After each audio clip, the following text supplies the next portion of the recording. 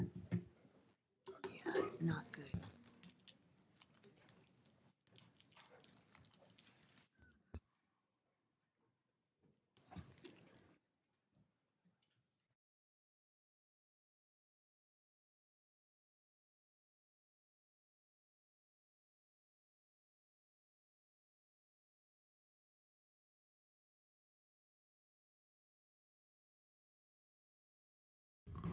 Okay. Welcome everybody to the 6 p.m. Special City Council meeting of December 13th, 2022. Let the roll call reflect that all council members are present. First item on our agenda is the opening ceremony. I'll defer to Vice Chair Lopez for the Pledge of Allegiance. Thank you. Please rise and repeat after me if you are able. I pledge allegiance to the flag of the United States of America and to the republic for which it stands, one nation, under God, indivisible, with liberty and justice for all.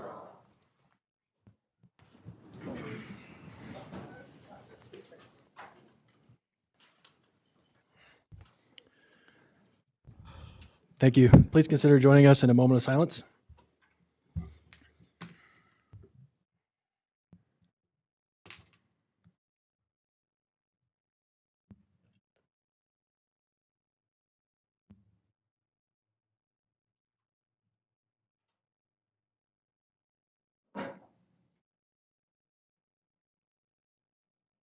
Thank you. Next item on our agenda is acknowledgements. Do any council members have acknowledgements they'd like to make tonight? Chair, I'd like to just mention, I had the opportunity today to attend the press conference from the fire department on a new technology that's made available to our community in an effort to try and help the advanced response time for people that have cardiac or going into cardiac arrest. So there's this app on your phone. So get out your phones, right? You can download. It's called Pulse Point. And the way that it works is that when a 911 dispatch receives a call for somebody in cardiac arrest, if people are on the app and they have training in first aid, they can be notified. And obviously the first response time is good in our city, but they're not everywhere. They're not in every corner. So if you're at a place and somebody is having an issue and you can help them and administer that first aid response, you can.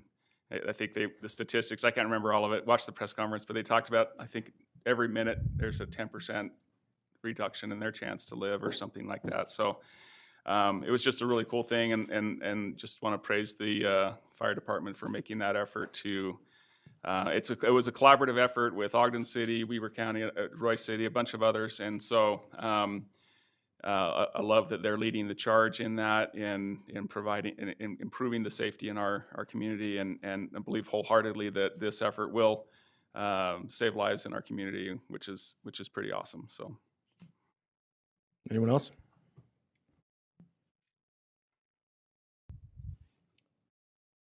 Okay, I don't know if we'll have a chance to do this formally, but I just want to recognize the contributions that Jay Hill has made to our community, to Ogden, to Weber State Athletics. Hopefully we can do something a little more formal in the future, but as a former Wildcat who kind of played football, I was there. I have a tremendous amount of pride in my heart for the work that he has done for the program and for Ogden.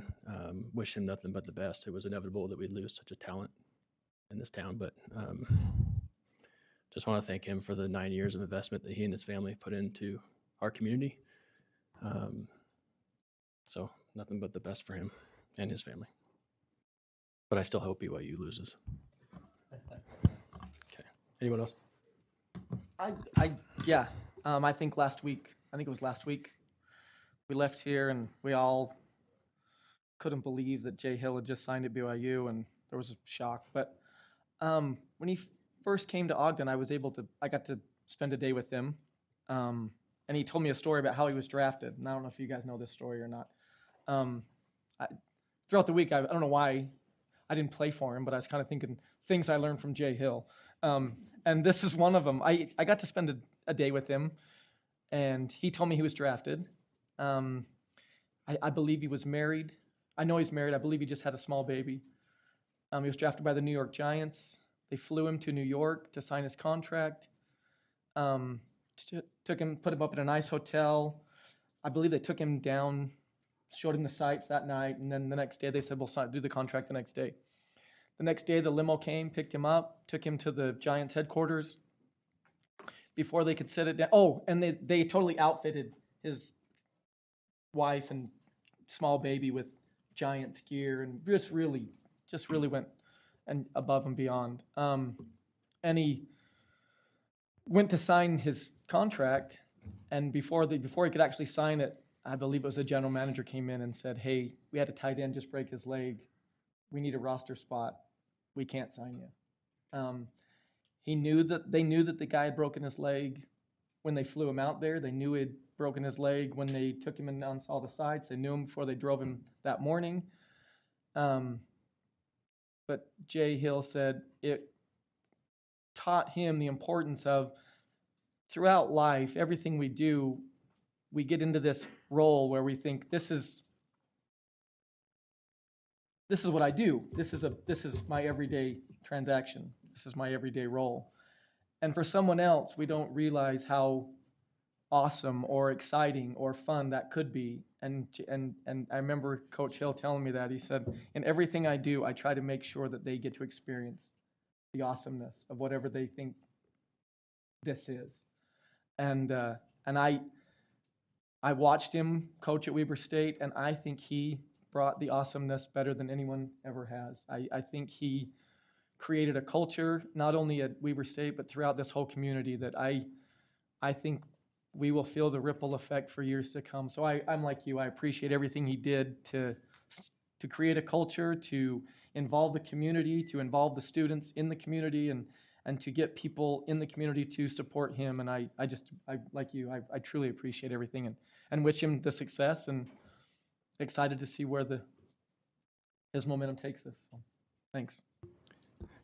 Can I just add one comment to that? And I'm a huge Jay Hill fan. I know we knew this day would come, and it's still heartbreaking to see him go. But he said it would take something special for him to leave, and the circumstances had to be right. And he also had said to me several times that he wanted to build something here. And he had, I don't know if many people know, he had an opportunity to leave fairly early on in his career with Weber State to make a whole lot more money. And then when that didn't pan out and he ended up sticking around, I caught him after a basketball game and just told him thank you for sticking around, and he just looked me in the eye and said, "I'm not done building what I need to build here."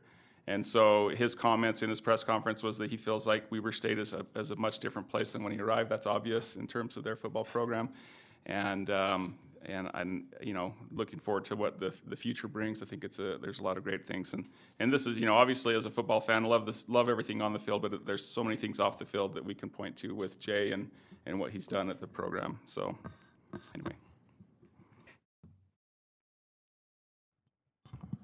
Anyone else? Okay, quickly, I want to make one more acknowledgement. I'm looking in the crowd and I'm seeing a lot of beautiful and friendly and loving faces, actually. There's coaches who have coached my own kids.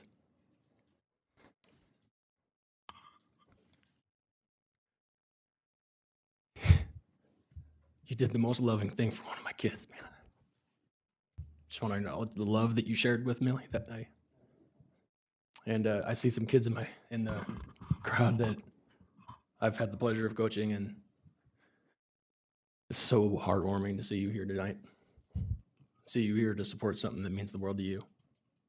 And you all made me so incredibly proud. I hope that I and others make you proud tonight too. First item on our agenda is reports from administration. As all of you, most of you who are here are aware, the city has been offered an opportunity from the Ogden School District to purchase surplus properties. We've discussed this in a work session, and the mayor's administration has a proposal. We have a very talented and gifted professional in Jeremy Smith, who's here to present the mayor's proposal. And then we'll bring up Janine Eller-Smith, I believe. Glenn, our council deputy director, to offer up some additional words on behalf of the council and some additional options. Jeremy, thank you.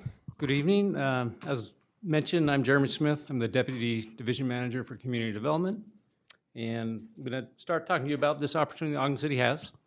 As you're aware, there were 3 surplus sites that are being made available to the Ogden School District. Here's a vicinity map of kind of where those are located. And as you see the bottom of that, Grandview Elementary site, the Lynn Elementary site, and then a site on North Jackson that never was a school, but some vacant land that they own. So because Ogden City is an eligible entity, that basically gives Ogden City the first dibs at buying these properties before they are set on the open market for sale. It's a 90-day window where you have to adopt a resolution that decides that you're interested in committing to these properties. So this schedule kind of outlines how it's gone so far and where we are today. On September 15th, the Ogden School District declared those properties as surplus. On the 21st of September, Ogden School District announced that, and the city received that. On 10/21, the final appraisal was completed, assessing the values of these properties. On November 29th, we had a city council work session where these were discussed. And then tonight, we're here at the city council meeting, and you'll have an opportunity to adopt a resolution. And then tomorrow, if that's adopted, that resolution will be submitted to the Ogden School District. And then the last date is just notice that by the 20th, if there's no resolution adopted, we lose that first right to purchase. Just show you where these sites are relatively. If you're familiar with the old Grandview Elementary site, this is a school site that was demolished a few years ago. It's located at 3875 Jackson Avenue. It's just over 5 acres. And it was appraised for $1,805,000. The next site is the Lynn Elementary School site, also was demolished. That's close to 6 acres. Appraised value is $955,000. Excuse me, $955,000. Jeremy, can I interrupt Sorry. you a little bit? Sure. I just, Sorry, from we've got some devices and we've got some, if everybody could turn off their ringers and turn your volume down, that'd be super helpful. I thought those were sound effects on my PowerPoint, but thanks for. Sorry, go ahead, Rich. Yeah. as comments from last week kind of indicated that there was a belief, or maybe not a understanding of the distinction between the current city property and the district property. And if you could, you've drawn the lines perfectly, but we just Okay. need to make sure that people understand Clarify whose that the in. park is not in question. It's Yes. just the school district property. That's correct, yeah. And so this, for example, is adjacent to the 4th Street Ballpark and close to the Romrell Park. Everything in that red boundary is the school district property. Everything that's kind of green space is owned currently by the city, would be City Park there. Okay. And then the third one is located on 605 North Jackson. This is the vacant parcel that never had a school on it. It's 7 acres. It's has a canal/creek on the west side of it, and kind of has a gradual slope. So that is appraised for $1,075,000. And then as kind of an appendage to that site, there is a single-family home that the school district currently owns that they've decided to surplus. That's valued at $384,000 and is on a little over a half acre. So with these sites in mind, the administration recommendations would be to move forward with purchasing the Lynn Elementary site, also purchasing the Jackson site and adjacent house, and we would excuse me, waive the right to purchase the Grandview site. And that's my presentation. If you have questions, happy to answer them at this time. Thanks, Jeremy. I do have one question, Jeremy. I was Sure. looking back through. Can you just tell me, or just explain the appraisal process? I mean, I assume they have an Yeah. appraiser and we have an appraiser. 'Cause That's absolutely right. on most of them, on two of them, they seem pretty similar, but there a couple, there's a little bit of a disparity. Yeah, and there are some differences, which is common. The way it works is the school district commissions an appraisal, and the city also commissions a separate one. And then they take the two and basically do an average of those two to determine the value. So that's how those prices are determined, and that's through each of these sites. Anything else for Jeremy? Can you do me a favor and go back to your grand view slide? Sure. There it is. So I think Rich made the comment about the separation on this as well. Yeah, the Lynn Elementary and the 4th Street Park. There is the city park formally, and then there is the old school site. I just want to mention that there is no distinction between the two on the ground. And so this property has been used as open space without any delineation or demarcation or limitation on the uses. So if there's anyone that's confused about park or not park, school district versus not school district, it's understandable. Both sides are right. Yes, and that's correct. So it is adjacent to the Grandview Park. The only difference you could tell really is a maintenance standpoint. I mean, you can see where the school was demolished and that when you go out there, it's definitely rougher than our city park because that has a different maintenance schedule, of course. So, any other questions? Thanks. Any other questions for Jeremy? Okay. Thanks. Okay. This is the public's opportunity. Oh, sorry. Yeah, thank you. Glenn, please clarify things we've been working on as a council for the last couple of weeks. Yep, thank you, Chair. As you just heard, Jeremy presented the administration's proposal for the surplus property. However, council members have been interested in having continued conversations about what can be done with the property and potential funding sources. So what we've done with the resolution that's in front of you, it's changed from what was originally transmitted to you, which included a resolution that provided the intent to purchase the property, or the authorization to purchase the property, I should say. We're taking sort of a half a step back. The resolution in front of you now is just your intent to purchase. So it's a little bit different. That buys you some additional time. So it doesn't authorize the purchase, it just shows our intent to purchase. Then you all have 90 days to have a conversation about what the best funding source is, what the right use of the property is, so that helps to facilitate those extra conversations.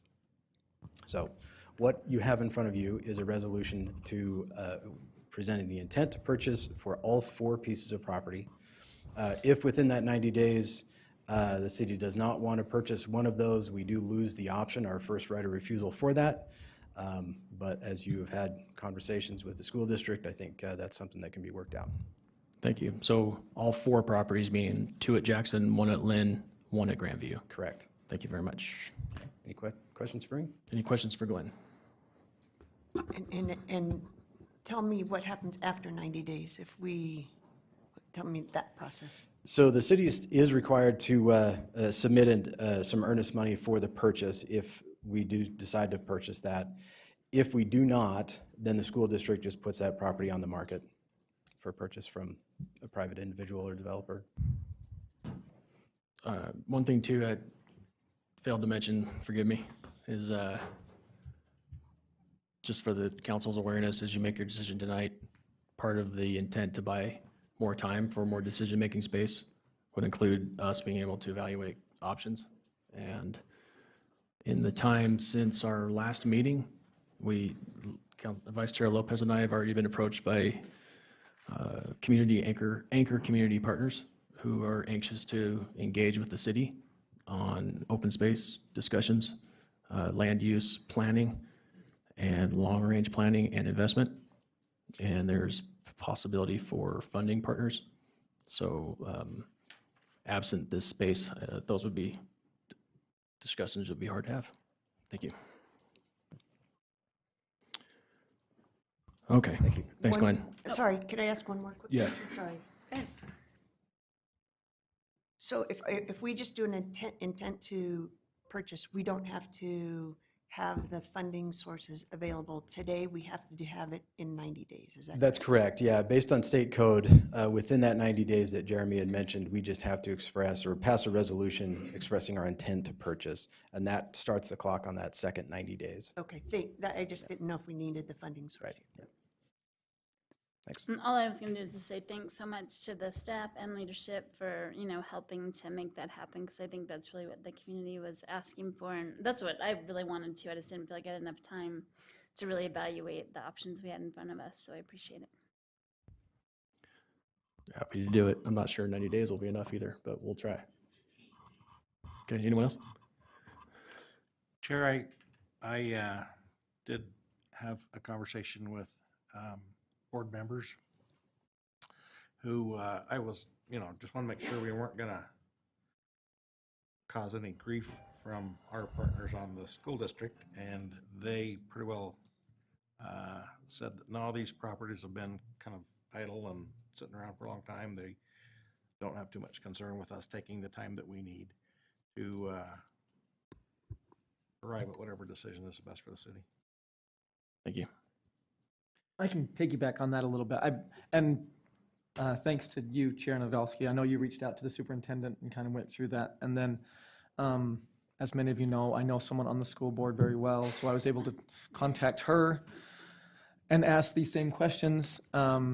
She answered most of them and then said, let me make sure with the superintendent. And so he called me back yesterday, just so it was information for me. The school board went through a very vetted process where they determined what exactly is needed and what is not needed and what is surplus. And to their point, which was very enlightening, in their eyes, it was, hey, if it doesn't have an educational value to us, then we should, make it available to another entity. And that's how we're here. So I asked if this were to take a little longer. They said, that's great. They said, we've already done our process, and now it's kind of in our court to do the same thing, for us to do our own process also. So I appreciate, like Angela said, I appreciate our staff kind of scrambling at our requests. I appreciate the administration for taking those, and I also appreciate leadership for trying to navigate this, because it's been a lot to process in a short amount of time. So I appreciate that, and I think that this is a better scenario right now, is to take the public input, and then kind of reassess where we're at, where we want to be, and what we can do. So I appreciate you all being here, and hopefully those are your home jerseys, because we're all at home, right? All right. Okay, that's it for me. Thank you. Okay, this is your opportunity to address the council on this particular item. Before we take our first speaker, if we could just do a quick show of hands, who wishes to address the council on this particular item? Okay, pretty reasonable number. So let's just, you said you were going to bring joy, so we'll see.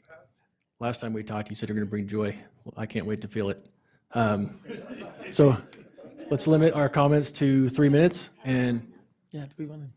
just make sure that you state your name for the record at first, Coach Van Wagner. And then if you guys want to maybe just line up in the back, we'll just orderly run through comments. All right. My name is Alan Jones. I'm a resident here in Ogden. I'll try and be quick. My first displeasure here is that the school board is surplusing these grounds.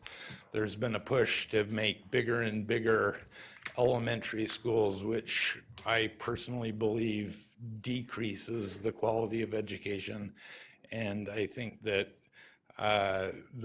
we can push for smaller elementary schools that will increase the quality of the environment of our learning for our young ones. My joy is that I am in 100% full support of purchasing all 4 of these properties. I believe that the loss of open space is something that will never be regained if we lose the opportunity. I personally think that a huge number of people here and in the soccer and sports playing public would be elated to have additional spaces for them to play soccer, frisbee, picnics, that sort of thing. And so my joy is, hurrah, this is a really good thing. Thank you. Thank you, Alan. Hey, Carrie. Council members, thank you for your service to our great city. I'm Carrie Van Wagoner. I know some of you. I moved to Ogden on December 26, 2006, in a snowstorm quite like this one.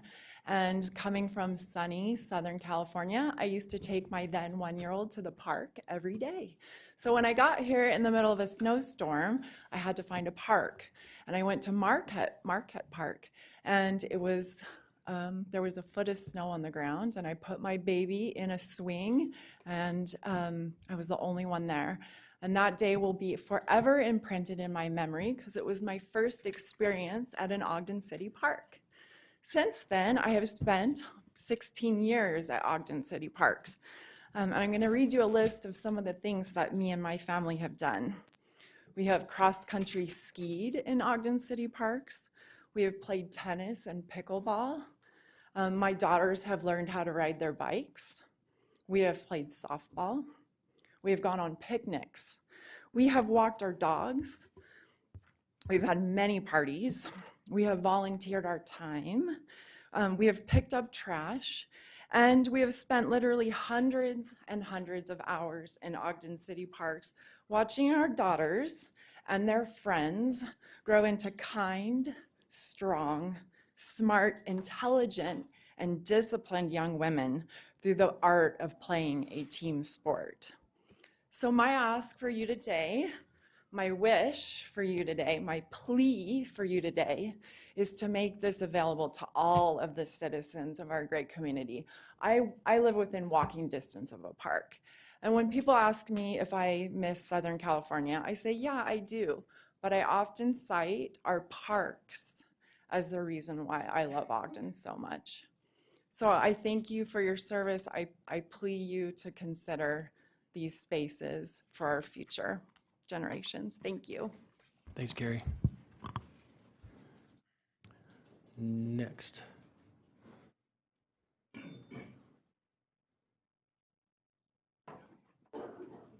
Welcome, Coach. Thank you.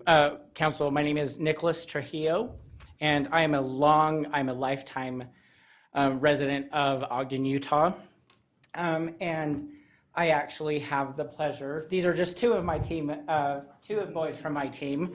The rest were probably tired from practice today.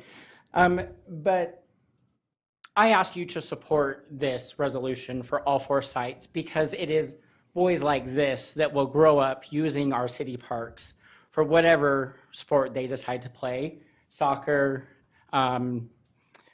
lacrosse, football. And as the gentleman said before, once we lose open space, we can never get it back. So I implore you and beg you to think of the children that will someday hopefully be in my position and coaching kids that are their age now into loving sports, into being a team member and giving back to their community. So thank you. And again, I ask you to adopt the resolution for all four sites. Okay. Thanks, Coach.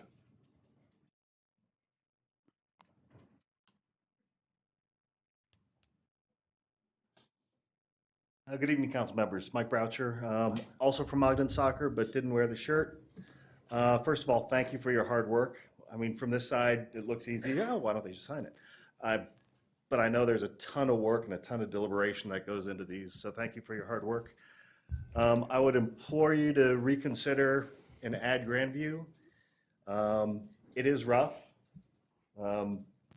but we have two coaches that are there 3 days a week using that rough upper deck. I myself personally, I'm the uniforms and equipment guy, use that upper deck probably 40 to 50 hours a year with equipment and uniforms because it's a good open space, good parking.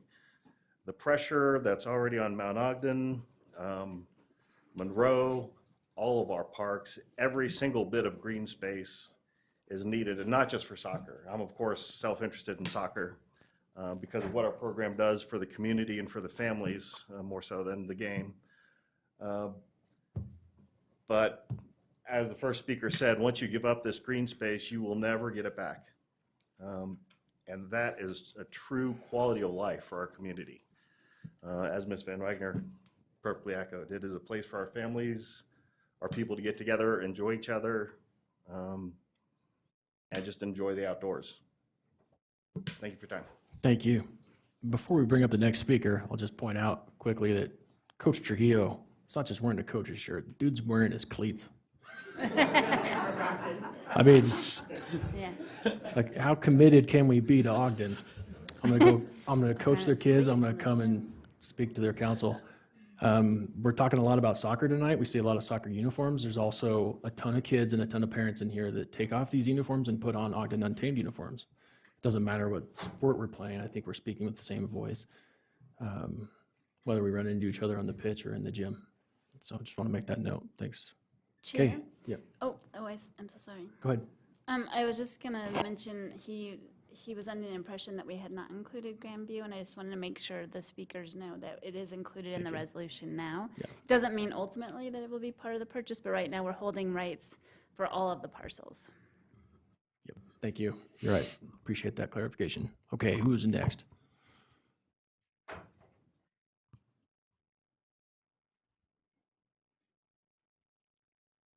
Hello, my name is Crystal Jones, and I am a team manager. And I just want to, first of all, thank you all for considering what we have to say. I feel like it's really important that we all listen to each other, so I appreciate that.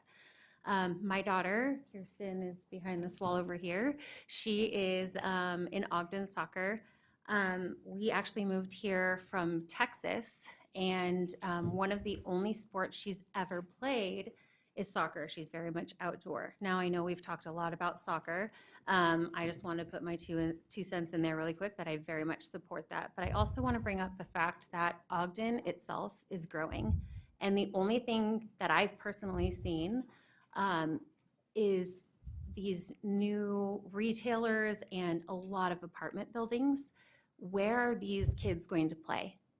What is going to happen with the space that we already have? Are we going to continue to create new places for people to live, or are we going to give them something to do to keep them out of trouble? Are we going to provide our community with an outlet and continue to be that great space that people talk about when they say Ogden or Utah?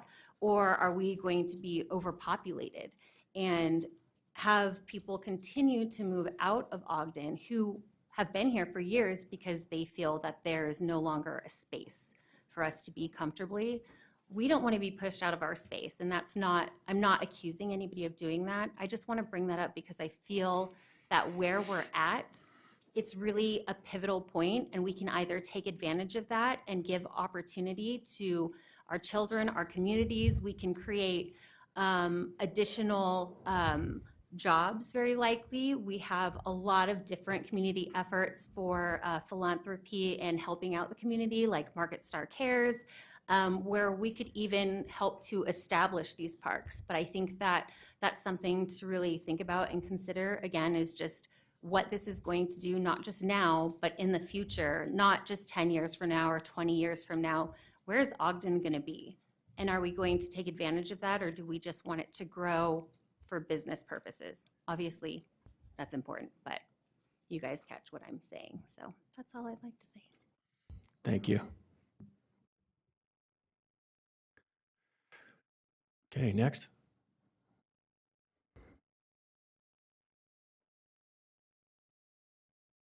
Good evening, everyone. My name is John Merisier. I'm actually super grateful to be here tonight, not just to represent my family in Ogden Soccer, but to represent the whole community. We're all here tonight because we all share the same passion, the same joy for sports, for soccer. And you did mention earlier today that you were once a Wildcat. You understood what it meant to play sports. My family, my parents grew up in France, and back then, before this meeting, I actually counted with them yesterday just to make sure that I would probably be here just to represent what I love. And I didn't bring my cleats today, but I brought my boots just to stay firm for what I believe. My parents mentioned that back then it was a punishment to stay home. And I feel like nowadays, especially as a family man, and my wife and I, we just recently just have a baby, and he's about 2 weeks old. And we fear that in the future, he may not have a place to play. All of us grew up here, going to the parks and having fun, going to the parks and picnics and throwing football or frisbee with our parents and having a good time with our friends. And I strongly believe, like the very first speaker said, I am strongly behind purchasing all the properties that we have here so that every single one of us can have a future. I'm only just 25 years old, but I know for sure that I'm super thankful that we have some parks here that we can use to play sports and to have our children have a future. And I hope that you guys ponder and think about these decisions, that the joys that you guys are bringing will be through this decision that you guys were making tonight. So thank you so much for listening to us. John, did you say your last name was Mercier? Mercier. Mercier. Yes. Sorry, I'm not doing well. Thank you for repping what you love.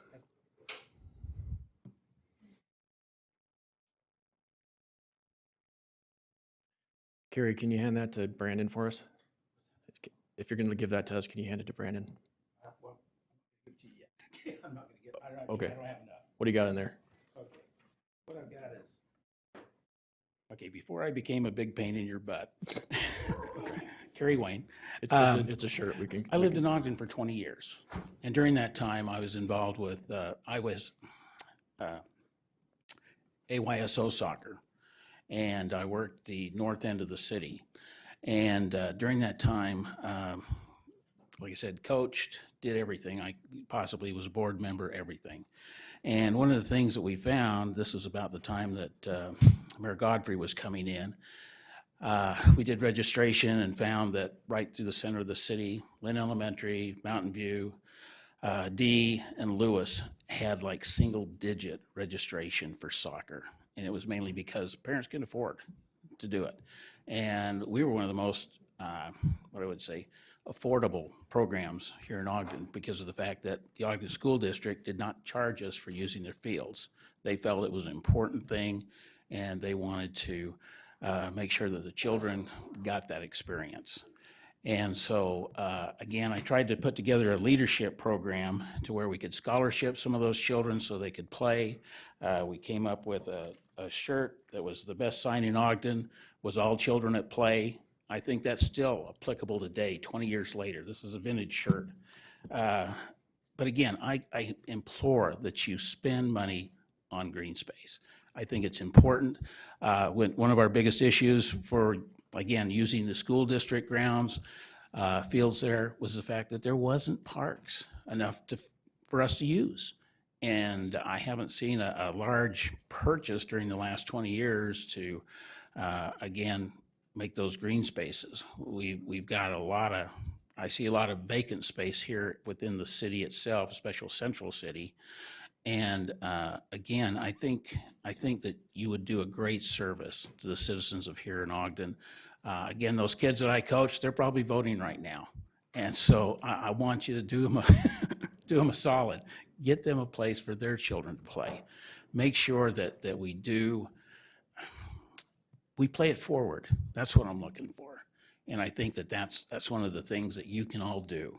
And I have faith in you, okay? And again, thank you, Mark. Appreciate it. Again, thank you. Appreciate all of you who helped me out in the past. Again, I hope that you'll make a purchase of all 4 parcels and make the best use of them for the citizens of Ogden. Thanks again. Is it okay to ask what the shirt says? I mean, is it okay to ask what the shirt says on it? Oh, I'm sorry. That's what it said. I'm sorry. The best sign in Ogden's future, all children at play. Ogden Area Youth Leadership Program. Okay, thanks, Gary. 20 years old. It's in pretty good shape. They've been in a box. You'd be wearing that bad boy. Okay, next.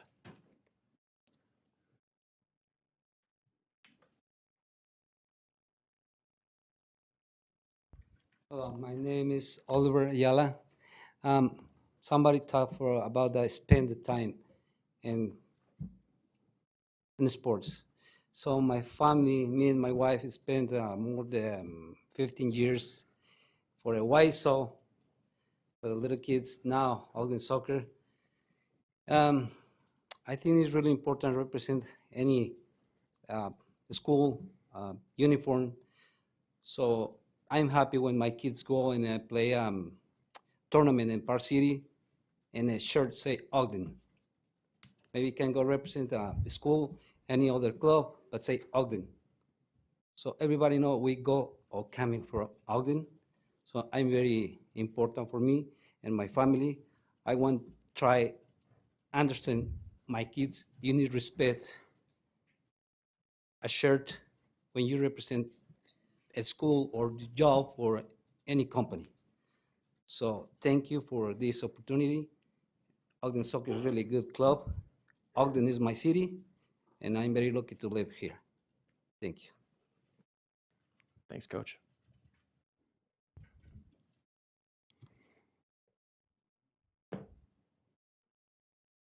Good to see you, Evie.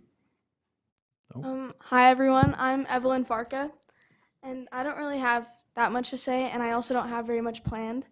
But I'm here with some of my teammates, and they're also fellow refs, and we love playing soccer. Like, it consumes a bunch of our time, and we just love it. It's our favorite sport and just our whole life. We have been playing on the same team for how many years now? Well, she's been 2 years, but we've all been playing together for a long time. And I know a bunch of these girls and boys that are here too have been also playing together for a long time. So I think that it would be very great to continue this just continue what we have going on here with the new field space. It would make it way easier. And I know it's not just for fields, it's also for public use. And it's just make our lives easier to hang out at the parks and have that extra space available. So I beg and I plead that we can get this space. Thank you. Thanks, Evie. Thank you.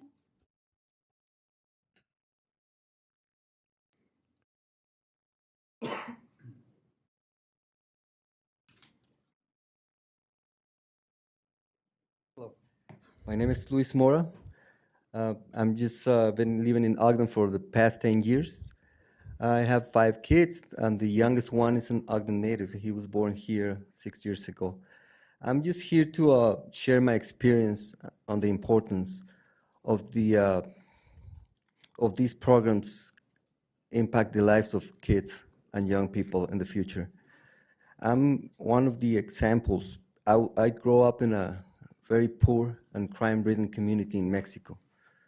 And being on sports was the only thing that keeps me from following the wrong paths. It gave me the strength to never try any drug, any alcohol, or don't smoke. It makes me want to be the best person that I could be, the healthier person that I could be, so my body will keep responding me by playing. I'm 47 and I still play. And I have a taste of professional soccer in my country. But then I find out that that makes me the person that I am, a strong person, a good person, an honest, hardworking person. So I decided to share that to my son, my older son. He's 23 years old. And I always told him, be respectful, be nice, be strong. He loves soccer, and I devoted my whole attention, my whole time to him since he was 4 or 5 years old.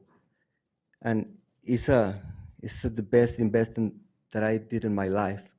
My son is the best thing that came out of me. He's a model citizen. He never drinks. He doesn't even drink soda. He's always practicing. He's always uh, working out. He followed my advice to be healthy. As I told you, he never touched any alcohol or drugs. He's a graduate of Ogden Middle High and Ogden High. He cruised through there. He never got into any trouble, and he's here, my son Luis Jr. So he shares my philosophy, so I know that these programs can change lives for the good, for the kids. He's my assistant coach, and we have 20 kids on our team. We coach my another kid, Alex, 13-year-old, and we always try to be make sure that we create a safe space for my kids, for my team. I call them my kids, and I'll tell you one experience that it makes so worth my time, that I devote hundreds of hours of time to these kids.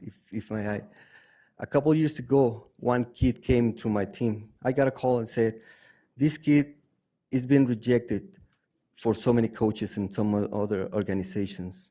He's a wild kid. He's always getting in trouble.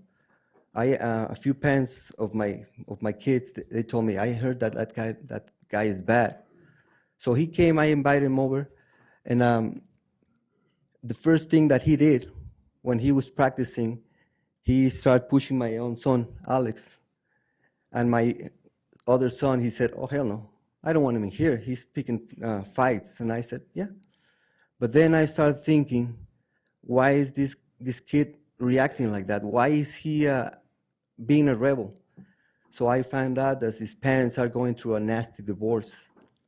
Drug abuse and substance and nasty things that this poor kid was going through.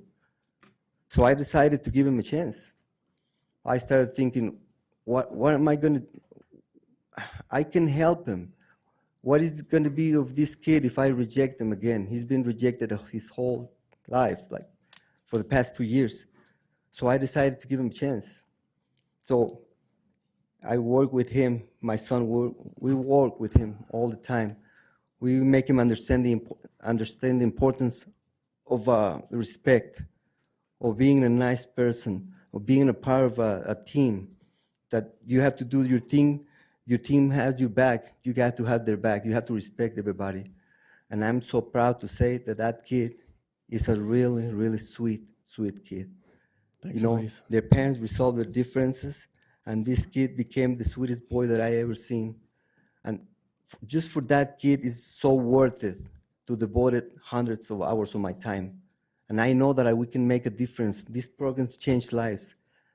It's time to invest in the kids, the future. They need guidance. And we all in Ogden Soccer, we share that same vision that I have, that we're there for the kids, Thanks, for Luis. their well-being. Thank you. I'm sorry if That's I okay. already took a lot of time, but I know this is the only way that we can make better citizens in the future, investing on our kids. We're going to get better citizens, strong-minded citizens, respectful citizens that understand the importance of working together. Thank you. So just for the crowd's sake, I'm a sucker for a story. So I forgive you the time. Yes, yeah. So for all the rest of the speakers, I do need to make sure we stick to 3 minutes if you could. So if you do have a story that we all need to hear, which that was one, try to put it on the front end, because let's get those babies out there, okay? I can tell you 1,000 of stories like that, because bet I've you been can. coaching for more than 20 years. Thanks, Luis. But just one kid is worth my time. Just that kid is worth. All right. Thank you. I'm sorry. Thank you.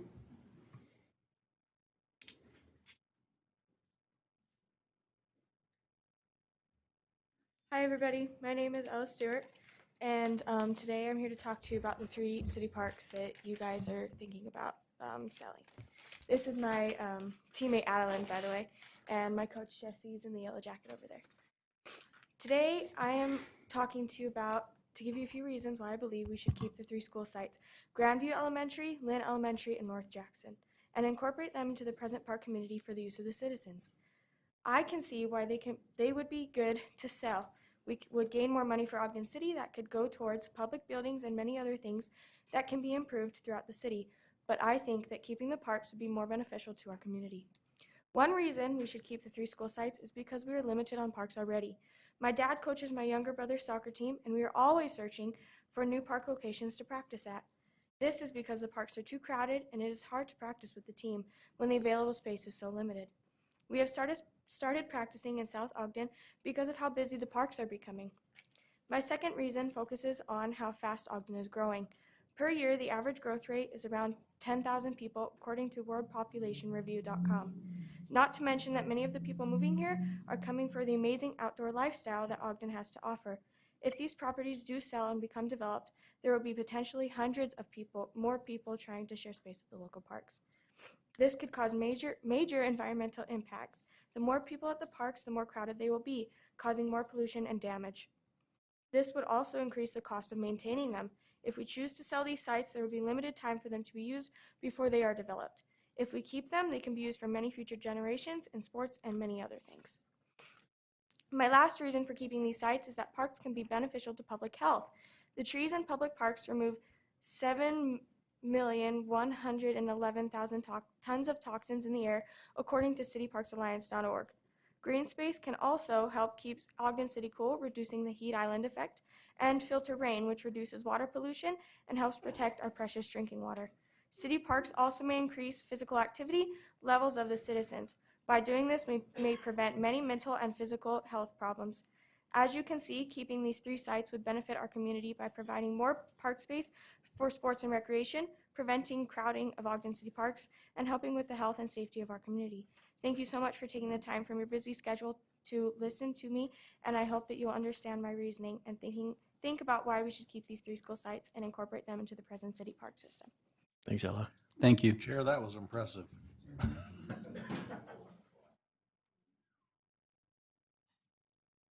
Hello, my name is Lila Long. I don't have a whole thing planned out like she did, but I would just like to say that my family uses the park all year. In the wintertime, my family all goes sledding at Grandview because we're really close to it. And then for the rest of the seasons, my family, we all play soccer, football, baseball, all these different sports. I also ref soccer at the same time. And my family really loves outdoors. We love sports. And I feel like if we keep these parks, we'll be able to have more fun keeping our sports and staying active as a family. I also like to ride our bikes around the parks. My brother and my brother's little friend, they all ride their bikes all around the parks at Grandview, Mount Ogden, all these different areas. And I feel like if we take that away, these kids will stop being as active as they normally are. And I feel like that's a big part in our society, to stay active and stay mobile and not be lazy or on electronics or all this. And my family, by staying off of electronics as much and working hard, is going to sports like soccer, all these other different things. And we love these parks. We always have parties around them. We use any park at any chance that we get to have free time away from sports. We also like to, dang, I just lost my train of thought. We like to just hang around, have picnics. My cousins and I, when we were little, we always would go around and play make-believe at Grandview over there.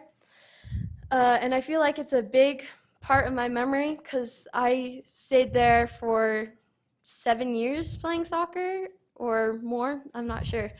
But I've been there for like my whole life, and I feel like if we keep these, it would be a great boost to society. Thank you. Thanks, Lila. You didn't mention volleyball, but your mom. That's indoors for me. Not always. And Lila's mom is also a volleyball coach in Ogden Untamed Volleyball. So.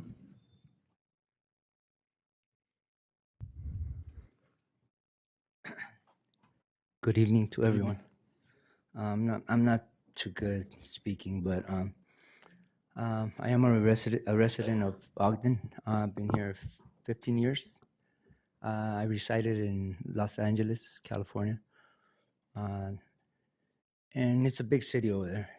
Population is big. Parks are crowded.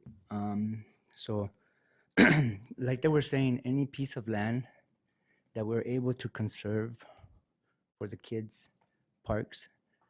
When I got here, my son decided to play soccer.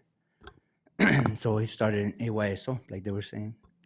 So it was just for fun, you know, and they asked me to coach, so I did. I seen that he had, you know, a little bit of talent. So then, so we were with SWAT, Wildcats. We went to La Roca. And then there was a time when my son decided that he wanted to stop playing because he lost he lost a passion for it.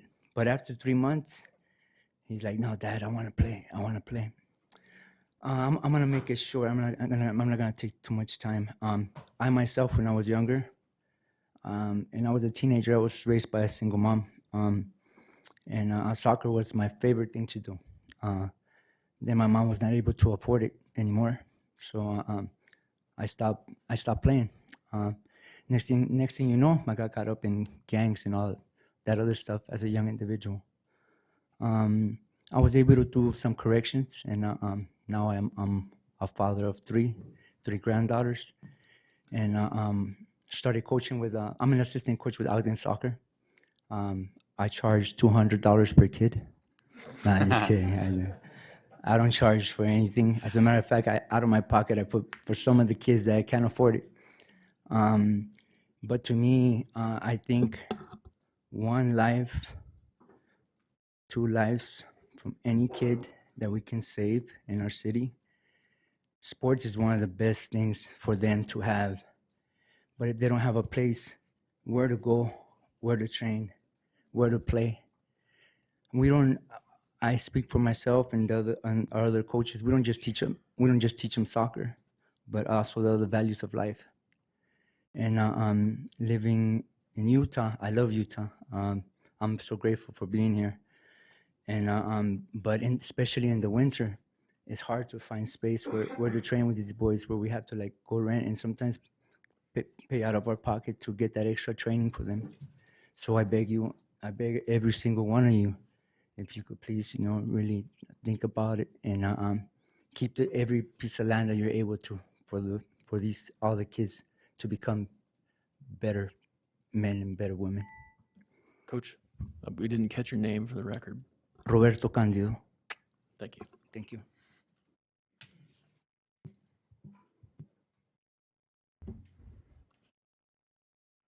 And council.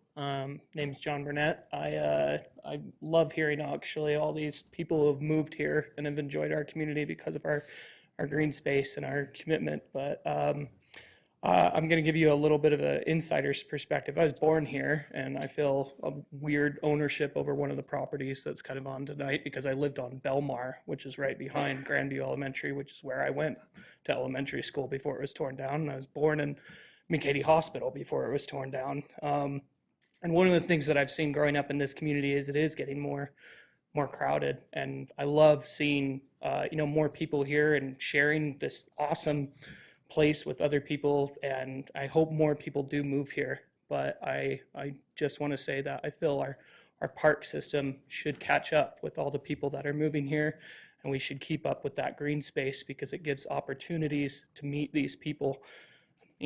Less and less people are wanting to meet at the grocery store and talk or have time for that. Parks can facilitate those conversations and bring a good sense of community to these people. That's all I want to say. Thanks, John. Thank you.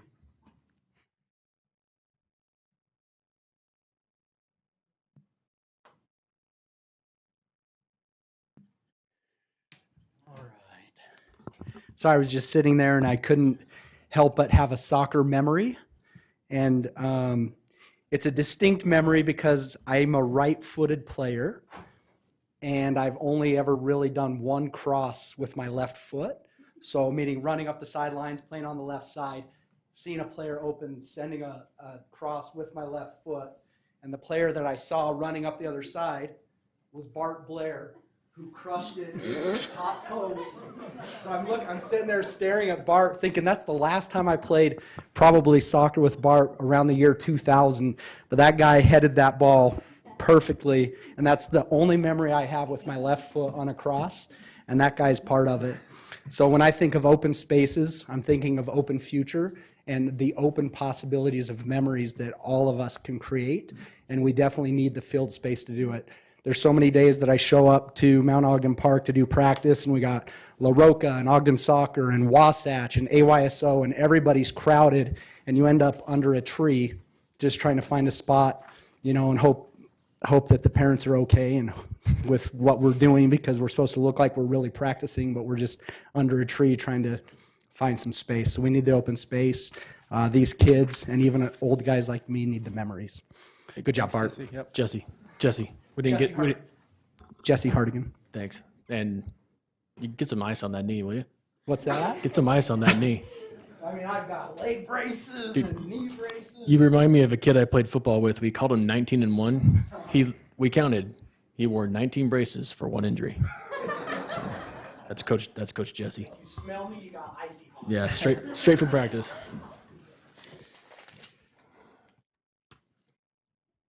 Before my time starts, these are all wonderful people. They were much nicer than I'm going to be. And so, okay, your time starts now. Thank you to everybody. Just start with your name. Good evening, council and administration. My name is Stephen Van Wagner. Please use your already approved city master plan as the authority to expand parks now while the space is available. Tonight, you have an opportunity for council and administration to work in chorus for the good of all. Tonight is an important first step. The real work begins tomorrow morning. Tomorrow morning, expect to start receiving a call of support for turning this space into usable park space and property for the public that promotes health and human connectivity. Do not let funding come before the value of our people. I am determined that we will find the dollars needed to protect this space through community collaboration with the city and private donors. The city has already identified 19 sources of funding in your city recreation plan to help buy this land. I submit that with a little bit of vision, this can be a budget-neutral initiative that enhances our people's life. You keep asking your experts the same question for over a decade. In 2013, 16, and again in 2019 plan, the obvious need for parkland was identified by your experts.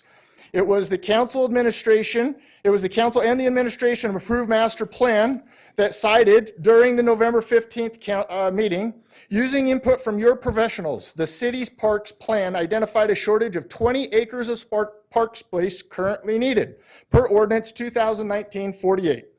You also identified a deficiency of 9 soccer fields and 1 ball diamond. That was in 2019. Your plan also took into account sport fields at parks that are not playable. So I am confident the general park demand is actually much higher now with our growing population. It is not accident that I'm before you tonight demanding open space, health, and our strong family heritage, as it was part of my vision plan when I ran for mayor in 2011. Still online at votevanwagner.com. How can a 2011 vision be more relevant 12 years later? Better than using my opinion or old ideas from 2011, let us rely on the Ogden City's plan.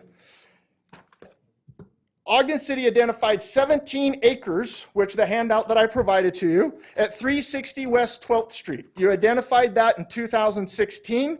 You've just built the villas at the point. That's what you're building right there in space. The 17 acres that was identified already, you're building the villa at the point. At the point of insanity, because our government keeps repeating the same thing, not doing anything to change the outcome. Who is carrying out oversight over the administration and the management of our city plans? Thank you to all of you for taking the time to hear us and ensure that we have adding quality of life for our children and their children. We are one, Ogden. Thank you, Coach. Thank you.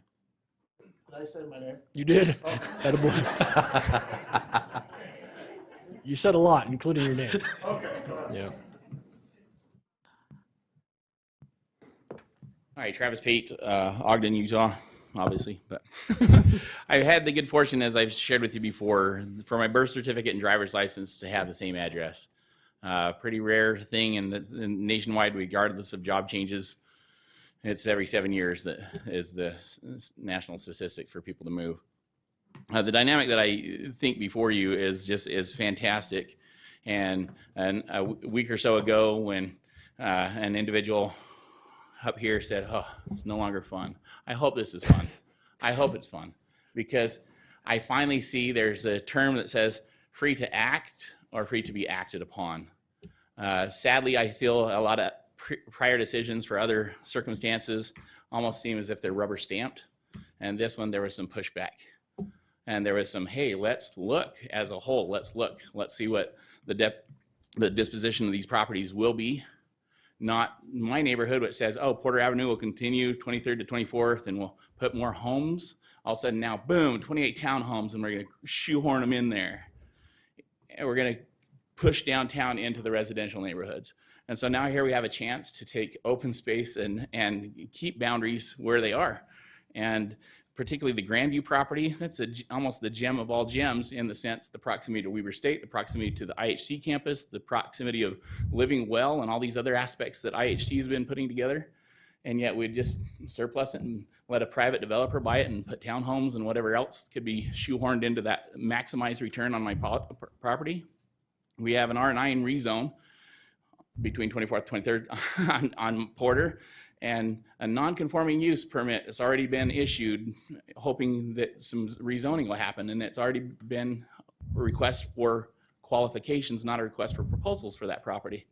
And we're already, oh, here, RDA board, we've surrendered it to the RDA staff, and we've now just lost more property, just like the Brown Ice Cream building. There's all these things that this thing, the intent to purchase, and then hammering out, just like a blacksmith shop, the fine tuning of what needs to happen. You know, weapons into plowshares. So if the words have come across hardly, no one likes being taken to the carpet. But the aspect of saying, hey, we're gonna look back and we're gonna look at the best uses of this is phenomenal. I've submitted time and time again several things. I'll consolidate them back down to a central plan for connecting Grandview to Mount Fort along Monroe. I think there's some awesome aspects of that, and I submitted that 20 years ago. That we can say, hey, let's improve Monroe, let's do bike paths, let's do everything else, because we have quite a few east-west corridors with the bike master plan, but very few north-south aspects. So I'd encourage you, intent to purchase, find it. If we can find millions for a parking lot, we can find millions for parks.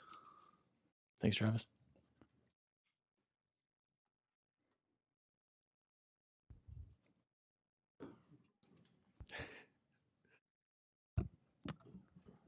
Hello, my name is Afton Roth, and this is my little sister, Lena Roth.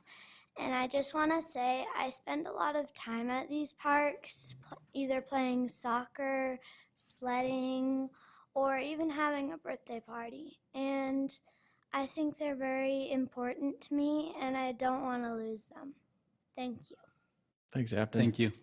Thanks for stating your name, too.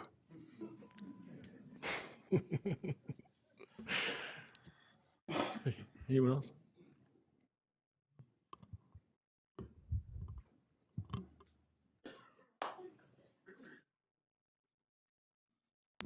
Good evening. My name is Tyler Belliston, and I've had the good fortune of, I like to follow up Steve Van Wagner and calm everybody back down.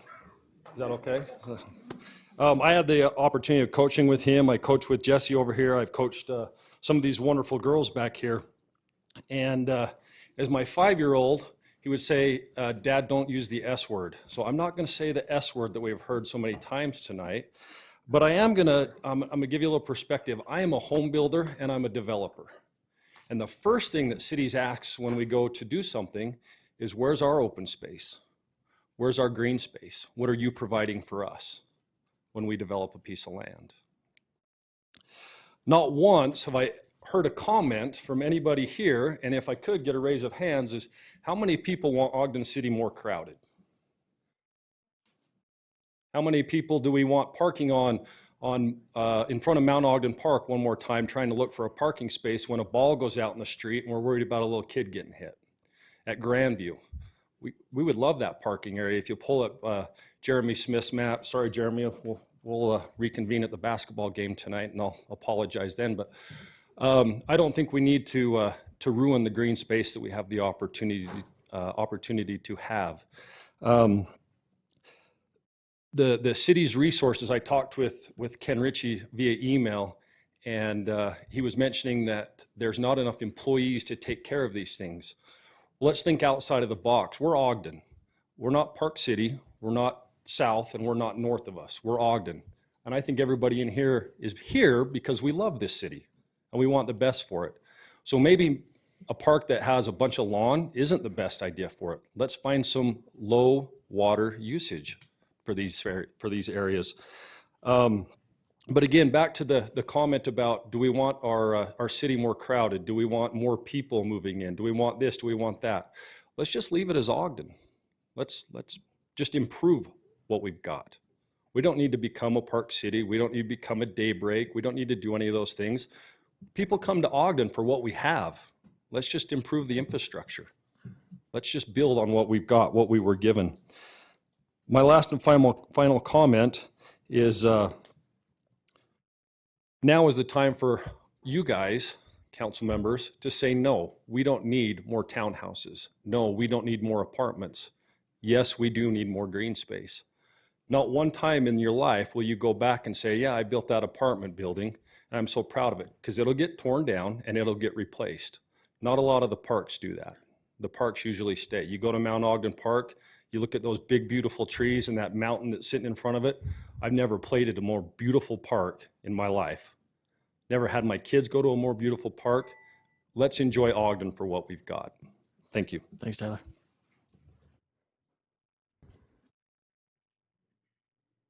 My name is Jennifer Ewing. I was not going to get up, but my heart is racing. I have been with soccer many years, and I do not have kids in soccer. They're 25 and 22.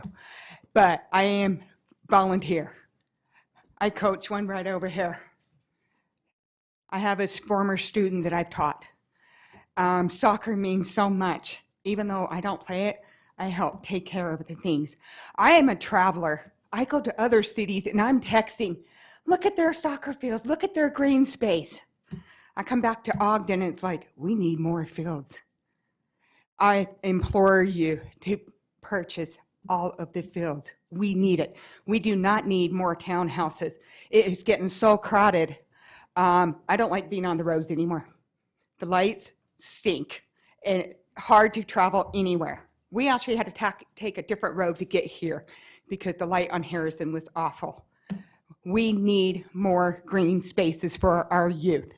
I'm a teacher, and where I work at connects right next to the community center and the city park. That park is used all the time. Our parks are being used, but we do not have enough of them for our youth to use. I implore you to use it, to be smart. We do not need more townhouses. Where is the water going to come from? Where is all this other stuff coming from? We need to take care of our youth. I'm a teacher. If we do not provide activities for our youth to do, they go the wrong way. I see it. Please keep the green space for our youth. Doesn't matter what sports they play, they need a place to go to and their families. My husband loves the trails. You know, he uses it all the time. I'm not a walker, but I do walk around Weber State. But please, think about our youth, our future. They're not going to care about the houses. They're going to care about the green space to keep our sports and our youth active. Thank you. Thank you, Jennifer.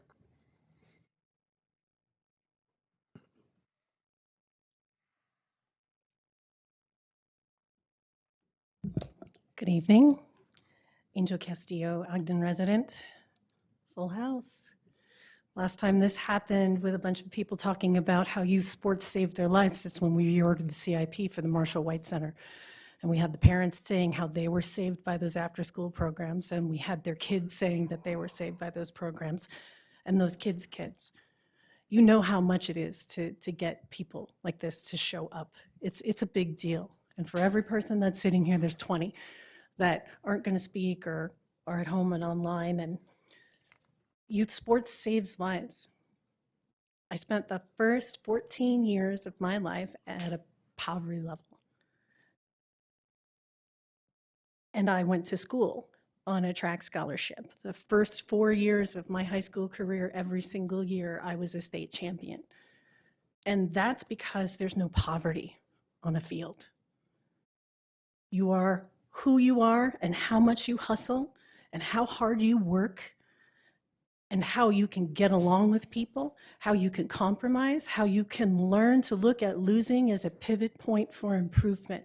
Those are leadership skills and life skills. And we have 30,000 people in our city that live at or below poverty. Those kids need space. And the biggest thing that shifts when a nonprofit provides a space for people to do things is land and a building. Youth Impact, 127 person waiting list, 127 kids waiting to get into Youth Impact, all of them at or below poverty, most of them BIPOC, 90-some%. If you don't take this opportunity to take this land and set it aside, and thank you, Glenn, for the quick 90 days thing, and thank you for whoever drove that from the city council to take the 90 days to look at it, to do something with it. We have to analyze that, and it's not just because it's going to change kids' lives, it's going to change everybody's lives. Adults have mental health issues with the pandemic, places to gather, sports, and let's just talk about the money. The money that could be made from organizing tournaments. We do not have enough space to adequately host statewide or national tournaments. We need this space, and I highly encourage you to commission a feasibility study and run those numbers. I know somebody on this council knows someone who knows something about tournaments. So please, all of the property, take the 90 days, run a feasibility study, care about the children of Ogden and the youth, and give them the opportunity to learn to be leaders. Thanks, Angel.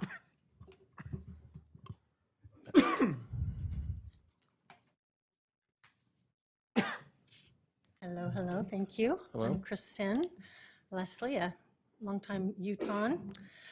I wish I was as articulate as these other people who have spoken about all the needs. I, as a mom, just wanted to share my experience. So this year, soccer's the only sport my boy loves.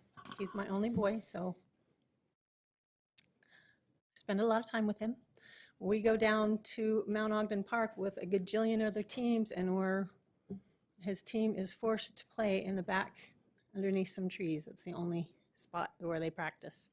Last year, the team, such awesome coaches. Thank you, thank you, thank you. The poor team shuffled from field to field to field. Oh, there's not enough room. We're going to have to practice at this. So then he has to text it out, and everybody goes to this other park. Oh no, this park is full. We're going to have to go to this park. That happened, I swear, every practice. So I would just like to express we are past due on more soccer fields, and I'm grateful that you are all looking to get more and following your motto of still having untamed spaces, which to me means no buildings. Thank you. Thanks, ma'am. I didn't catch your name. It's Kristen Leslie. Kristen, thank you. Thank you.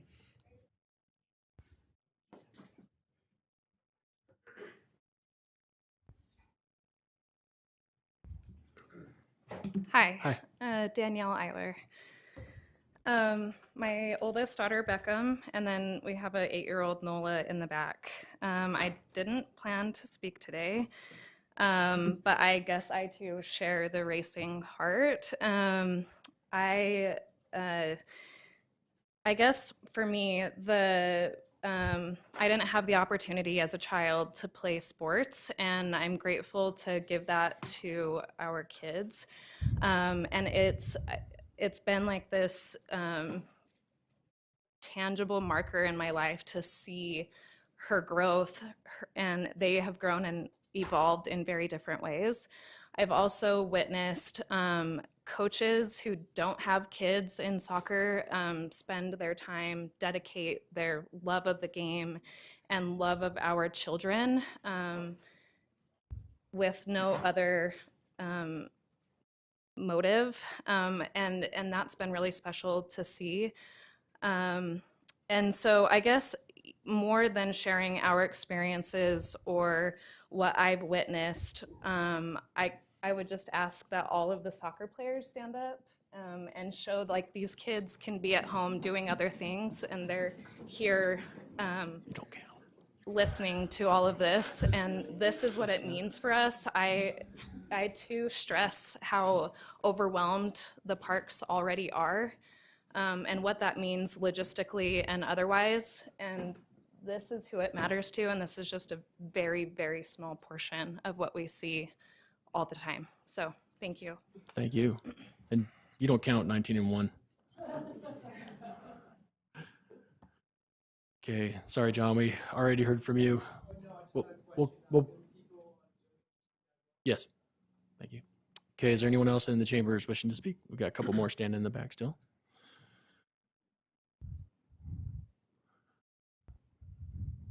Hello, my name is Leishka Moretto, and I am a volunteer with Ogden Soccer.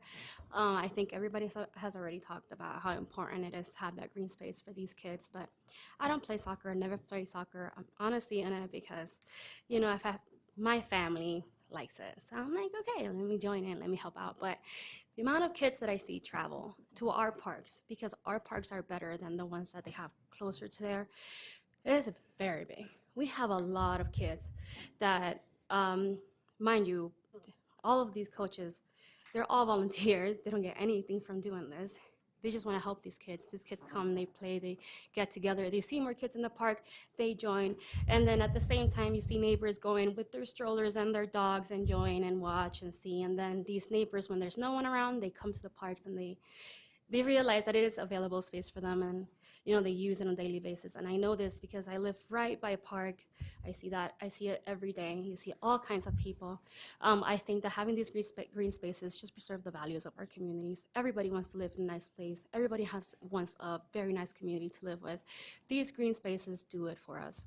And at the same time, yes, we can find ways, like someone mentioned, to use those parks in different ways for the benefit of the city, not only for our youth, which it's absolutely super important that we, even for the reason of our citizens, that is important enough.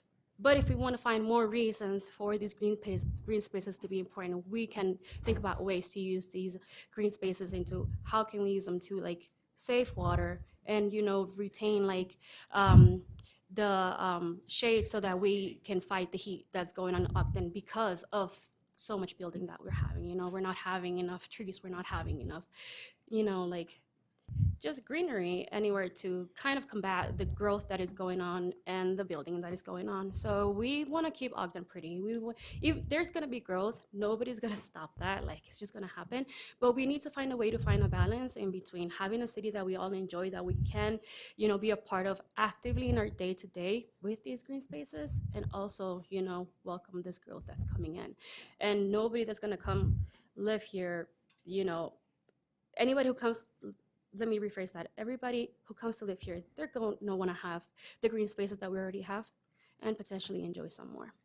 So just to keep that in mind, that these green spaces, yes, it does it for all of us, but not only for one reason, but for so many others that we're probably not even thinking about right now. So yeah, and thank you. Can you repeat your name one more time? Leishka Moretto. Okay, thank you so much.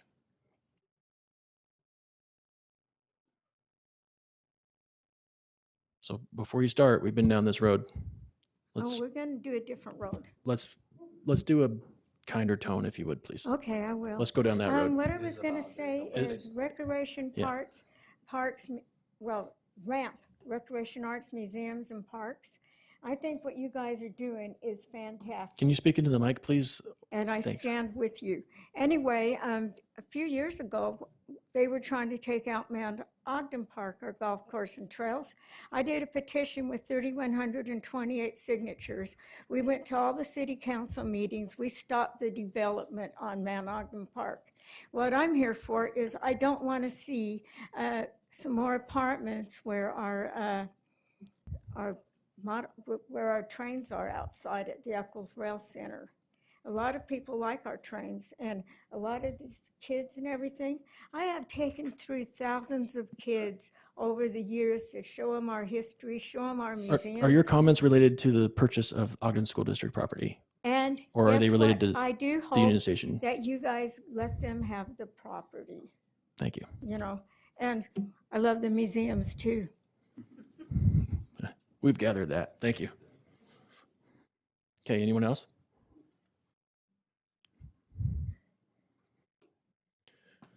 Okay, no more movers in the room. Let's go to familiar name. I think a few of us have talked to Ashley Davis. Start with you. You hear us okay? Yeah, I can hear him. Can you hear me? Yep, thank you. Okay. My name's Ashley Davis. I live at 3670 Fowler Avenue. I'm the teacher and coach I teach at Shadow Valley Elementary. I'm their PE teacher there. And I also coached in Ogden School District for Mount Ogden. I've loved all the personal connections everyone's made with their parks. I was just at Grandview yesterday sledding with a whole bunch of neighborhood kids on the school district property. And so I'm grateful that you guys have included the Grandview property as one of the purchase ones. And I'd just like to add my voice that I have students who all live around that area who aren't here tonight, able to talk about how they use the parks, but we have kids playing there all the time. So I just hope that you can keep those kids in mind while you're looking at these open spaces. And then also I know in 2021, we received the ramp funding for Grandview Park. And so I'd love if the council would consider looking at what we said we would do with the ramp funding with the purchase of the Grandview property, and we could get better parking space down there, a playground that's not just a rock wall, and maybe some better walking space there. Thank you. Thank you, Ashley. Good luck with the rest of what you got going on there. Okay, Kathleen, can you hear us?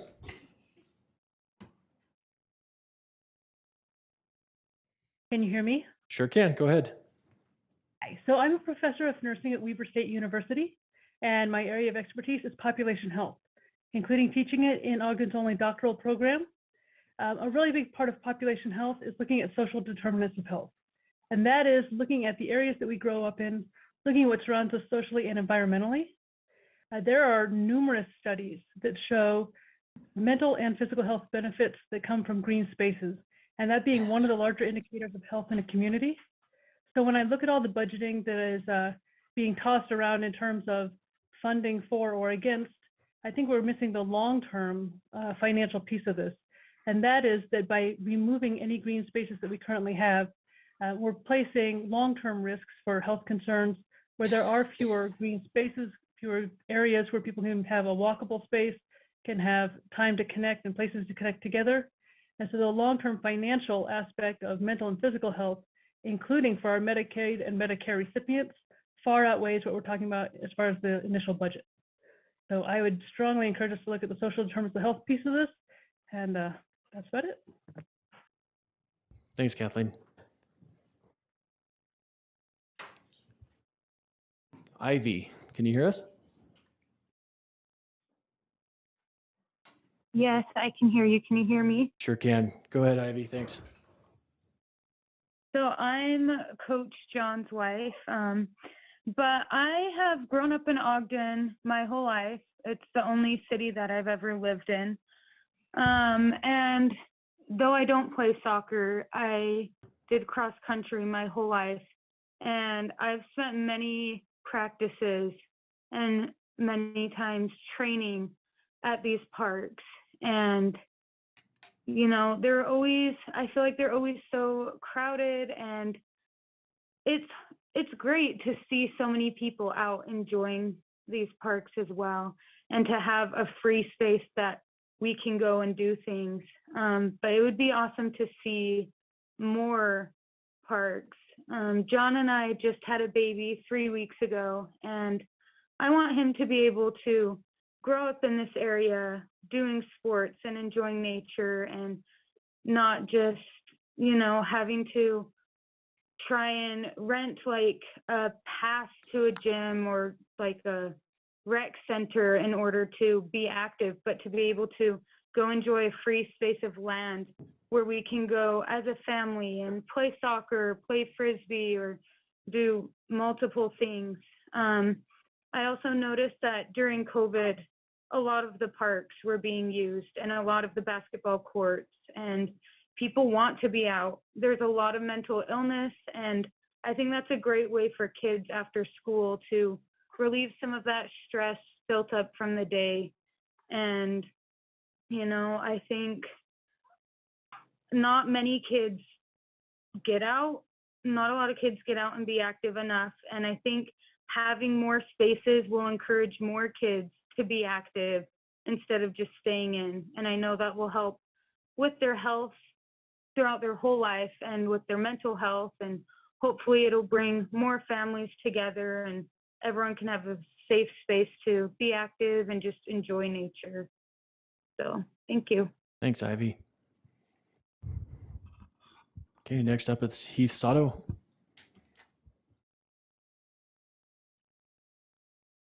Hi, Heath Sato, Ogden resident.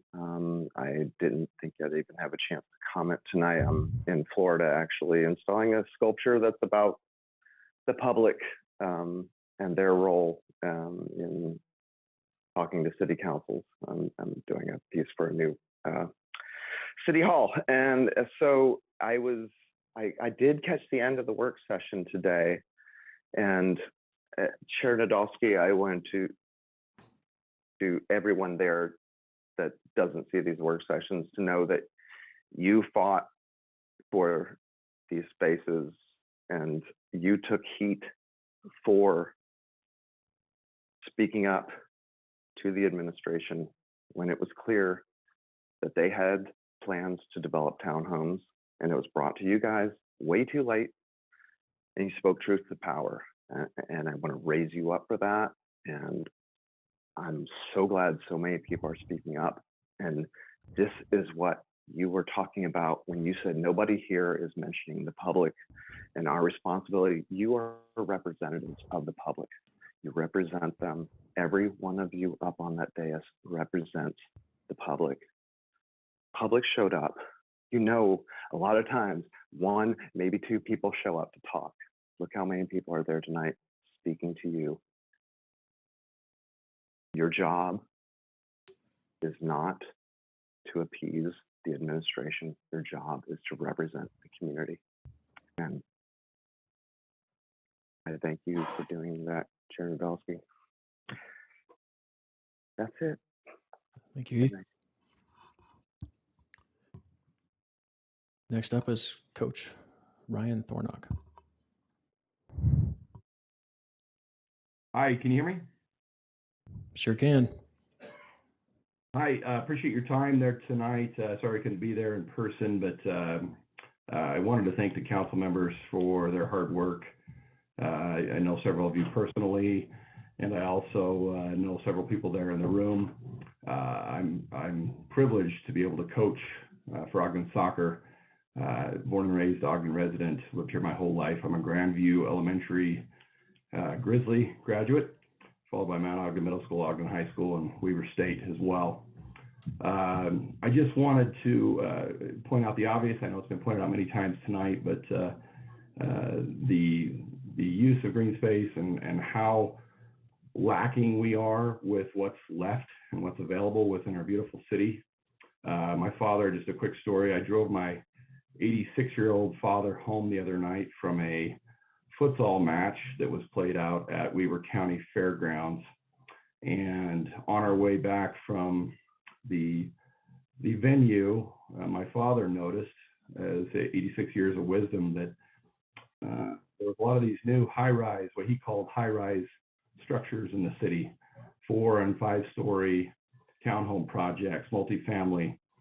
We drove down, 12th Street, saw a couple projects turn right onto Wall Avenue, saw 3 or 4 more, turned up 42nd Street. My goodness, there was 2 or 3 more, and continued on home down Harrison Boulevard, noting multiple projects as well.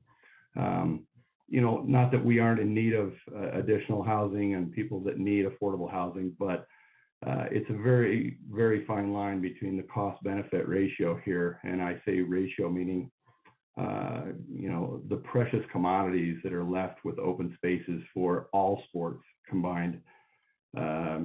Soccer has been mentioned many times tonight, and I know you can't see me, but I'm wearing my blue Ogden soccer hat. But I've played baseball, I played football. I'm old enough to remember the rocket ship at Mount Ogden Park. We used to call it the Rocket Park. People just don't think of how precious these spaces are until they're gone. And I would implore you to consider not only the financial benefits of keeping these spaces open, but the mental aspect has been brought up many times tonight as well. UISA soccer has multiple tournaments that get played year-round, but some are even right in our own city. And I know they generate a huge revenue for local businesses, restaurants, hotels, transportation hubs, and those things of that nature. So I would encourage, not just to think about, the financial aspect, but the open aspect and the use of that space. And I appreciate your guys' time. Thanks, Ryan. Okay, all we have on the screen is Kelly. Kelly, if you could state your full name for the record, that'd be helpful. Thanks. My name is Kelly Wickens. I am a mom to an 8-year-old girl. She plays soccer with Ogden Soccer for Coach John, and we are on Zoom because we couldn't make it. We got caught up in traffic. So this is very important to our community. I think our soccer community is a great community that is very strong, and I'm so happy that so many people are there attending the meeting. I definitely see the need in Ogden for green space and places for people to be human, and I can't stress enough that, every day I visit one of our beautiful parks. Mount Ogden is one of the closest to my home, and it is a beautiful space. We love soccer. We as my 8-year-old, we love basketball. Mount Ogden has tennis courts and pickleball courts. So if we're looking to conserve water, we could maybe put in some spaces like that as well for people to do things and be a strong community, because that is why I live in Ogden. I know for me, the East Bench is just a great community of amazing people, and that's why we love Ogden. And I grew up in the wide open spaces of Montana, moved here in 2005, and I don't want to be anywhere else. This is home. So thanks to all of you guys for listening, and thanks to the soccer community for showing up. That's 2 S words from an 8-year-old. Soccer. Thanks, Kelly. And God help you if you're a Montana Grizz fan. Sorry, I always look for an opportunity. This is Wildcat country, baby. All right, is there anybody else? I don't see any more hands. Okay, we'll conclude public input. Thank you, everybody, for your grace. That was beautiful. Discussion from the council? Chair, I'd love to chime in a little bit on this. I have now taken the opportunity to visit all of the sites, and I've seen what all y'all have seen, and can see that there is some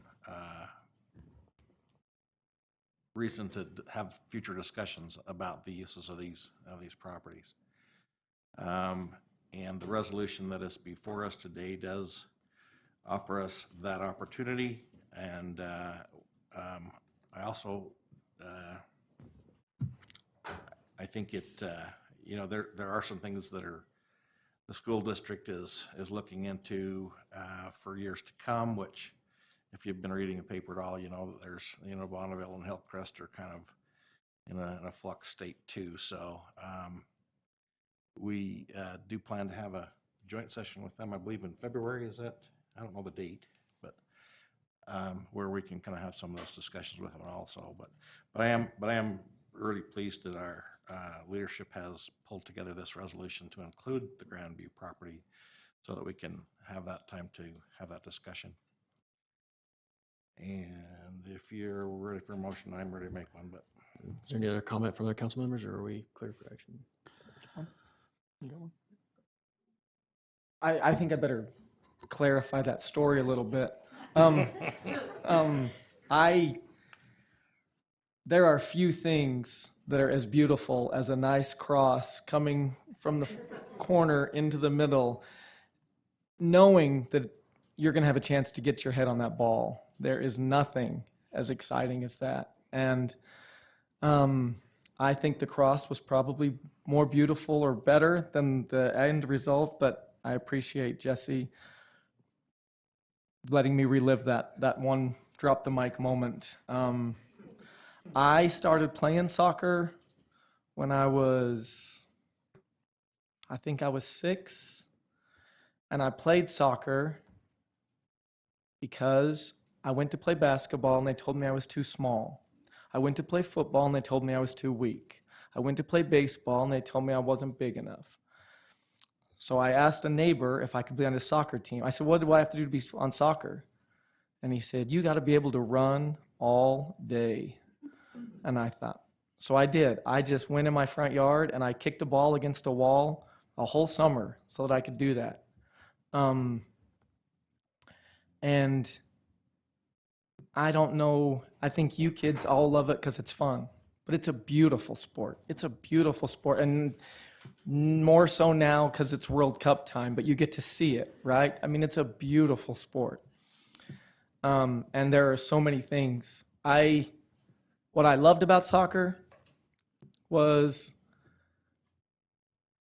later on I played baseball, and for some reason they put me in right field. I never got the ball. I played basketball. I was the shortest guy on the team, and I never got to go in. On the soccer field, I got to do whatever I wanted. I got to play different positions. I got to move around. I got to play on the right. I got to play on the left. And it seemed like no matter where I was, the ball found me. And when it found me, it wasn't garbage time. When the ball found me, it was an important time. And I got to be able to be a part of whatever was happening on the field. So I really loved it. And I've stuck with it. So, and now I hear that you're over 40, and I played in over 40 league. I might get your number later, because we need help. But I do love soccer. But as I look back now, I love the things I learned from soccer. I learned how to be a team. I learned how to, when the ball does come to me, how to make it count, how to hold up my end. I learned that I got to practice. I have to put in the work. We used to get to kick at the end of every practice, again with coaches putting up their own money. We used to get to kick penalty kicks for $1. And everybody would line up to kick the ball right-footed. And yet it'd go for 20, 30 minutes. So one summer I thought, if I can kick the ball left-footed, I'm going to win $1 every week. And I got pretty good. And so I started winning $1 every week. And I started counting on that dollar, like, I'm going to be able to buy a soda on the way home. Sorry, I drink soda. But of all the beautiful things in soccer, there aren't many that were as beautiful as seeing all of you here tonight. And I appreciate your passion for soccer as a sport. I appreciate your passion for our city and wanting to make it better. And I appreciate you coaches who, no matter what happens here, whenever, but I appreciate the time and effort and the love and just the love that you have for these kids. I've said it before. I don't remember if my soccer coach could even kick right or left-footed, but I remember that he was there every week. So I coached soccer. I loved it. I thought I loved to play it, but then I got to coach it and you got to see that. So I appreciate that. And I appreciate, I've said it before, I appreciate Ben and Luis working with administration, working with the school district to get to do this, to take a little deeper dive. I don't fault anyone. I believe that when this was brought before us, this was what we had asked them to do, not recognizing or not maybe understanding the full desire that a large part of our community had. So I appreciate you bringing this forward to us, and I appreciate your patience in letting us take the time to work through our process also. So I appreciate everyone that's had a part in this. I wish you all well in soccer. I wish I could come watch all of you. I don't think there's anything more fun than watching you guys play, watching anyone play soccer. I love it.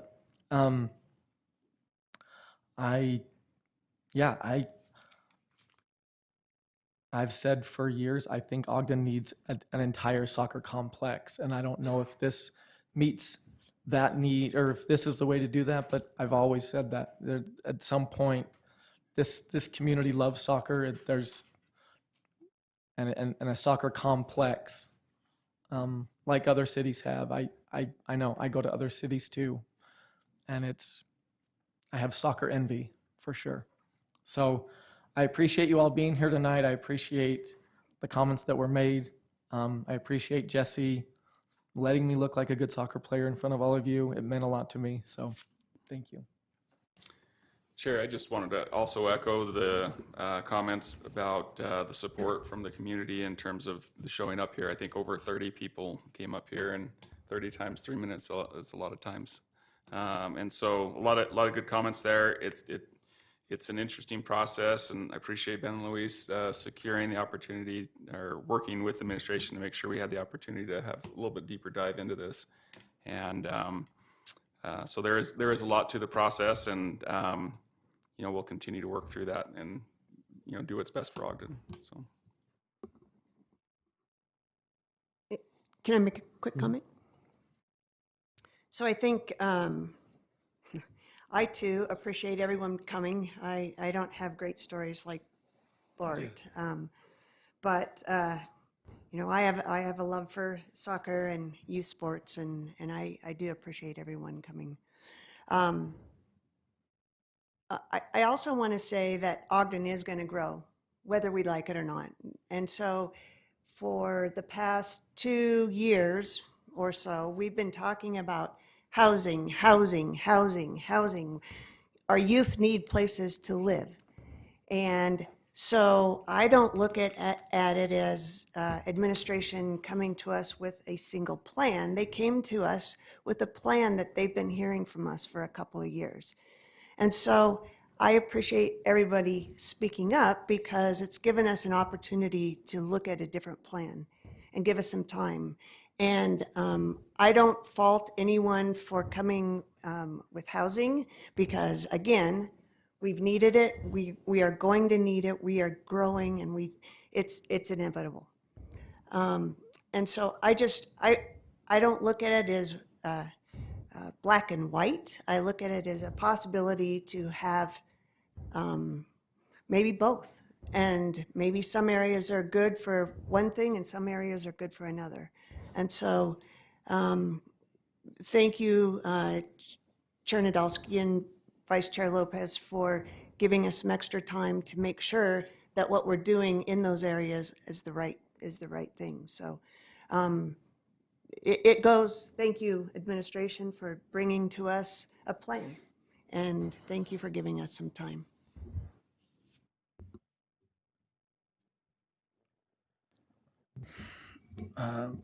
Chair, first thing I'd like to do is I would like to ask for permission from you and my council colleagues if I might be able to recognize the kids that spoke tonight, Mhm. not Of course. not on the content of their message, but on their courage for coming here and speaking. I'm very amazed by these, and I'm very moved by it. If it is okay, Yeah. is that okay? Of course. And then including Eloise that came last time also. So if the kids could please stand up, the kids that came and spoke tonight, please stand up. Have them all stand. Please stand up, and let's give them a hand.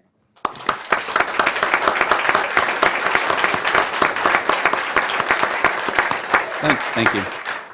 Thank you so much. I also like to recognize really quick some of the community members here that are Latino Spanish speakers. I'm very grateful when I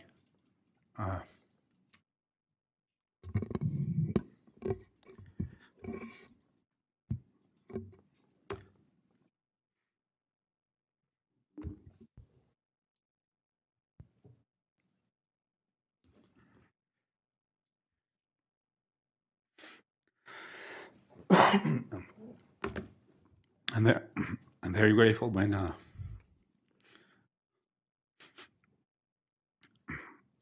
I get to see our Hispanic community to come and visit us. So.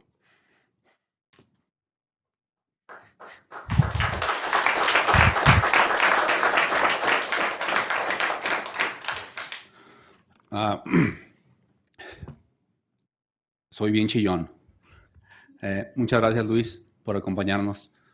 Muchas gracias a todas las personas que vinieron y que hablan español. Gracias por venir.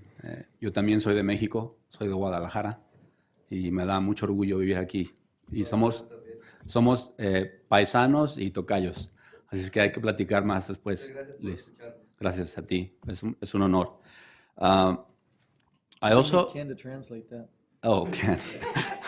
Oh, I just thank him. I just thank him for being here. I also want to thank Steve. And I'm going to Steve. I identify with you a lot because I think you're someone who likes to fight for what you believe in, and you have a lot of courage, and you don't just accept the status quo, and I haven't had a chance to get to know you a whole lot, but I'm, as you know, in some of the conversations that we've had, I've heard people try to smear your name, and I think everybody that has tried to do that has been really wrong, because I've seen someone who has so much character and devotion and some really strong values for the community. So I want to thank you for that. Okay. And then lastly,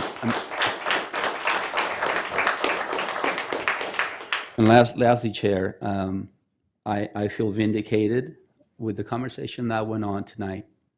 I won't speak a lot about this because it's late. We have kids here that need to go home and need to go to sleep. But I just want to say I feel vindicated because basically what we heard from all these residents today is what I was trying to say last week. I was trying to say the same thing, which is we need more open space. We need more parks. We do need the development. But at this point with this opportunity, that's what we need. And that's what I was trying to say.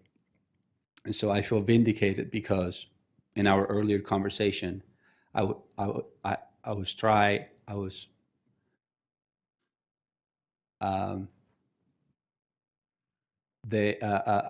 to get censored by some of my council colleagues in the workroom. And I need you to know this. I need you to know to the people that are my council colleagues that are doing this. And if it's coming from the administration, I need the administration to know as well.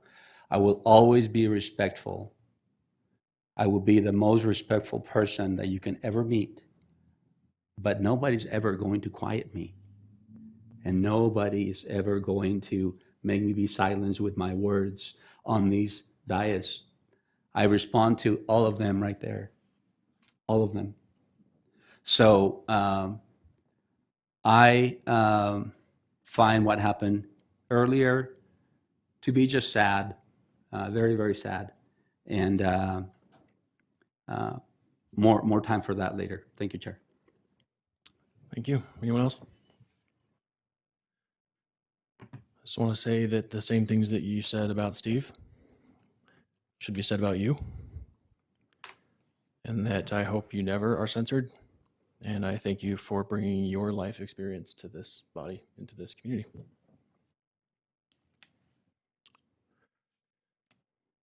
Okay. If there are no other comments, we are prepared for action. Chair, I'd make a motion then that we adopt Resolution 2022-26. Second. Motion by Councilmember Heyer, second by Councilmember Ritchie to adopt proposed resolution 2022-26. This is a roll call vote. Councilmember Blair? Aye. Councilmember Chaburka? Aye. Councilmember Heyer? Aye. Councilmember Ritchie? Aye. Councilmember White? Aye. Vice Chair Lopez? Aye. Chair Nadolski? Aye. That passes. Now, the real work begins. What do we do with the time that we have? What do we do with it? We can't just kick the can down the road. This didn't buy us more time to delay anything that's inevitable. We have to make real commitments to do real work, to come up with real solutions. The feedback we heard tonight was a lot of S word, right? Soccer's big in this town. It's not just soccer, it's kids, it's families, it's kitchen table issues that we've been talking about for a long time. And this need for space to play, space to grow,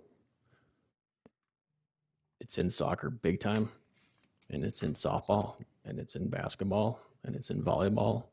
It's on every family's mind. So we've got work to do. These properties need to be part of our calculus. If not these properties, which ones? If not here, where? If not now, when? That's the work before us.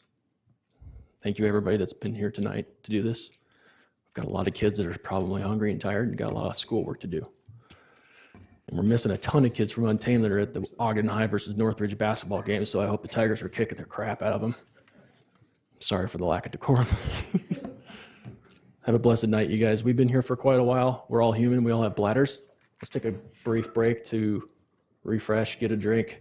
We've got a long agenda item next as well. You're welcome to stay. If not, have a blessed night. Thanks. We'll be back in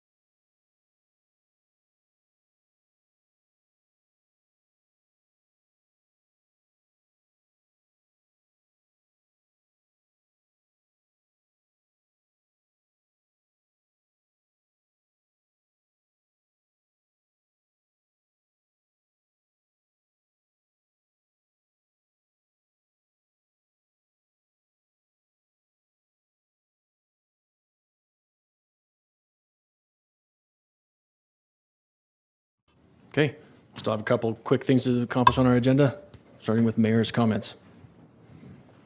We have public comment first. Oh, sorry.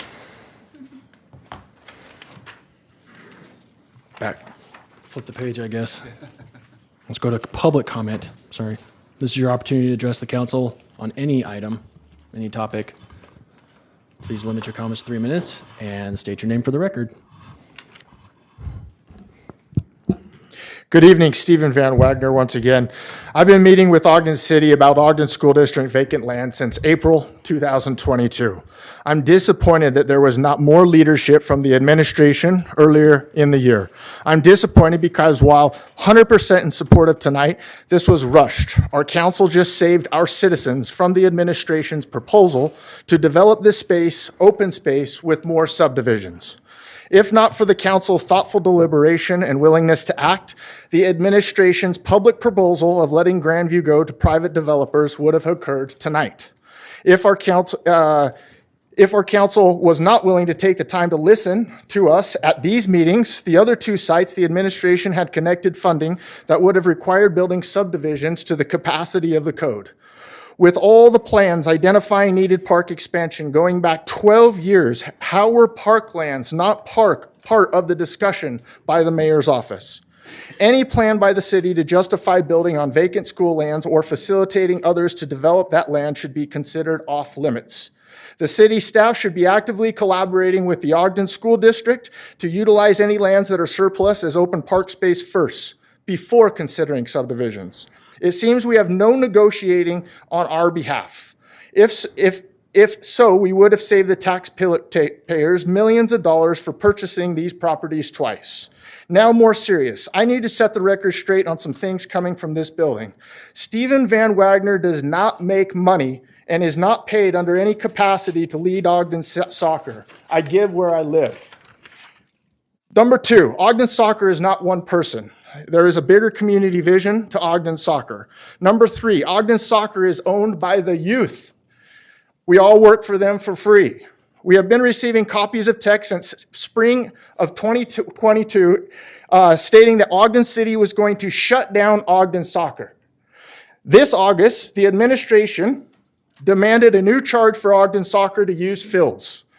This demand was sent in August, days before the start of the soccer season. We were being asked to pay for each participant of the visiting team to play our kids at home. With a terrified Ogden City staff, fearful of being fired, and now a local nonprofit serving the kids concerned of retribution for trying to save this property for parks, I'm asking for formal oversight by this branch of our government to look into the administration's possible abuse of power or attempt to crush local volunteer organizations with ambiguous interpretations of the ordinance that are entrusted with the administration to carry out on behalf of this council and our citizens. Who is protecting us little people from the executive branch? Lastly, though I'm often asked to run for mayor and last week offered a substantial funding to explore a bid, I am not interested in running for mayor. Please quit telling people that I'm running for mayor just to be valid and all the other things that are coming out of this building. Please stop. Unless you take the time to know me and understand my why, do not undermine my motives or my integrity. Thank you, Steve. Next.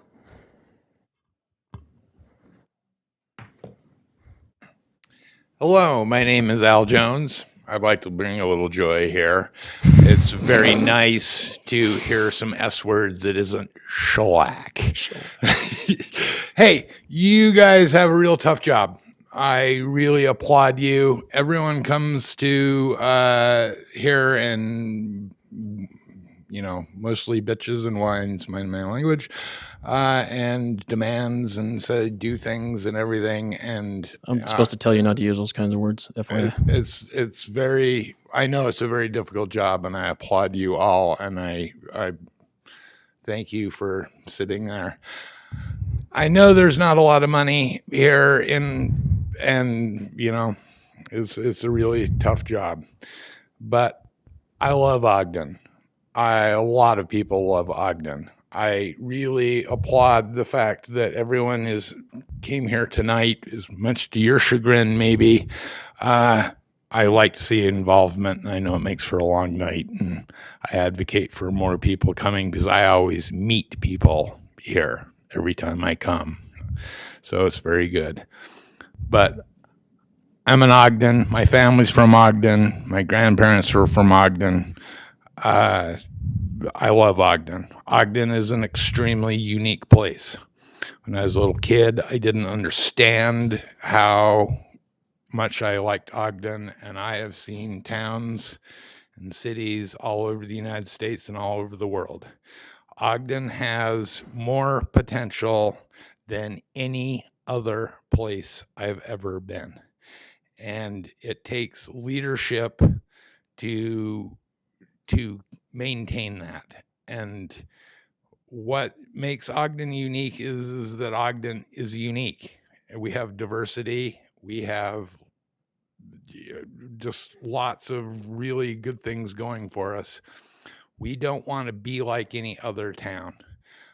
We can't solve today's problems with yesterday's solutions. We have to solve today's problems with tomorrow's solutions. I know that coming up, we've got a lot of work to do on a lot of these projects that have been going on for a while now. And we really need to slow down and look at some solutions to solve these problems on how to connect all of these projects together. We have the stockyards that need to be connected to Swift. We need Swift to be connected to the Union Station. We need Union Station to be connected to WonderBlock. We need WonderBlock to be connected to 9 Rails. We need 9 Rails to be connected with Rite Aid. So we got a lot of work ahead of us, and I know you guys are going to get a lot of grief coming up, but I applaud you for all the work that you do, and I hope we can all come to a solution for the best of Ogden going forward. Thanks. Al, we got to talk on our way walking out the other night, and I found you to be quite a joyful man. So thank you for sharing joy here. I tried. We are jammed up when that's our jam. Okay, next. Hi, my name is Scott Richards. My wife Tina and I are the directors of the Ogden Family Search Center on Grant and 22nd. And I have some concerns about the paid parking initiative. At the Family Search Center, we have a small parking lot, about 12, 13 spaces. And we routinely run into problems with folks parking there, even though we have signs that say, please don't park here if you're not coming to the center. When there's an event going on at the event center across the way, a lot of people will park in our parking lot just because it's a few feet closer. And I worry that when that parking structure becomes paid parking, we'll have a much bigger problem. Everything we do there at the center is for free. We don't charge anybody for anything. Everything is done with volunteers, and our volunteers need a place to park, and they've been parking in the parking structure so that our patrons can park in the parking lot. So I'm wondering what kind of provisions might be made for that. I'm sure that other small business owners who have a small parking lot are going to struggle with the same issue if they're in that area. So I would ask the council to have some sort of a plan in mind for that to help us. I don't really want to be the parking police at the Family Search Center, but I'm not sure how that's going to all pan out once that structure becomes paid parking. So please consider our needs with that. Thank you. Thank you.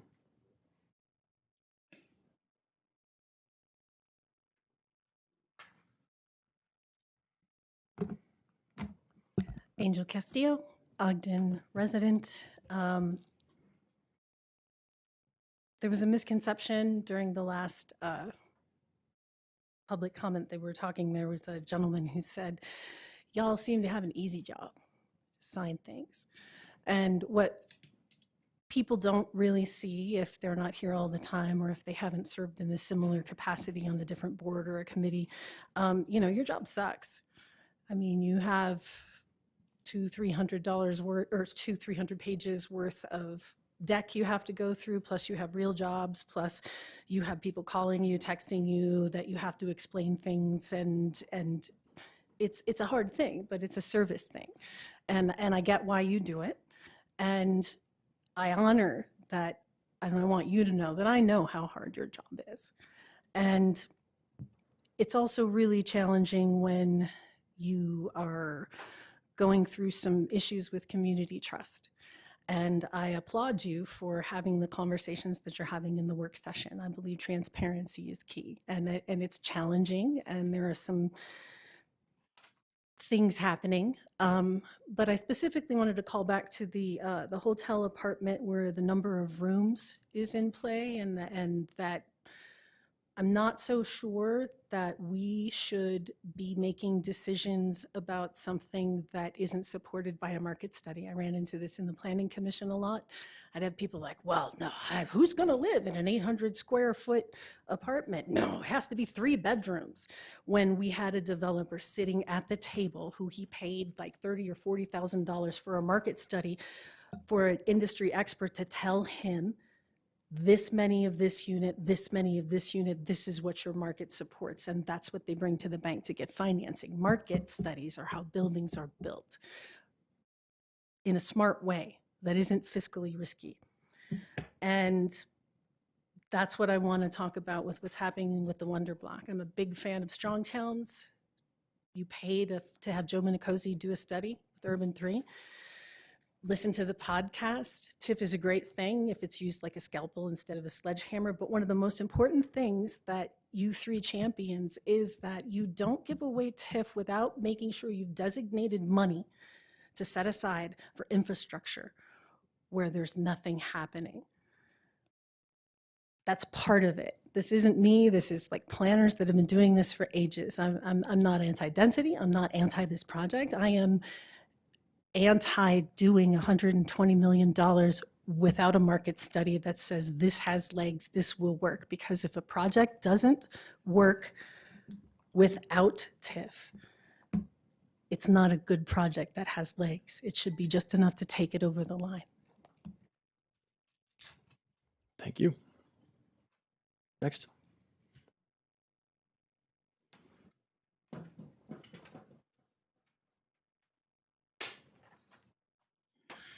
All right, Travis Pate, obviously still from Ogden. Yeah. The dynamic that I see with regards to the care and passion that on the last agenda item, I've seen individuals, including myself, that come and have that passion for their particular project that they're speaking for. And I just like the courtesies of the general plan provision, pro, general plan provision against, and hear why the administration would say what we're doing. It's simply the skill of what Doug Spienhauer, my English professor at Weber State, said, argument. So many things that come before this body without the presentation of an argument. It's simply, here's what we have. Union Station funding and purchase of the agreement was last week was a perfect example. This is the agreement. And I thought, well, we have 3 more years. So we can negotiate and we can see the terms, we can see some of those other aspects. We have the opportunity for market study and market analysis, those types of things. But what are we doing with that property as soon as it's ours? Are we gifting it again to a developer? Or have you guys enacted ordinances that prevent the free gifting of RDA property, or through that, once that board's organized again, and saying, each sale should come back to us. A request for proposal versus a request for qualifications. We have some amazing group of individuals that are qualified for development, but the 23rd to 24th Porter Avenue, is that the best use? 28 townhomes shoehorned into a development and we gift them the property? I had spoken years ago, the RDA trust should be a revolving loan fund. that money, yes, we can gift you the property right now, but over time through the taxes and everything else, that's going to come back. It's going to go into more RDA money that we can then afford to projects that couldn't be done otherwise. If you look at the history of the RDA with regards to acquisition of property and implementation of property, it's got a fairly poor track record through the 70s and into the 80s. And yet then even some properties come back and we redevelop again. 24th Street's a perfect example. There's now some beautiful townhomes on 22nd Street. There's some beautiful townhomes now on property that we already owned once, and we just didn't do it right the first time. And so these are disposable things that, oddly enough, I'd spoken about this building, the initial David Eccles City Hall next door. Right at the dedication, they said, this city's going to grow. This building's not going to be. We'll need a bigger, more majestic building. Look what we got. And yet, sadly, I wish we had kept the Carnegie Library and that building and restored and infilled. Facadectomies, whatever you want to call it. But there's some dynamics, like I said, that need to come back to the public trust of a board that decides, not just a simple executive director. Thanks, Travis. Thank you.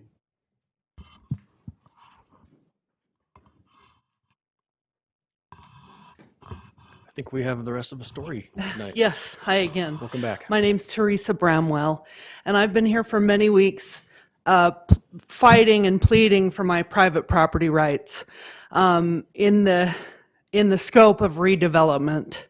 And I've been in this position before. I started a story last week about my home that I grew up in on Canyon Road.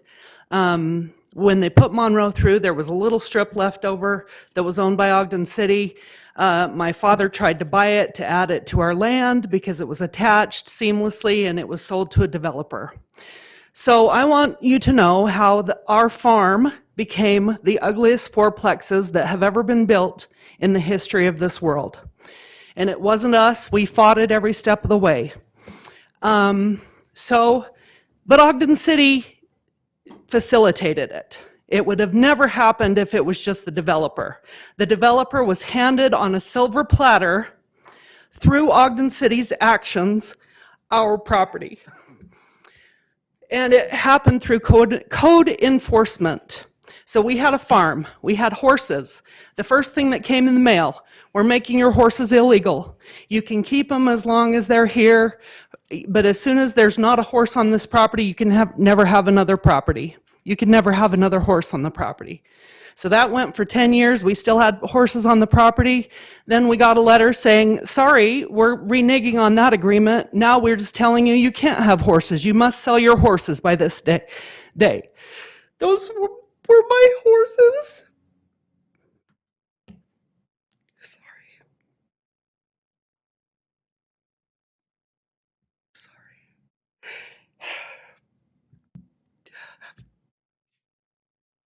The next thing was the rabbit hutch. Then we got a notice for the rabbit hutch.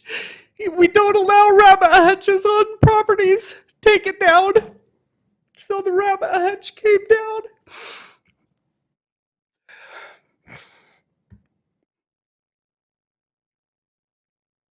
The next thing was the shed that had been there for probably 50 years.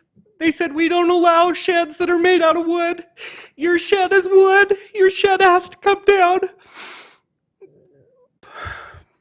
Then the next notice was, you haven't illegally built in your front porch. You didn't get a permit to build in your front porch 20 years ago when you did that. So now you need to tear down the portion of your front porch that you built in. And it was just harassment, harassment, harassment.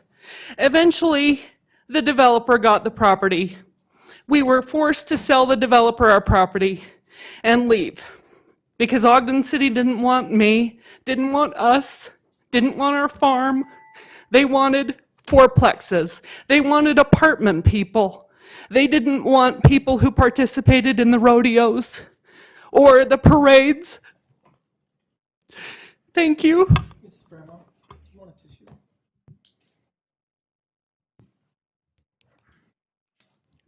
Thank you. Thanks, Teresa. Next.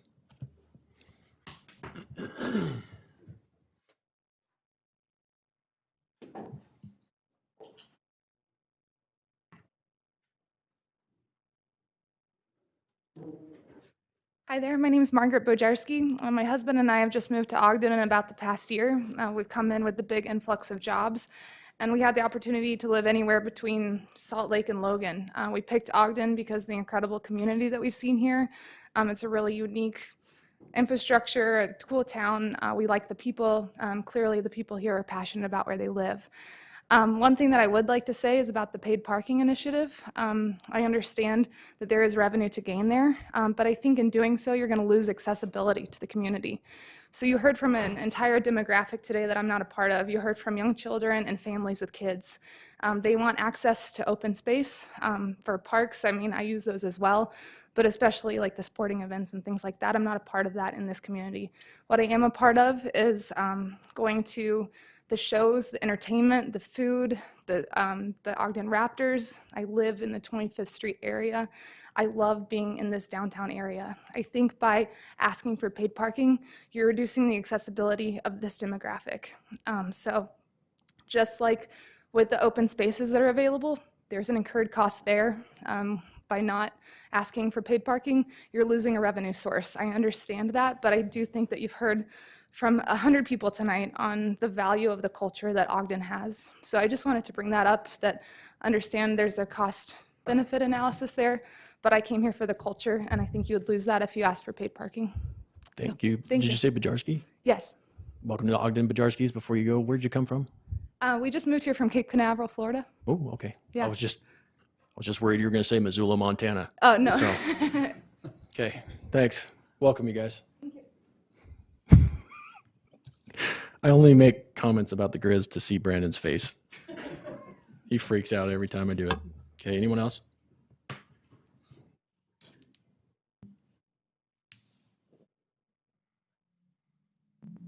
My name is Stephanie Vaughn, and similarly, we recently moved to Ogden. We bought our very first home in the city. This is where I grew up, and even though we spent a bit of time living in North Carolina, we decided this was the place that we wanted to set down roots. And when I see new development coming in, I care a lot about the future planning we're putting in of how are we setting up our community to support us and our children better years down the road. I really care about sustainable urban growth and especially mixed-use walkable growth. For the WonderBlock, I would love to see, I know this is part of the plan already, but to ensure there is economic development in there where people can come and enjoy the space, be able to go to a coffee shop, to a bakery, to a bookstore, and create a third space for the community to come together in.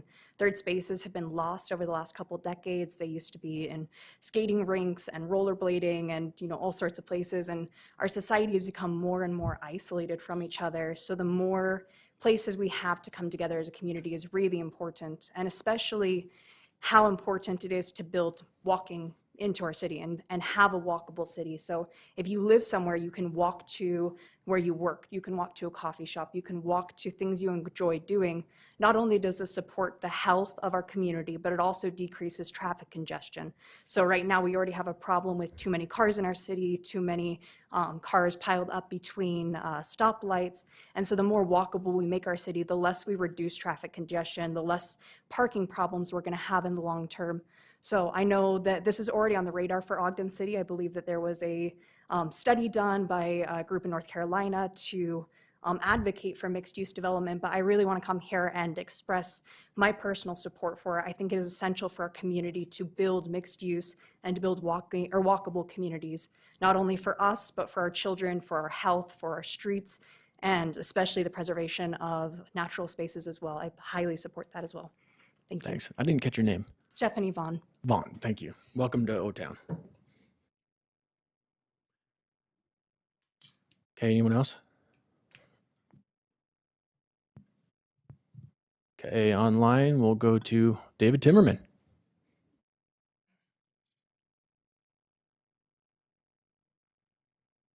Can you hear us, David?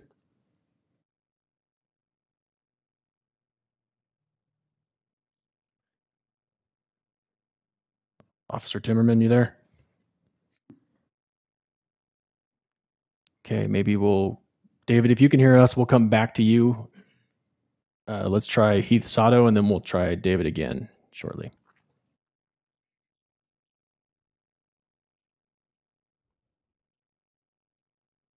Heath Sato, Ogden resident. It's getting late here in Florida, so I'll do my best to stay on topic. Tonight, you could hear in the first public comment from Stephen Wagner, I believe, the anger in his voice. You've heard that anger from me many times, and I know many of you have just tuned me out because it's easier. Not all of you, but the mayor stopped acting like I even exist a long time ago. But that anger you heard comes from the same place.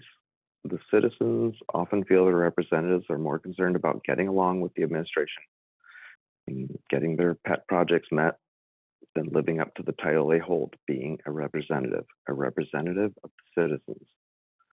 I agree with what we heard from Al tonight. Ogden is unique, and because of that, we want to keep it that way. We don't want to develop it into a smaller copy of a Salt Lake or Denver. We've had a mayor that, face it, hasn't connected with the people of Ogden in any meaningful way since he last campaigned. I only saw one elected person show up for the WonderBlock event at Union Station, Sharon Nadolski. Sorry to keep highlighting you, but I recognize when someone actually shows up. I'm tired of hearing our mayor and CAO redirect public comments and concerns as some sort of attack on the staff under them. They work hard, they say. Yeah, we know. That's not our issue. Drop that. The buck stops with leadership. We just ask that you genuinely listen to the people you represent. I'm finally hearing some recognition in work sessions that you're not being fed all the information you need in a timely fashion. You're rushed into decisions that are expected to be just rubber stamped. We have a division of government for a reason. You are not expected to merely work together. You're expected to balance one another, to push back when you see that the people that elected you feel they are not represented. You are all good people, and you all want what you feel is best for Ogden, but that means going beyond being a rubber stamp. Just listen. Hear us. It's important. Thank you. Thank you, Heath. Jim Greer.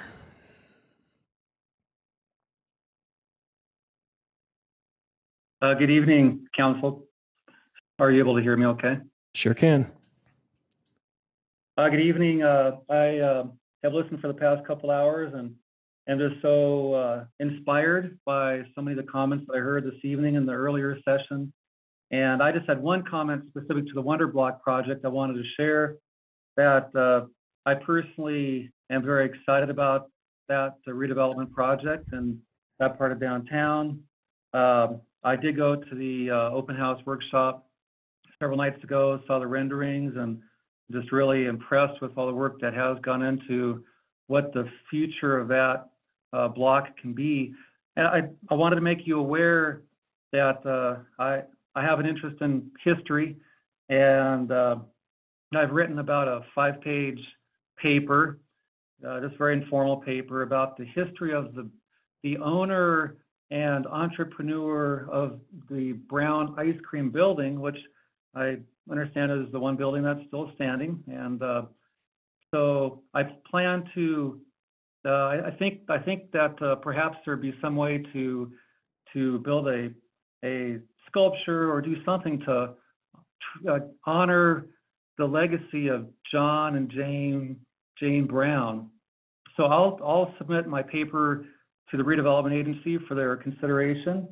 But I do think they were an amazing family. He moved to Ogden in 1900 and passed away in 1944. And that Brown ice cream business was in the family for a half a century. So quite an inspiring early pioneer that we can, I think, learn about. So I wanted to share that comment with you this evening. Thank you for all that you're doing. Thank you, Jim. Amelia Jones. Hello, this is Amelia Jones speaking. This is just a short comment because is this part of the meeting about fact? Are we going into fact finding about WonderBlock next? Yep, that'll be next. Okay, because that's all I really want to say is I just really think that there's a lot to be worked, a lot of questions to be answered about WonderBlock. And I am just looking forward to getting them answered. So thank you. All right. Thanks, Amelia. Hang tight for that. Okay, David Timmerman, let's try it one more time.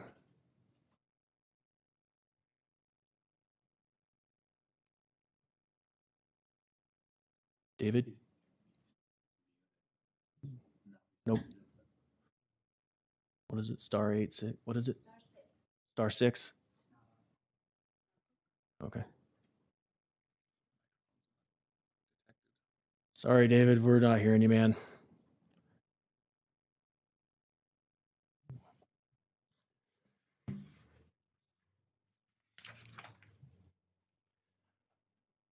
Sorry, David, we'll have to catch you on the next one. I don't know. Okay, anyone else? Nope. Okay, comments from the mayor? Nothing tonight, thanks. Comments from council?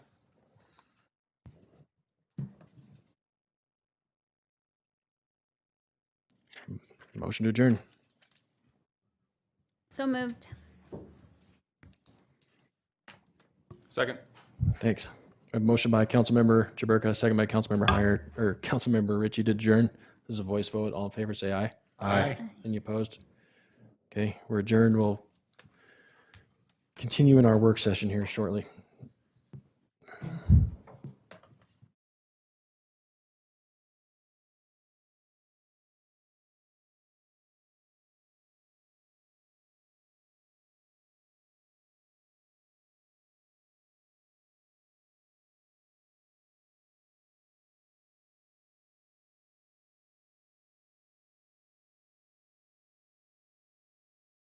Turn into the continuing joint work session of December 13th, 2022. Let the record reflect all council members are present. Starting with Executive Director Janine Eller Smith. Thank you. Thank you, Chair Nanowski. We're good. It's a joint session. We got this. We got this. Yeah. So tonight we're here to get the continued work session for a fact finding about the proposed WonderBlock development and pay parking system.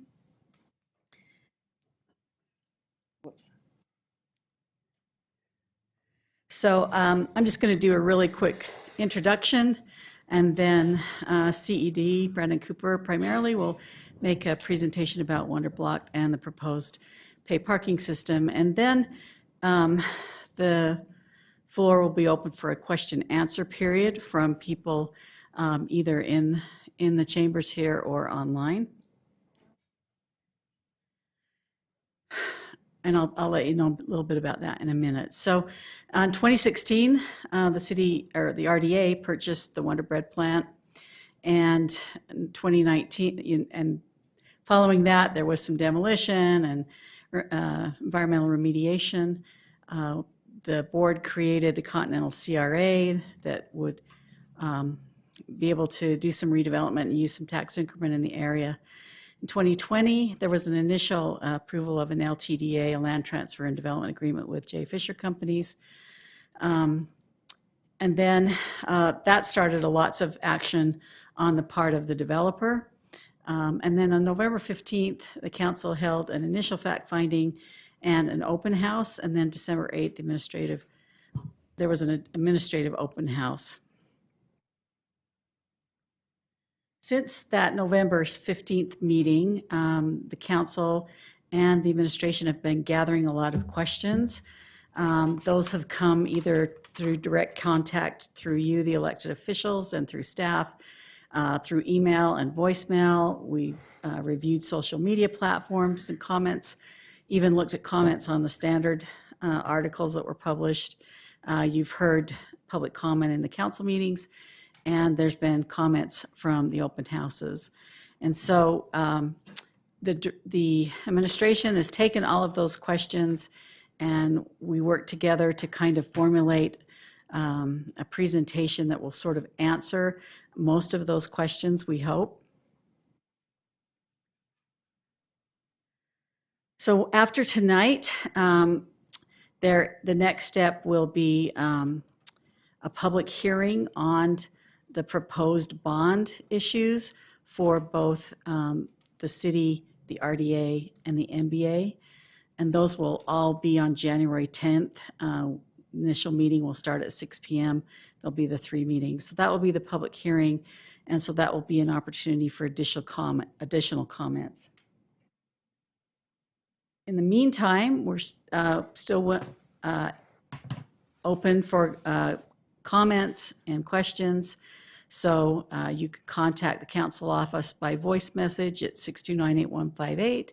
You can call our office if you want to talk to a real person, 629-8153. We have an option on our website at that ogdencity.com/public input. And then you can also contact the council at citycouncil@ogdencity.com. So with that, I will turn the time over to Brandon Cooper.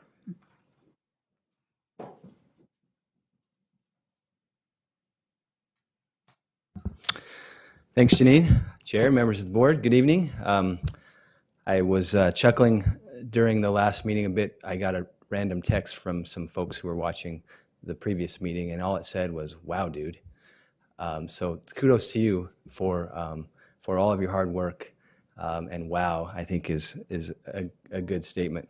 And thanks to Janine. Janine sometimes probably feels like she has a tiger by the tail because so often she's the one who has to wrangle all the information from the council as well as make sense of all the information from the administration and present it to you and provide it for you in meaningful ways. So she and her staff do a great job. We're grateful for her. As she mentioned, there's a lot to cover tonight. I will try to be as quick but also as slow as possible and as necessary. A lot of the discussion tonight will be about stuff we've already presented. I think there's some benefit of sharing some of the same information that has been in some of the other meetings before. There's some new information that we've never communicated publicly, so that'll be fun. And then as Janine mentioned, there are a number of comments that we've been collecting together, and we seek to look at those specifically and answer them. And then after I'm done, I believe we'll open it up and we'll be available, myself and my team, and we also have the developer here tonight, will be available to answer any question that might arise.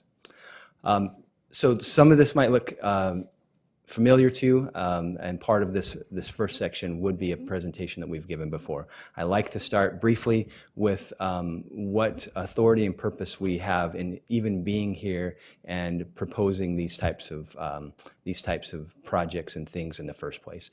As I've mentioned previously, we are governed by the Ogden City General Plan. That is the land use and planning document that governs how we move forward as a city. In that are about 18 community plans. Those are broken down into more smaller plans that are neighborhood based. And one of those plans was the Central Business District Plan. It was an aged plan. It hadn't been significantly upgraded for about a decade. And so we sought to update that and to redo it through our Make Ogden process, which I'll talk about in a minute. We also rely a lot on consultants and professional studies. Contrary to popular belief, we do a number of market studies and other feasibility studies and analysis to inform our decisions and the proposals that we bring to you. Also, we are acting under the authority of Utah State Code 17C. That's what establishes the redevelopment agency and gives us the rules in which we operate under, in addition to the Ogden City Administrative Policy that's both applicable to us as city employees and RDA employees. That's really the authority. The purpose in which we're acting is really that of placemakers. We feel that it is the role of government, in essence, to establish a sense of place, to create a foundation in which our citizens can prosper. And that happens in a lot of meaningful ways, but certainly it includes reinventing public spaces as the heart of the community, increasing the density of jobs, housing, pedestrian activity, public transportation, restaurants, stores, all the things that we enjoy and value in our life. And really, at the heart of all of that is building our city's capacity for sustainable economic vitality. We kind of follow these 9 qualities that make a great city as it informs our work as placemakers. a central marketplace or a distinct downtown. Ogden City is unique. You've heard a lot of comments about that, and you probably share those sentiments. We're unique in a lot of ways, but one of which is that we have a traditional downtown that has operated for a long, long time. We're the oldest incorporated city in the state. And other cities are rushing to create downtowns. Some of the cities in Weber County today are going through master planning activities to create a downtown. Cities in Davis County, in Salt Lake, they're all rushing to gain what we already have. And so that is very unique and important. A distinct image goes along with that. There was a Fox News article or video, I guess, report just the other day about how unique 25th Street is specifically. And so we do have a distinct image that I think a lot of people really value and use as our identity. A compact, dense building pattern. We're going to get to that a little bit more in a minute, but that is something, again, that flies in the face of how Utah has developed over the last few decades in terms of urban sprawl and continual expansion. We have a downtown fabric and a grid system that allows us to maximize our effective land use. And so that, again, is a quality that we adhere to. A concentration and variety of interesting housing, understandable and attractive street system, plazas, parks, open spaces, much of what you've heard about tonight. A sense of permanence. We get that a lot with our historical elements and the idea that we've been here for a long time and will continue to be here for a much longer time. A soul and visionary leader. So those are the 9 qualities that we seek to employ in terms of this concept of making a great city. And we measure that greatness using these 6 metrics. And I would love to have taken credit for this, but this is actually something that we've adopted through a national metric system. And I won't go over all of this, but this is how we look at the measurement of our greatness as it relates to those 9 qualities that I just mentioned. Underneath all of that is the question of how do we create an economic base? If you noticed, these things are really outputs. Much of what you've heard tonight is an output of a strong economic base, the expenditure of money on parks and services and things that our community needs. Those are all elements and outputs of an economic base. So as an economic developer and with my staff of professionals, we are constantly worried about how do we continue to grow the economic vitality of the community. And we formulated that in a question. The city needs a comprehensive vision to guide growth and development, specifically in its downtown, and to maintain and grow its tax base, which will improve the long-term fiscal health of the community and the ability for us to meet basic service needs, like parks and like open space. So we've asked the question, how can Ogden strategically evolve its downtowns, again, specifically, but this isn't just quarantined to the downtown. This is a general economic principle. But how can we evolve our core to take advantage of our historical and natural assets and to become a nexus for business and employment attraction, residential growth, and recreational and cultural activity that increases the value of the land and contributes to the long-term health of the community? That really is the functional question of all the other things that you're being asked to do. I've been coming to City Council now for about 15 years, and it amazes me the difference between meeting to meeting and sometimes in the same meeting where you are often getting asked to do contradictory things. I think, Marcia, you mentioned it before. At one point, you might be asked to focus on housing. The next, you might be asked to focus on open space. The next, you might be asked to focus on utilities. And so as a council and as an administration, this is the question in terms of a comprehensive approach to community building that we should be asking ourselves. And it's the one we're proposing to you tonight and throughout all of the things that we've proposed to you as an RDA. Everyone's familiar with Maslow's hierarchy of needs when it comes to self-actualization of an individual. We believe communities are no different. And so at the base of that pyramid, just like in one that applies to the human condition, it starts with the basics. And the basic for any community is its ability to deal appropriately with its real estate and land use. That's why a general plan is established, as I've mentioned. And that's why having professionals and interested parties such as developers and business owners and entrepreneurs and homeowners invested in that land use is so important. And from that land use and real estate allowance, you get the other things that finally allows you to have things like social equity and services. Those are things that are built on top of things like transportation and historical and cultural assets. And so we subscribe to this wholeheartedly, and it's at the basis of all the things that we're presenting to you tonight and at the heart of the WonderBlock project. So as we've asked the question of how do we evolve the downtown and use the 9 elements of a great city and use this thesis of this hierarchy of needs being based on how well we use our real estate and land, we have come up with the Make Ogden plan. The Make Ogden was, as Janine mentioned, I think in your dates there, Make Ogden was the downtown master plan adopted in 2020. It is the vision that we've established for Ogden's future as it relates to the land use in the downtown, and the downtown being important as the economic engine for the growth of the rest of Ogden. Make Ogden is based on a significant amount of input that was received over a period of almost 2 years.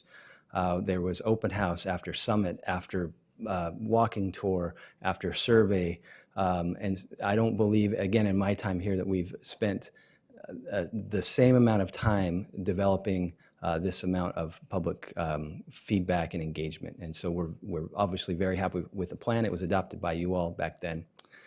As I mentioned, it's a 25-year vision for the downtown, and the metrics included are 38% increase in walkability, 92% increase in job density, 476% increase in housing density, and 175% increase in taxable value per acre.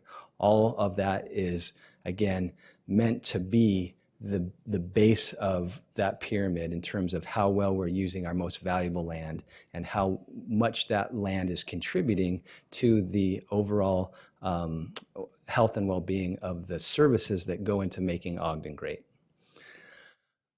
Episode 1 is the first episode in the series of 4 that span that 25-year period. And in that episode, with the goal of 900 new housing units and 1,680 new jobs, the WonderBlock was born.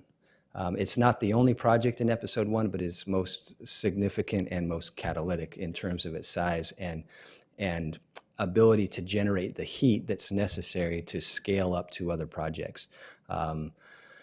The throwing of a boulder into a pond not only creates a giant splash, but the ripple effect of that can be seen across the pond in most cases. And so we believe WonderBlock is that large boulder, at least for episode 1.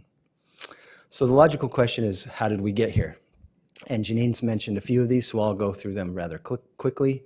In 2016 era, we were negotiating with what was then Flower Foods after they recently purchased the Continental Bakery. It was about 185,000 square foot of what seemingly was one building, but as you can see from the rooftop is many, many buildings. We tore that down. Soon after that, here's an aerial of that, and in the project that we're proposing with WonderBlock, we're also including the state-owned project up there that's associated with the courts in the black box. There's the demo that I just mentioned in 17 and 18. And in 18 and 19, we set out to implement the Continental Community Reinvestment Area, which is, as you know, a TIF district, which allows the redevelopment agency to collect the TIF that is generated from any new project in this area for a period of time and use it to reinvest into that area. Also in 2017, we began to do some conceptual planning as a staff, looking at the highest and best use for the site, looking at what was possible within just the realm of that TIF district and the tax increment that was afforded us in the budget that was approved.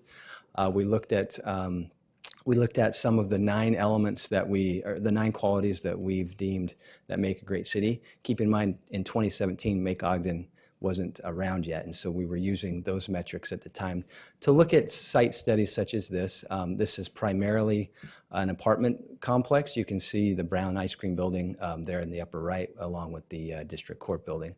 So this is an example of some of the planning that we did then. We also started reaching out to developers, as is allowed for in the agency authority. And so one of the renderings and one of the proposals we received in 2017 from an interested developer was this thing. I'll let you decide how you feel about it on your own. But it wasn't conducive to the vision and the overall highest and best use of the property that we felt. And so that led us to do some additional development design and additional discussion with other developers. And we started to expand this vision of housing. We started to look at linkages a little more closely with that north and south connection to the back of 25th Street. We looked at additional uses on the site other than just housing. It was about that time that we started to engage in discussions with JF Capital in the form of J. Fisher Companies. And it was at that time that we entered into what we call administratively as an exclusive negotiation agreement. This is not a document that the council approves. This is a document that's administrative.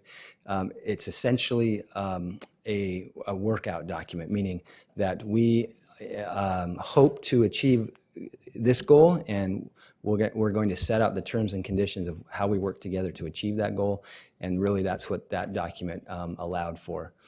2020 came, and Make Ogden was adopted.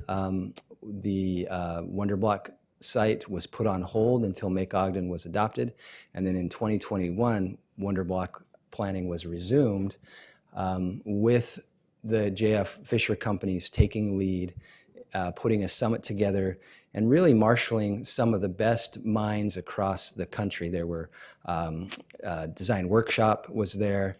We had Kimley Horn, which is a parking consultant that we've used on other things. We had retail strategists, real estate brokers, all kinds of other professionals, architects, as many people as we could think of that would inform what ultimately the WonderBlock project needed to be. As I mentioned, we've already studied it multiple times prior to this, and so we engaged the help of those professionals, and that's when WonderBlock, as you know it, was born.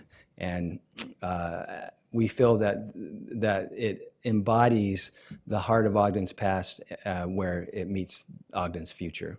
And you've seen this drawing. This is the 2D site plan, which describes the residential buildings, the parking structure there in blue, which there's another parking structure adjacent to it underneath that swimming pool that allows for additional stalls a bit closer to Lincoln and 25th Street.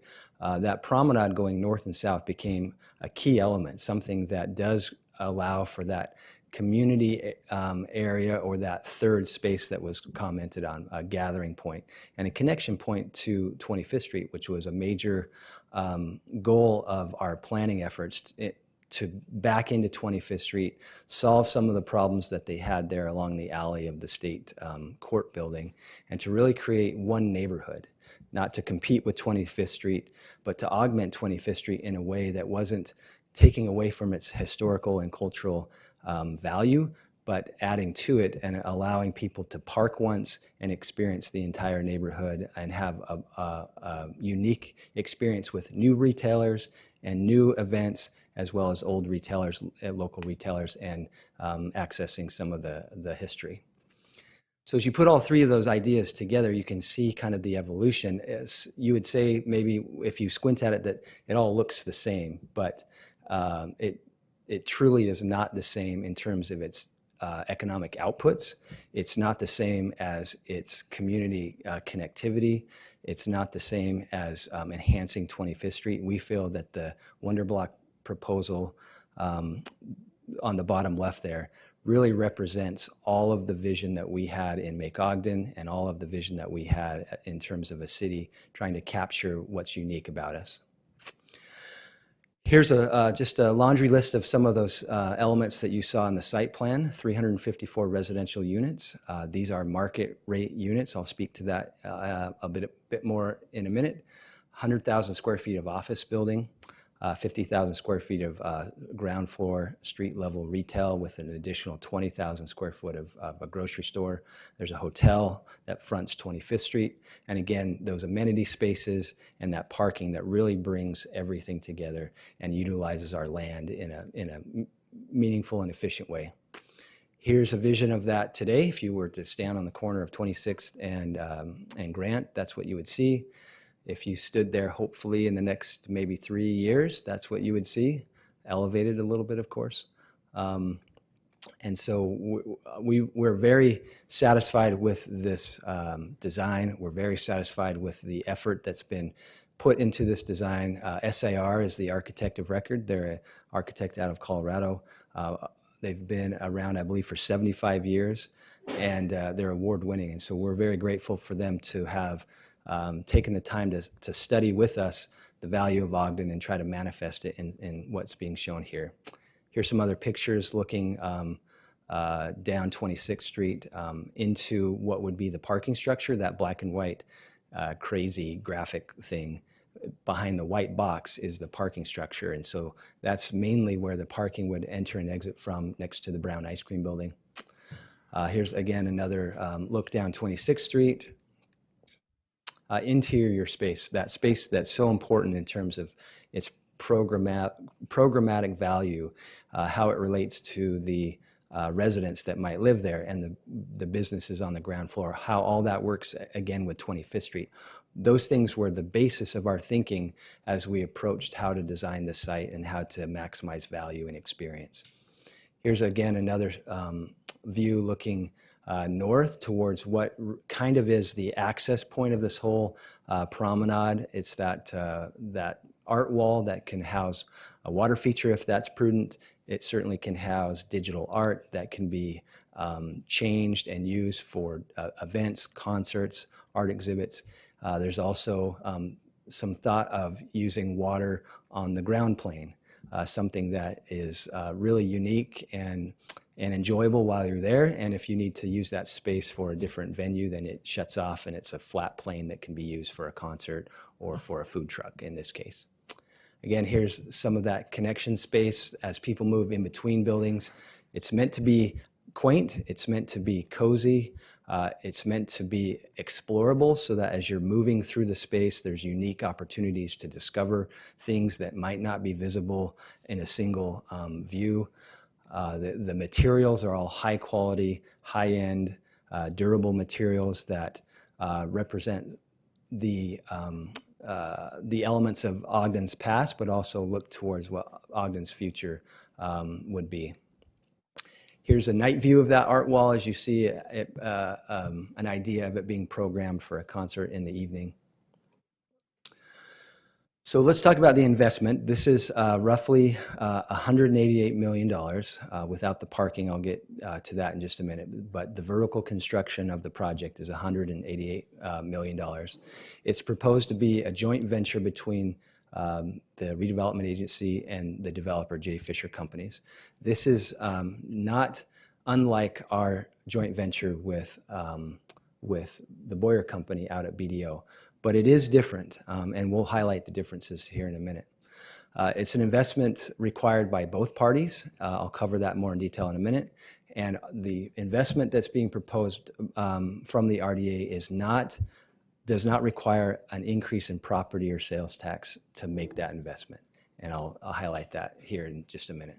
So that's how that breaks out in terms of the overall look, $124 million from the developer, the $64 million from the redevelopment agency, which would be obtained by the issuance of a bond.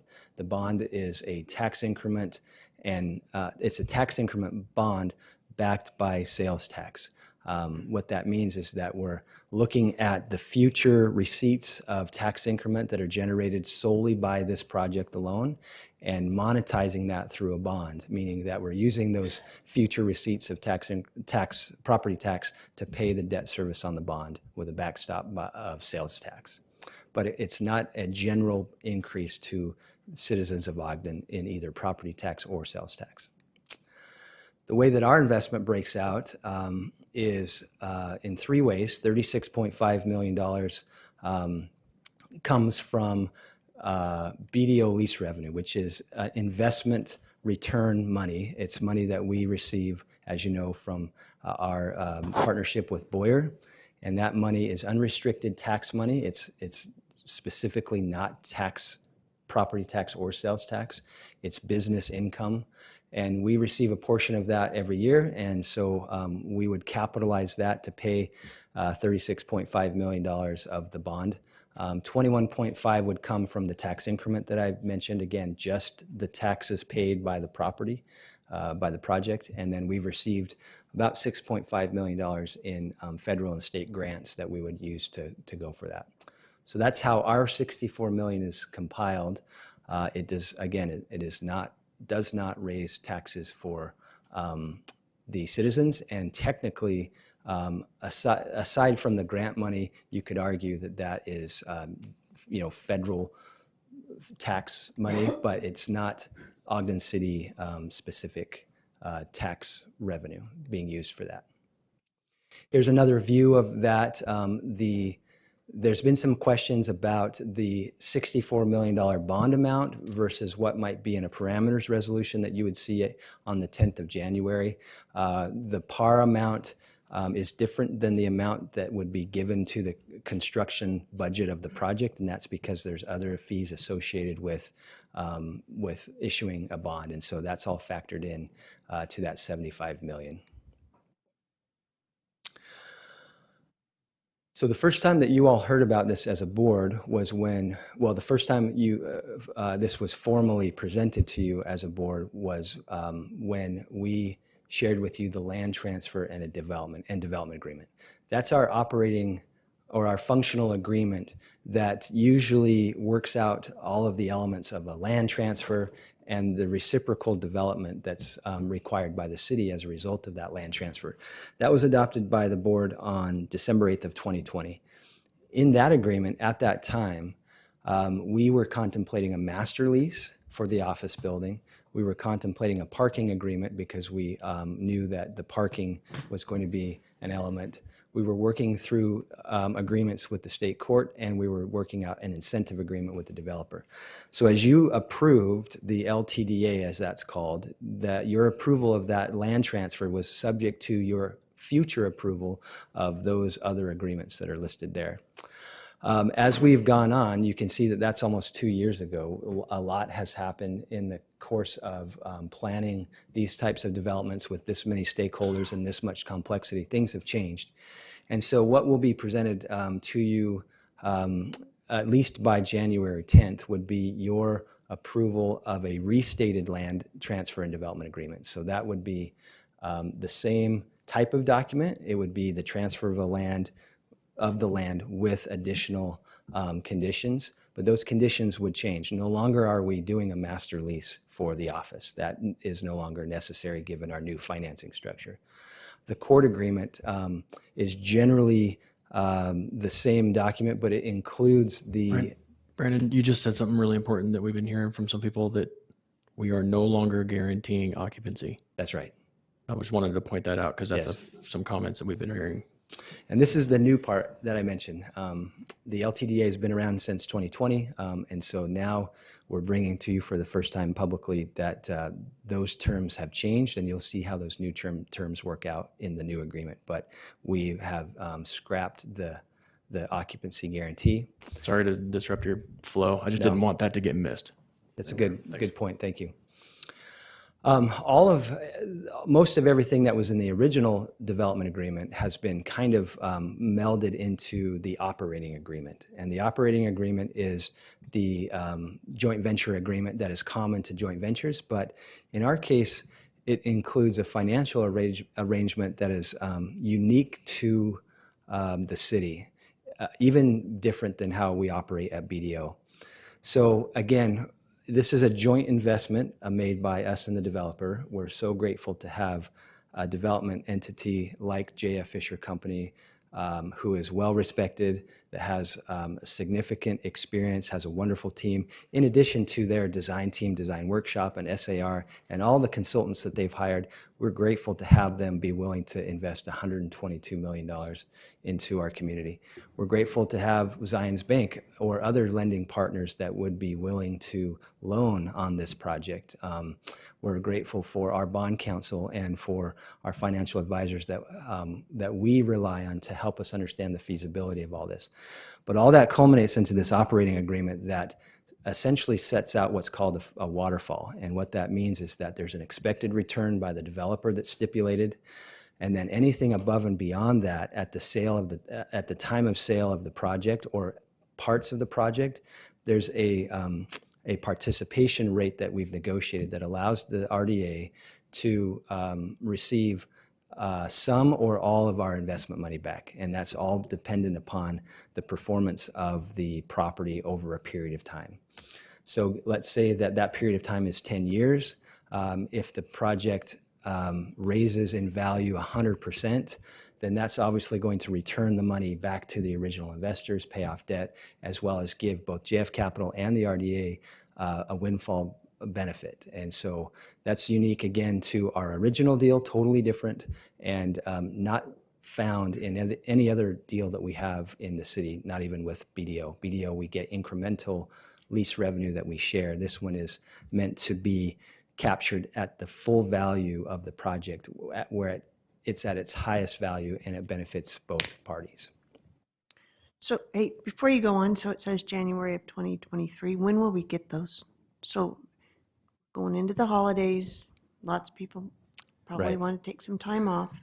Janine has put some serious deadlines on us for that reason specifically, and we're working really hard to get that done in December so that you all have as much time as you can have to review those.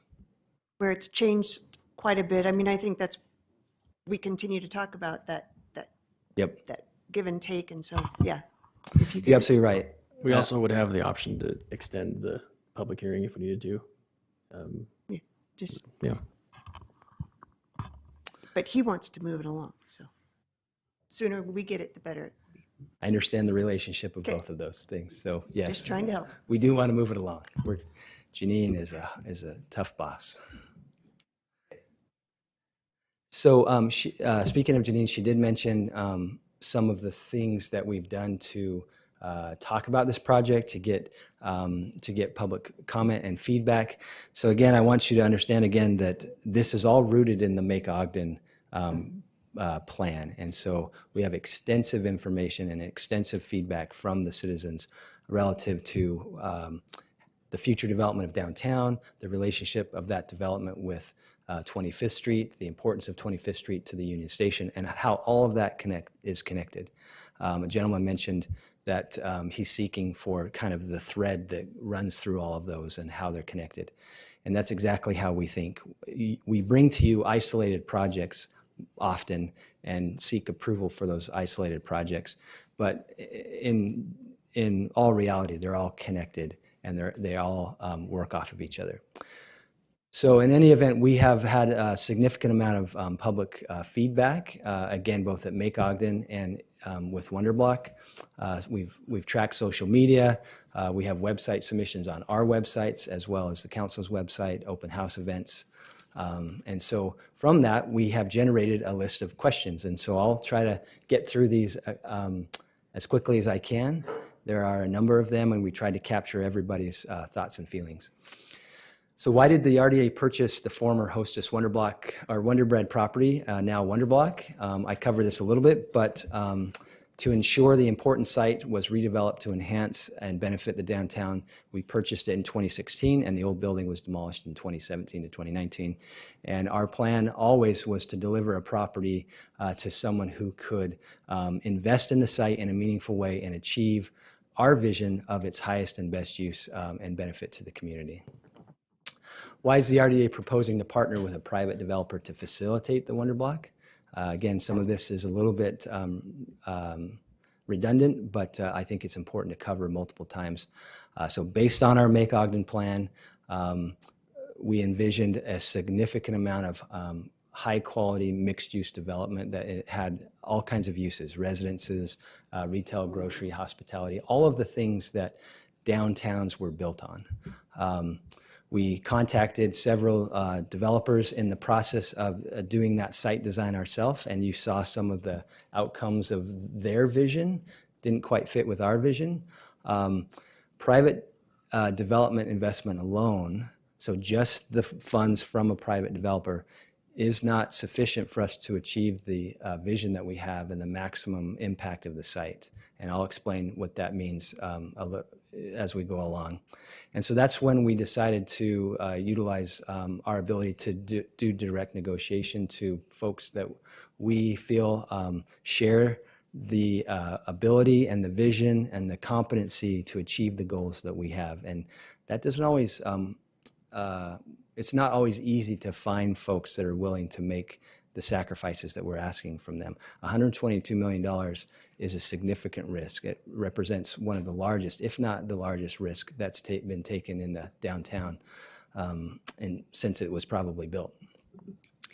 How did the RDA determine what developer to work with? I've mentioned this a number of times. We've talked about this in other meetings. We have generally three options available to us: public solicitation, direct negotiation, or unsolicited proposals.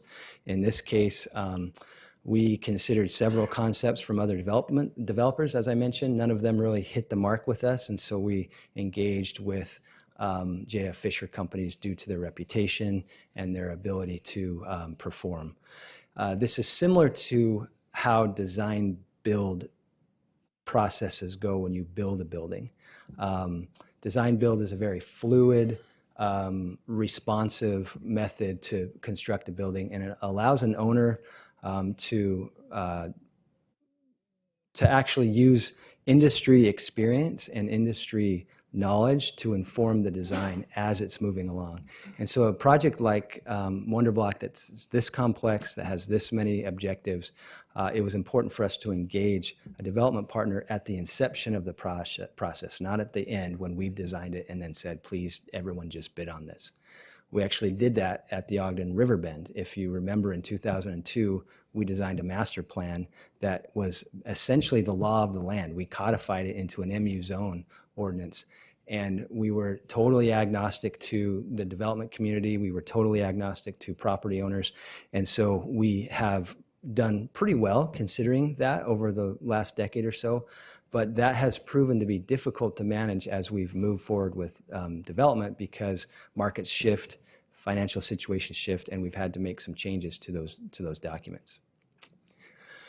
What would happen if the RDA did not pursue or engage in developing the empty site? Well, if you rewind all the way back to 2016 or even 2012, when Continental Bakery shut down, had we not pursued this, that would likely have been a factory. They would have shut the doors on Continental. That allowed use would have existed for at least another year in that same building. They probably would have desired to sell that to another manufacturing facility. It was a usable plant. They basically flipped the lights off and walked out. And so that plant could have been turned back on by another operator the very next day.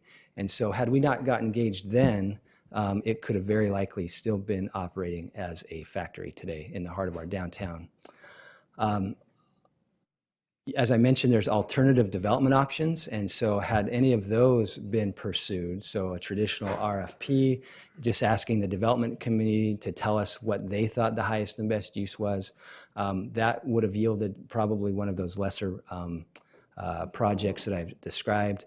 We most likely would not have been able to enhance the back of house issues that the businesses on 25th Street are experiencing related to trash pickup and other things that encumber some of those things. If you've been to the restaurants on 25th Street, some of them push their trash out the front instead of out the back because it was inaccessible at the time. And then again, we're seeking to build a high revving, sustainable economic engine that will drive the growth and meet the needs of the future expenses of the city. And so we wanted to make sure that our involvement supported that. Who will own WonderBlock? I mentioned that. It's a public-private development partnership between the RDA and the J. Fisher companies. We will both jointly own the property and the buildings in that joint venture, and they will operate everything except for the parking, which that is coming up in a few minutes. And if any of it is sold, all of it or any of it is sold, again, I mentioned how the financial benefit inures to the RDA through the stipulations that are agreed upon in the operating agreement, which you will have before you soon so that you can review. We've covered this a number of times. I don't know how more emphatically I can say this, that this is money that is either generated by the project itself or has been generated by other investment projects that bring a non-property tax or sales tax yield to us. And so none of the citizens' taxes will be affected directly by this project. Why is WonderBlock considered a better, more resilient project than some previous projects or potential projects? WonderBlock is interesting. It looks big on the pictures, but if you go across the street, it's a fairly small site. We're packing a lot in there. And because of that, it's truly a mixed-use environment, unlike even the Junction. The Junction is considered mixed use, but it has significantly less residential units at the Junction. This has 354. I believe the Junction's under 200. And so that 24-hour presence and that mass of people that has never existed on that site, again, it was a factory. So we're introducing for the first time in its probably history a significant amount of people that will be a benefit not only to the uses on WonderBlock, but 25th Street and other places in the downtown.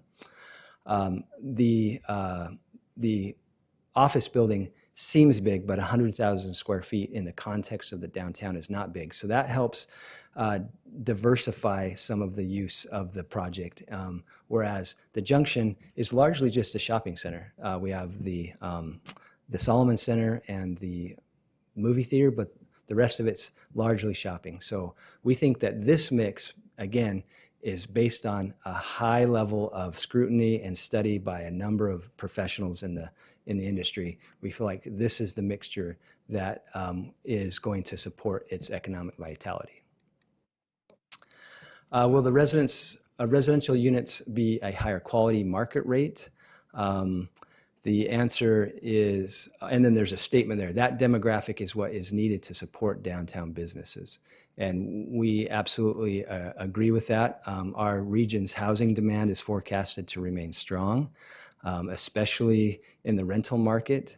We believe that the large-scale apartment buildings that we're seeing pop up in so many places is the best suited in a downtown environment. We're actually going through some of our commercial zones and even some of our residential zone language to limit the number and size and scale of some of those apartments, because we do believe that that scale and density is best served in our downtown environment. So we want to push all that there and preserve our residential neighborhoods especially. A demographic with a discretionary income is necessary to support not only the businesses of WonderBlock, but all the businesses in downtown. And so that's what these housing units are seeking to support. And I'll talk about housing a bit more in a minute. Will the project result in gentrification and reduce affordable housing? So according to recent housing information that well, let me go to this graphic actually. This says it better. So this is the October 2022 Housing Affordability and Access Study that was commissioned by Weber County in conjunction with Wasatch Front Regional Council and the University of Utah. And I know it's kind of hard to read, but I'll read some of this for you because I think it's important. So a maximum affordable rents are assumed to be 30% of your annual median house income. So in that second paragraph, there was a 1,143 unit deficit of low and very low income rental units, so that 30%. Housing prices have changed since that time, so obviously that deficit's probably gotten larger, but the corresponding deficit is interesting. There's also a 3,000 unit deficit in the highest income brackets, which means greater than 100% AMI. So that means that if you can afford to live in a housing unit that is in the 100% AMI category, that you have a deficit of those types of housing units. And therefore, what the study finds is that the highest income bracket is consuming surplus units in the lower income bracket, meaning it's exacerbating that deficit because high income earners are now having to go to more affordable units to find a place to live because there just isn't anything in their price category. The third paragraph is equally interesting. Ogden provides 65% of the county's affordable housing, far more than anyone, and the next highest is Roy at 6.5. So Roy's affordable housing stock is 6.5 of the county's stock, and we're 65. And so that just, and they've summed it up better than anyone can. It is one of the 3 communities that provides more than its fair share of affordable housing regionally. And so for that reason, we are seeking additional market rate units because, as I mentioned before, our vision is that of community building.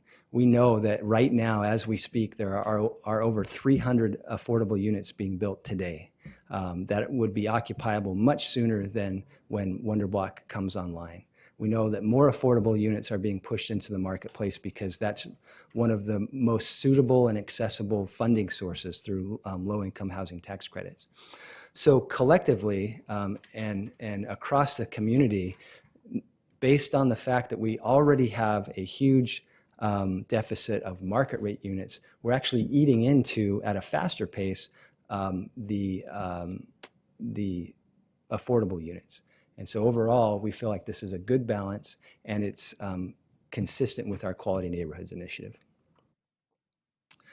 What is the long-term value, economic resiliency, and measurable success of the project? We could actually have a whole discussion about this in terms of what these types of catalytic projects do for a community like ours.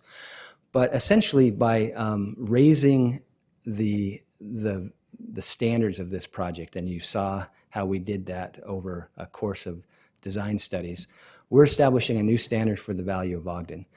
Comps, as new projects happen after WonderBlock is built, the comps that will be built after that will always look at WonderBlock for a value foundation. And so this is setting a new high bar for new projects going forward. Additionally, even though we're using our tax increment to pay, which is essentially the property tax generated by the WonderBlock, we're using that to pay for the bonds. It will throw off additional sales tax and income tax, not only during construction, which is significant. It's $122 million of construction jobs, materials, suppliers over a 3 or 4 year period. But there will be more people that have ever lived there, living there. And so their discretionary income will benefit those people on 25th Street and other places in the community that the city will collect taxes on. Programming and events now have a totally different venue that the community can utilize to program what is meaningful to them. That was the thesis behind the Dumpke Arts Plaza. We provided, with the help of the Dumpke family, essentially a black box, and now the community has this black box that they can utilize to their liking. WonderBlock does that in a way where we can tie in that interior area to 25th Street and really create a unique space. And again, more visitors, more residents, and more specifically, we have a tremendous amount of leakage, retail leakage, and brain drain. And so we always talk about how one gentleman spoke about Ogden just staying Ogden. Well, Ogden's not staying Ogden in a lot of ways because our residents leave Ogden to shop, they leave Ogden to work, and it's because we have not been able to provide all the things that our citizens need. They go to Riverdale to shop, they go to Station Park to shop, they go to other places to dine and to shop, they work in Salt Lake or they work in other places. We can have those things here and keep those keep Ogden, Ogden. I totally agree with that. And that means that we have to do more because of who we are and our history, and we have to think differently, but the same, because what we're doing has actually been working for a long time now. Why are the BDO lease revenues being used in the project? I've mentioned that a couple of times. They represent a city's return on a previous investment. We feel, because that's unrestricted money, that a portion of that should be reinvested to go into new development investments like the WonderBlock that could then recreate an additional positive return, while still keeping a good portion of BDO lease revenues available for other expenses that are programmed through the normal budget program that our budget process that you all see. So the amount of BDO lease revenue that's captured by this project and the repayment of the bond does not represent all of that revenue source, and that leaves a significant amount to be used for other things. And that leads into this question. Are there opportunity costs in terms of using some of that money? As I've mentioned multiple times, because the repayment of the debt for our investment is generated largely by the project itself, and then we utilize other investment monies to pay the rest, it is self-sufficient, self-sustaining. There's a lot of things that you heard about tonight that actually are expenses. They're things that take money, that don't generate this, the sufficient revenue to cover their costs. Things like WonderBlock are the engine that drives the revenue to pay for those things.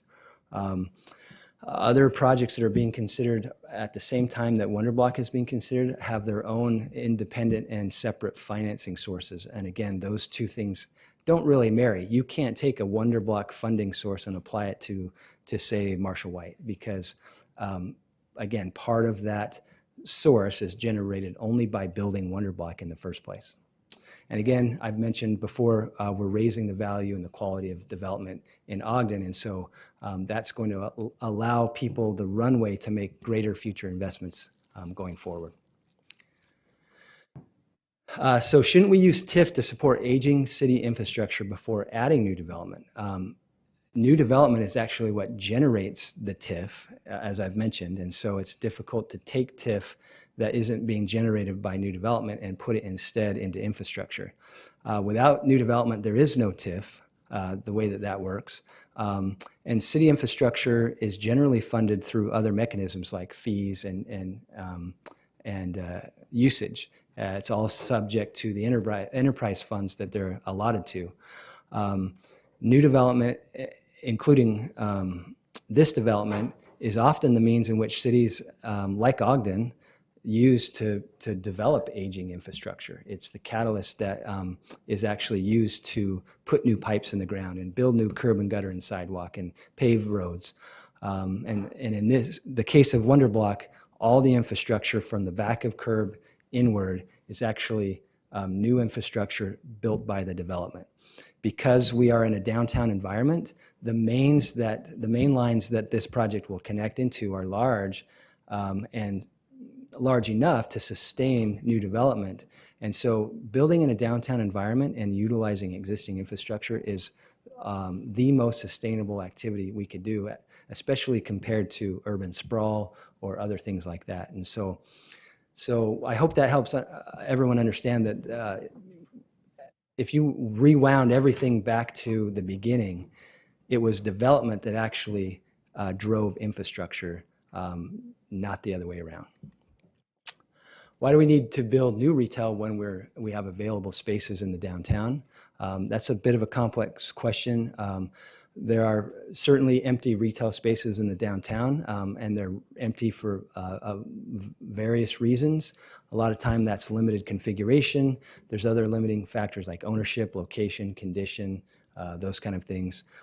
We try to work with all of our retail businesses in the downtown to help facilitate growth and sustainability.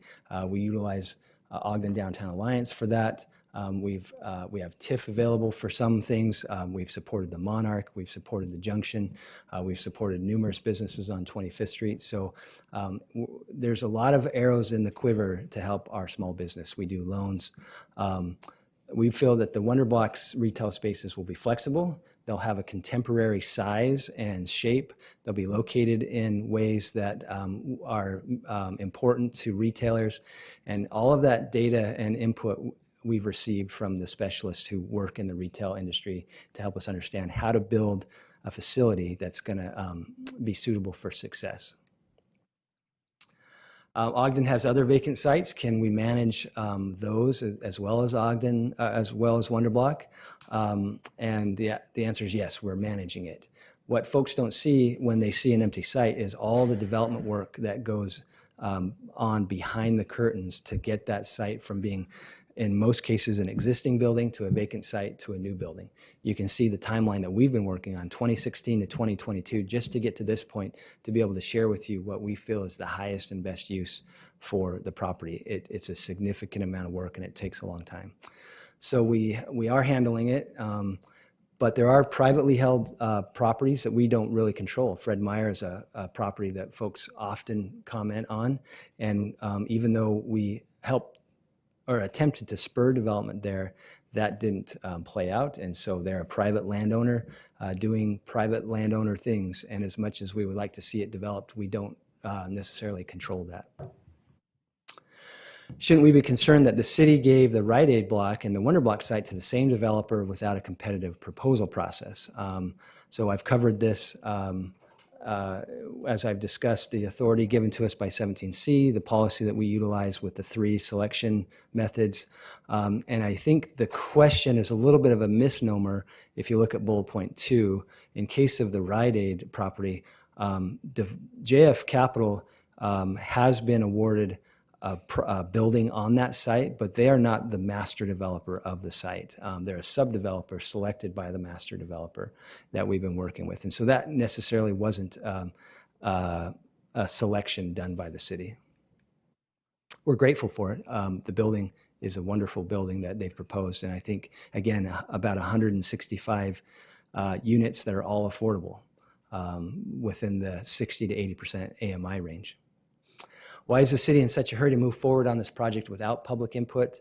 I won't cover this. I think we've spent some time already. Janine mentioned it. We're doing it right now. Why do we need a new hotel as part of this project since the downtown hotels are empty? This is a real question by a real person. The answer is the downtown hotels are not empty. In fact, they often exceed their normal occupancy levels to the point where visitors have to find other places to stay outside of downtown Ogden.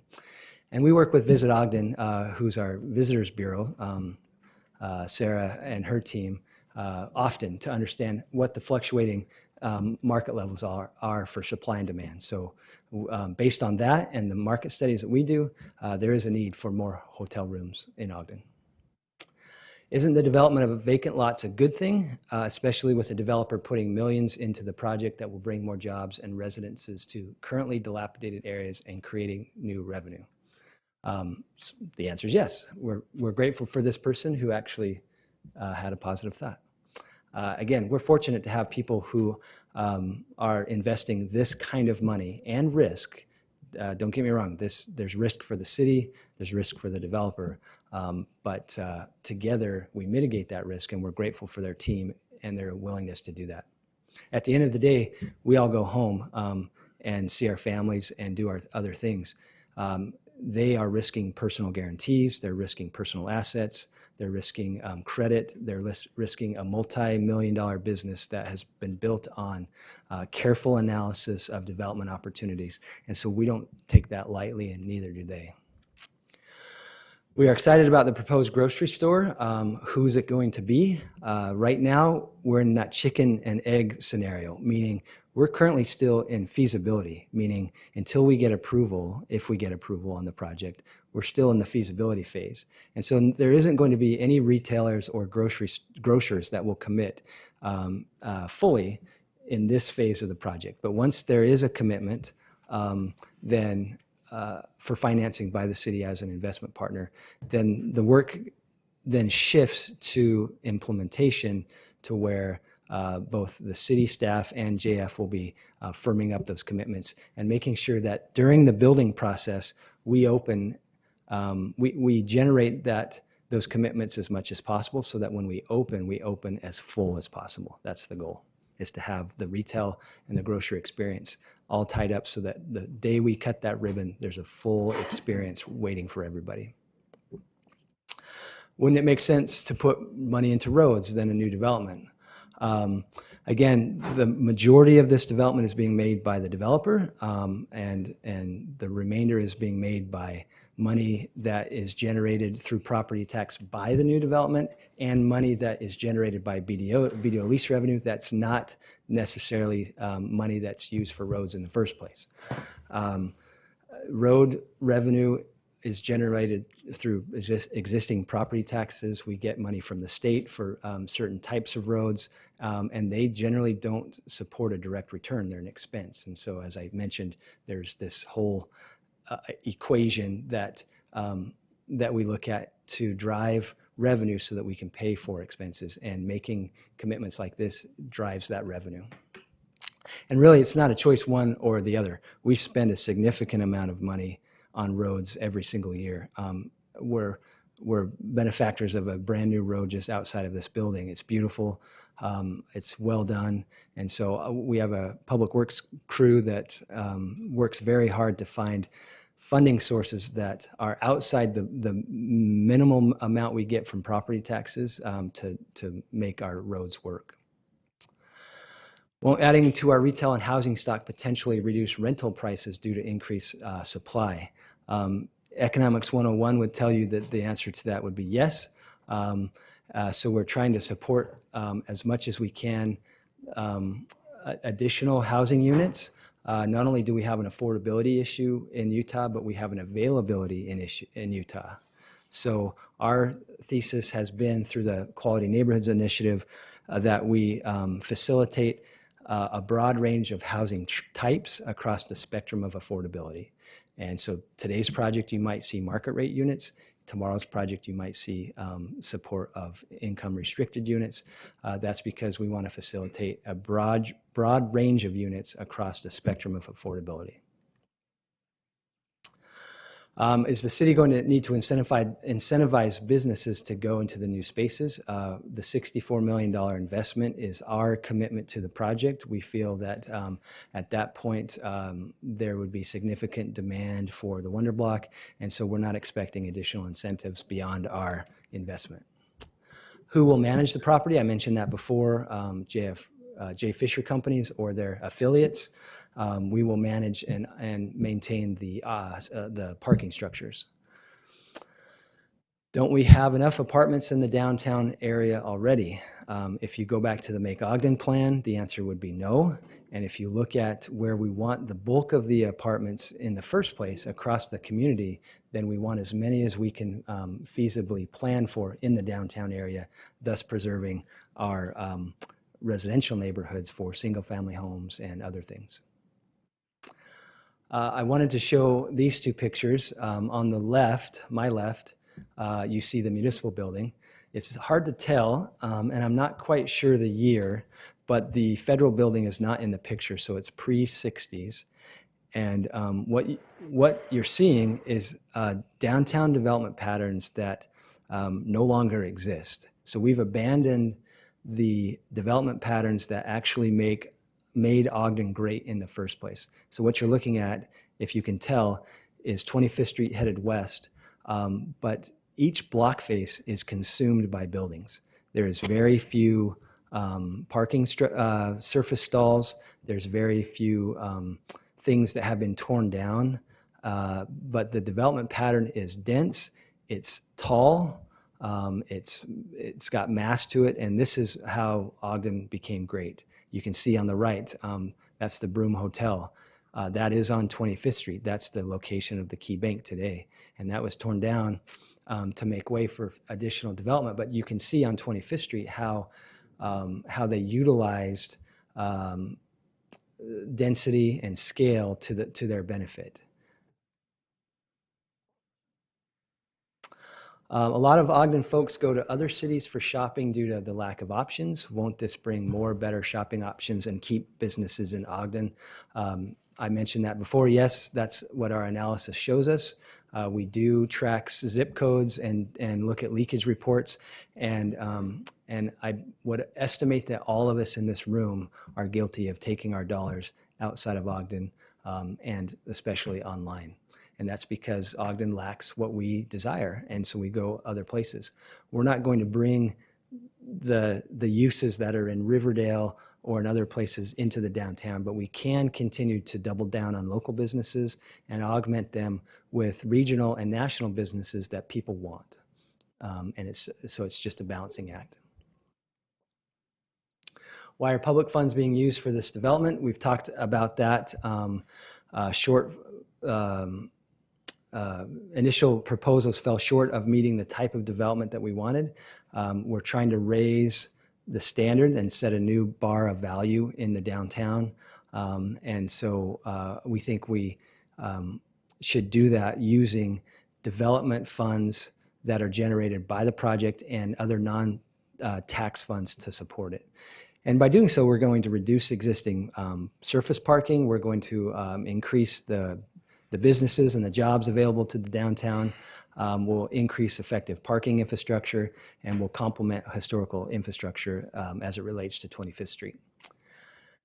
Is the city stealing money from residents to give to private developers? The answer to that is no. This is a real question, so forgive the quotations there. Is WonderBlock just like the Junction, only on the dumpier side of town? I'm not sure what that means, because the WonderBlock location is right adjacent to 25th Street, right in the heart of our downtown. And so it is ripe for redevelopment. Again, it was a factory for decades, and so that is not conducive to what we're trying to build with our downtown. So yeah, it is ripe for development. The Junction has proven to be extremely valuable for what it is.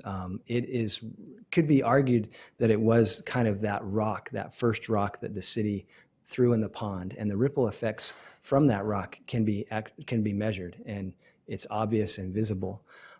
Is the Junction full, and does it provide certain things that people think it should? No, it's also over 2 decades old, but it has done its job to revitalize and catalyze additional investment. And so this is jumping the S-curve. So we've gotten to that point, and now we have to look at how do we reinvent for the future. And WonderBlock is not a silver bullet. It's not going to solve all of our problems, but it does establish, to use the vernacular of the time, a new normal, to where things that come beyond it now have to address it in terms of their existence. Will the WonderBlock development keep the city from addressing other community needs, like other needed redevelopment infill along Washington Boulevard? The answer is no. Again, we're working with businesses along Washington. We're looking at parking solutions to help, especially on the east side of Washington. We have a number of RDAs in place on the east side to help facilitate people and businesses over there. Again, it's not a mutually exclusive endeavor. We're talking about one project, but this is all viewed in the context of community development as a whole. Have the development plans considered the needs for children? Our market study showed that WonderBlock was best suited for 1- and 2-bedroom apartments, and so generally speaking, we won't get a ton of children. We feel that not all open space is green space. So we feel that the promenade that extends from 26th to 25th, that links everything to 25th Street, is that open space that is important for the residents and visitors of WonderBlock. And then we have a park right across the street that will actually be connecting with a little bit more deliberate mid-block crossing elements, so a raised median and some other things that can help people go from WonderBlock to the municipal park a bit more easily. If the city is going to borrow money for development, shouldn't other areas be first, like Rite Aid, Marshall White, and Union Station? So again, these things generally don't cannibalize each other. They're all viewed in the sphere of their own existence. So the Union Station funding, when that time comes, will be specifically identified by the needs of Union Station.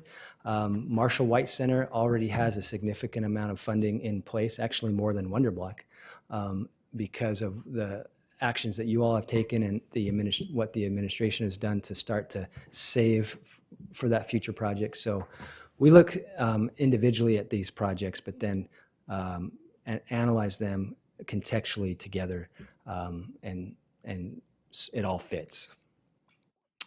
WonderBlock looks great. People don't like change. Will city leaders be able to keep a positive focus and push forward despite the complaints voiced by some? That is our hope. This is a complex project. As you see in your time as the council, one meeting varies to the next, and you could get contradictory requests by citizens even in the same meeting. And so our job is to give you all of our best effort and all of our best information using professionals and other interested parties and help you make the best decision that you can. So where do I find more information about WonderBlock? There is the website with the link. There's also a link that allows you to provide feedback. A lot of these questions were gained from that link, so we collect those and we try to address them in various settings. Okay, moving forward. Anybody need a break? Yeah, in my bed. We haven't even gotten to the real part. That's the unfortunate part, is this is so consequential to the future of Ogden, and we're talking about it at 10 o'clock at night. It's unfortunate. I don't know any other choice but to press on, but I don't know. We're having a hard time. It's been a long night and a long day. It's up to you. I'm flexible. How much longer do you think it is? A while. We're at the halfway point plus the comments. I mean, you're doing a great job. You can talk a lot. I appreciate it. I need a drink. Can I? Are you serious? Get a drink? Yeah. I honestly, I think we need to rethink this because, I'm not thinking straight anymore. Honestly, if it was a work session meeting, maybe, but. I was thinking you might need some fluids. We have been planning this night for a long time. You've been planning this project for a lot longer. So we want to honor this project, but honor the people that are still here. We have a meeting next week. We were not aware of the deadline for the district, so we had no choice but to address that tonight. That took a long time. We have a meeting next week. I feel bad. May I add, Chair, that we're moving into the parking segment, so this is a good place to stop if you chose to, and still allow for questions related just to the WonderBlock elements of it. And then maybe bring back parking next week. Janine, do you have the calendar? You got the calendar in front of you? Yeah. Just like, how they do. Any thoughts?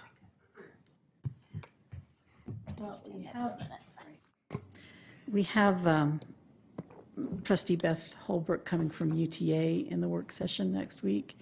There are a couple of other items which we could move from the work session. So we do have work session time. There's just a couple of items on the council meeting which also could be moved. Sounds good. So let's do the WonderBlock portion tonight. Parking next week, maybe. Is that a save at least? Honor people's time. I think we could definitely address any questions regarding the first section. Let's do that. Let's get questions out from remaining questions about the WonderBlock portion. Next week we'll come back, do it again, honoring people's time and attention and bladders, and we'll do just the parking. Seem like a reasonable plan. Okay. So you're good with your part. Yes, so I'd be happy to take any of your questions related to WonderBlock, and then. Do you guys need a break? You good? She's leaving. She's leaving. So, Okay, hold on. did you need a break? I'm okay. I just Okay. stood up and stretched a little bit. Yeah. Okay. But Question I and really answer? appreciate all of the effort. Yes, would you like me to? I had a quick question. This is just looking at the map of where the hotel is. Relative, yeah, back up 80 slides.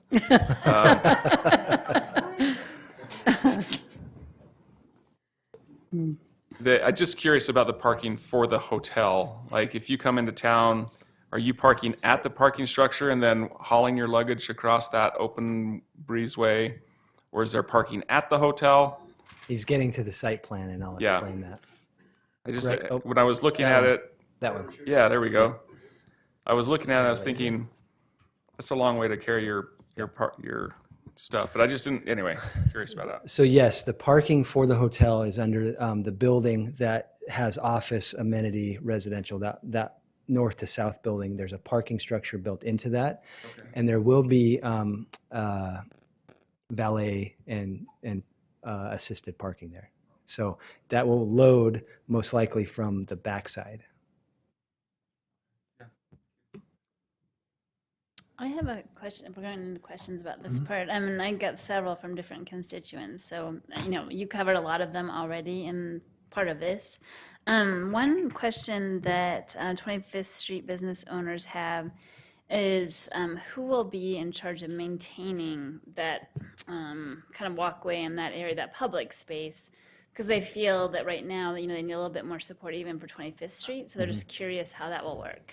It's a really good question. So this will operate similar to an owners association, and there will be a management company, a professional management company hired by that owners association to maintain all the common space as well as buildings and things like that. We'll do the public parking elements, but then a professional company will manage that. That is a big difference between how 25th Street and even the Junction is managed. They're managed more as a collection of businesses instead of a business. And so we wanted to learn from that and do things a bit different here. And we think that will enhance the experience. If you go to City Creek or Station Park or other places like that, they have uniformed people that are walking around maintaining the space. They have a code of conduct or a code of ethics. They have security. All of those things are things that we've learned from other places, both good and bad, and would implement here. Is it okay if I do a couple more? I sure can. I'm Yep. sorry. I apologize. It is That's- about this area. It is. Some of those business owners, too, are really concerned. We had a recent, we still have an ongoing construction project going on that's really affected a lot of local businesses. So I think many of them are a little bit, leery of having such a large construction project happening so close by. And we know that there's going to be great benefits in 4 years or whatever. They're wondering what is going to happen to them, or what is the city going to do to help support them during this process. And just to add to her comment, because it's the same thing I've been hearing, they're not worried so much about what's going to happen in 3 years when this is done.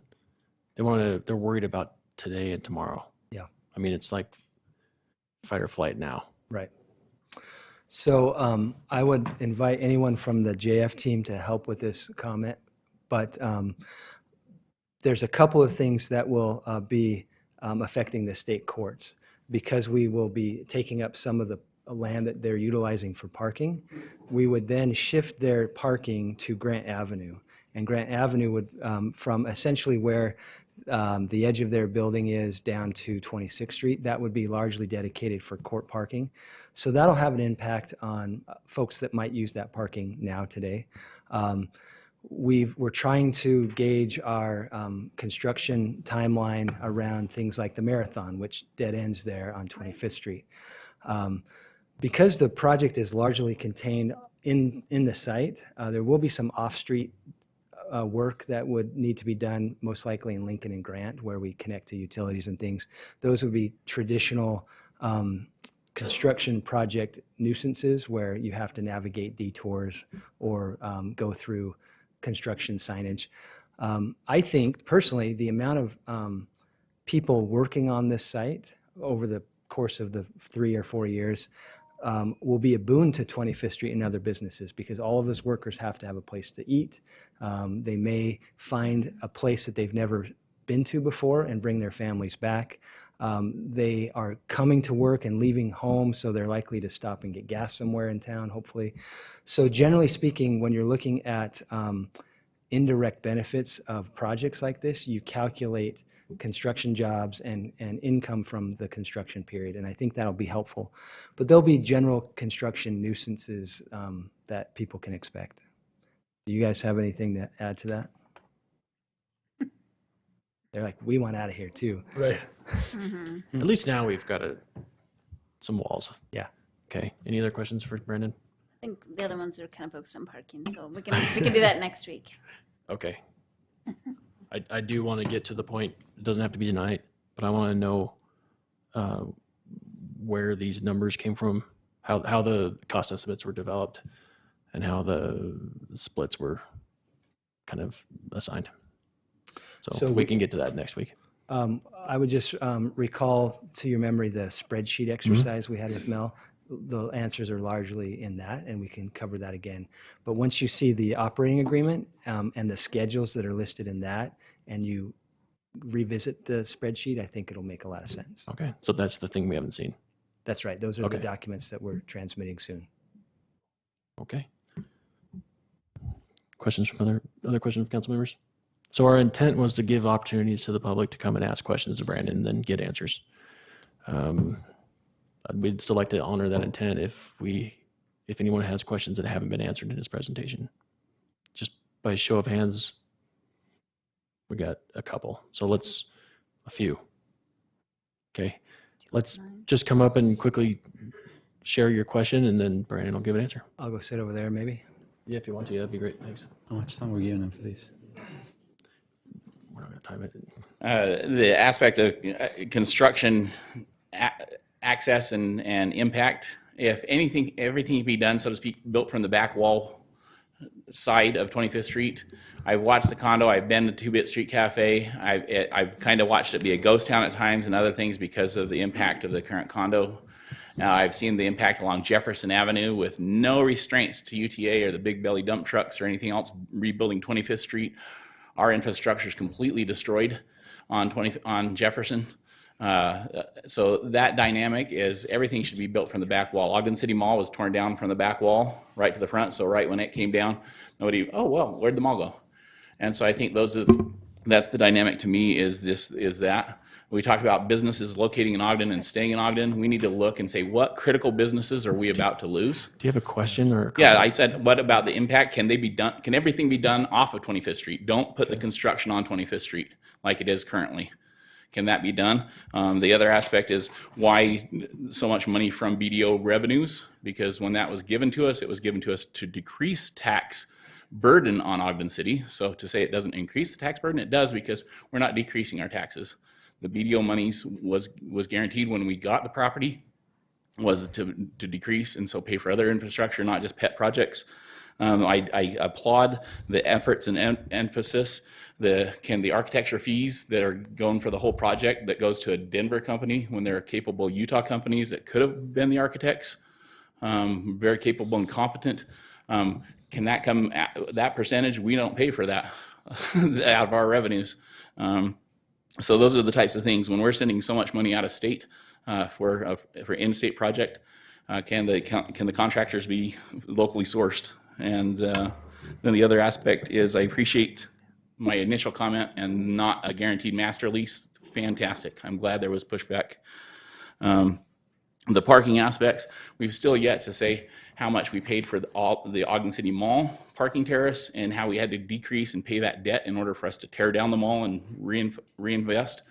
Why is there not a comparison to say, here's how much we're paying for parking again? And then also Stop and Shop on 12th Street was closed for all of one day when they rebuilt. And so the same thing, transition for courts, parking, everything else. If some of the lot stays vacant for the next phase or phase 2 of a particular building to accommodate parking for the bigger things, then can we do that negligently impacting the neighborhood? Okay, thank you. Brandon, you want to give it a shot on that? Yeah, that was fast. I was trying to. I know. I had to go steal a notepad because I can't remember that much.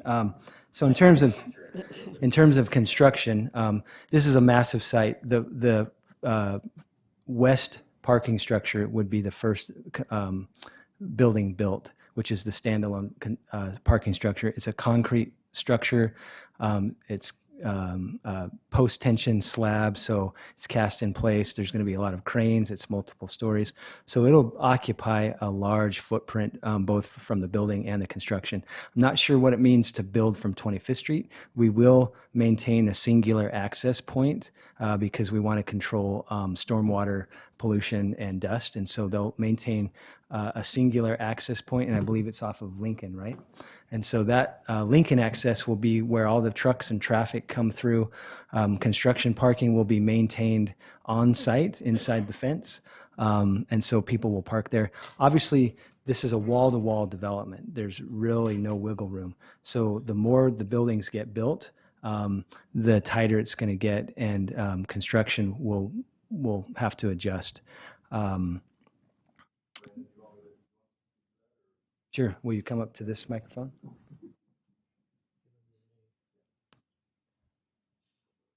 My name is Brock Loomis with J. Fisher Companies.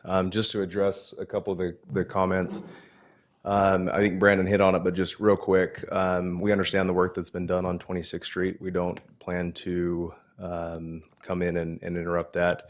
We also understand the businesses on 25th Street, and the small amount of access that we have to that site will really just be used to build the hotel there. Efforts are going into the civil design to connect utilities for the hotel to the south, not the north, as much as possible, so that we don't have to cut into 25th Street unless absolutely necessary. You'll see a small amount of utility connections into Grant and Lincoln. We worked hard with the engineering department to look at potential development in the future, whether it be this project or another, a while ago when they were designing 26th Street, and they did stub utilities into the site as much as possible to address your concern, to make sure that we, a development wouldn't need to impact that road more than necessary. And then as far as the impact to the site, I mean, it really will be very much self-contained within the project. There is access that has to be had, and that'll all be pushed to Lincoln. But inside the site is where the majority of the work will be done, the parking for construction crews, and all construction work. So, will there be local service providers for some of these specialized services like architecture, et cetera? For sure. So the architecture firm is based out of Denver, and that was a choice made by their experience with mixed-use projects of this size and scale. As far as the construction of the project, it will be vastly built by local contractors and local subcontractors. Okay. Thanks. Yeah. What was the question about learning lessons from the junction parking? Did you catch that? The junction parking was built in 1979. I think the only thing that we have from that time is a blueprint. So I can't speak to that, unfortunately. Okay. The BDO lease revenue question, again, was 1999. I've read some of the documents, not all of them. They're about this thick. And so I can't speak to the intent of what the revenue from the lease split was meant to go towards. I know that at the time it was a much more speculative project than even this is, because they were taking donated land with no infrastructure, bonding for it, and then hoping that we would get development revenue from it. So I'm not sure if that intention was clear, and if it was, I don't know about it. Brock mentioned the local teams, which I think is great. Their integrated builder is local, and all the subs are local as right, well. Yeah. So we do have an integrated commercial GC on the project, and our subcontractors that we use are all local. Okay. And then the last one was architectural fees being offset or avoided.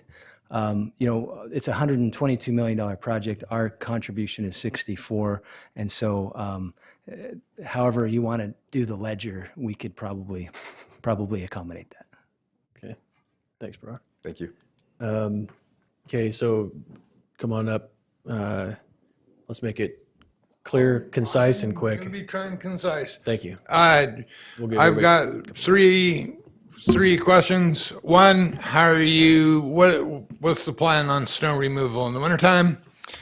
The second is that quickly address one of your points is about what made Ogden a high rise on the street. That was because we had an awesome absolutely world-class public transportation system, of which we do not anymore?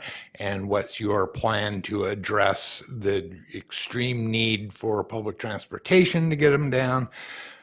My third question is, you went very in depth on market rate for housing. What about market rate for retail? What makes Ogden Ogden is locally owned and operated shops.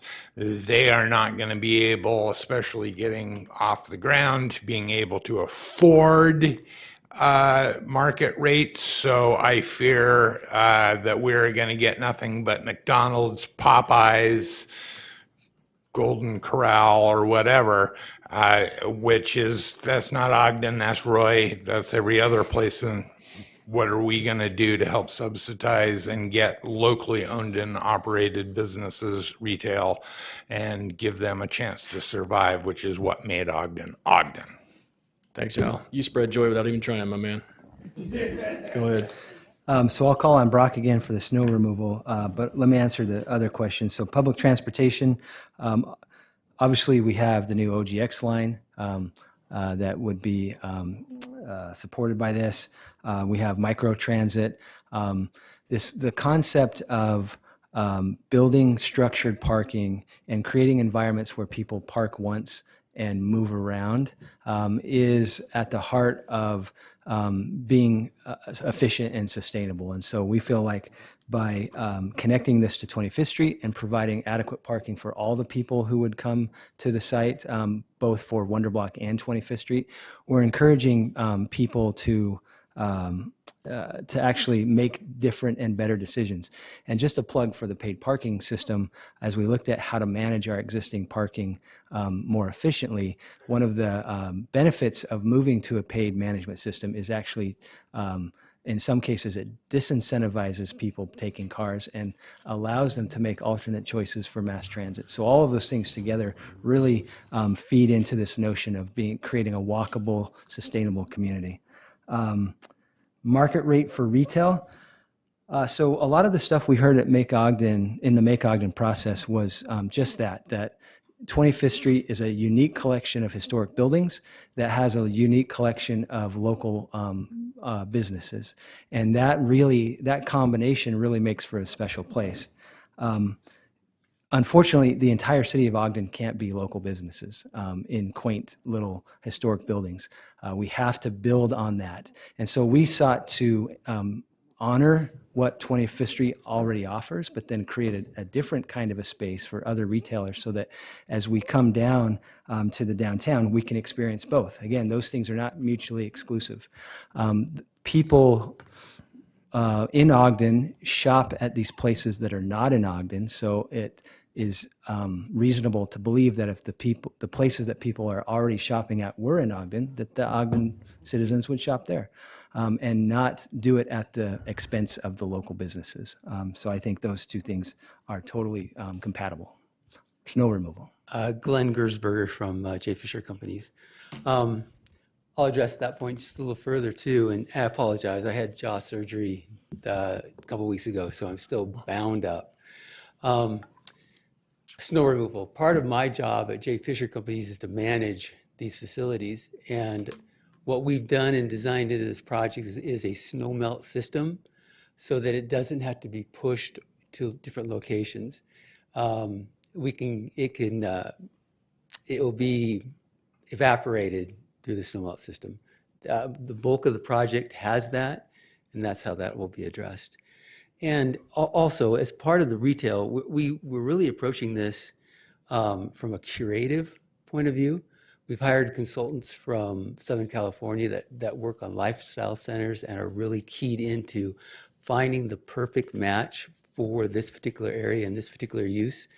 And one of the things that we did talk about, because we're sensitive to this maker's market that you have here in Ogden, that we would have summertime activities or space dedicated to those makers. They could come in and sell their wares or their products.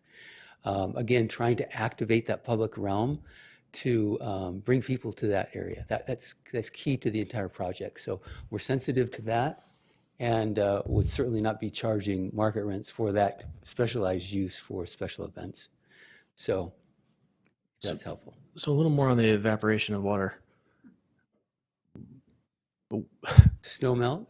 It just melts. It melts. It doesn't evaporate and just go away. It melts and runs to where? Well, underneath, in all of those public spaces, what we call public realm, we'll have hydronic systems. In other words, pipes that run under the surface that put heat under those surfaces, melts the snow, goes into the stormwater system. Okay.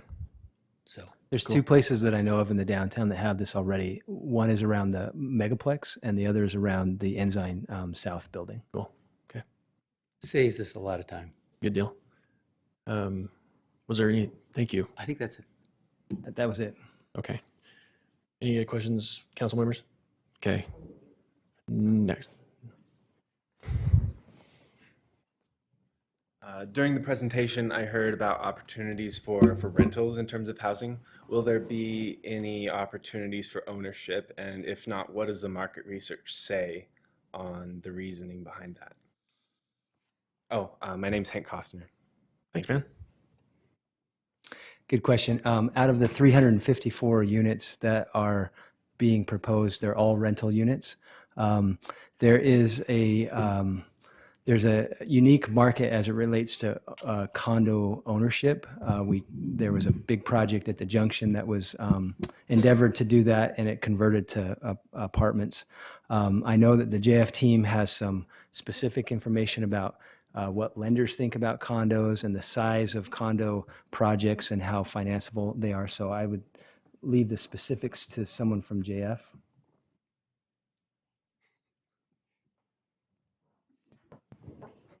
Yeah. Yeah. I know. He's got a broken jaw. You were closest to the exit, so. No, my wife, she's tough, so I just learned that I don't mouth off to her. I'll be better off.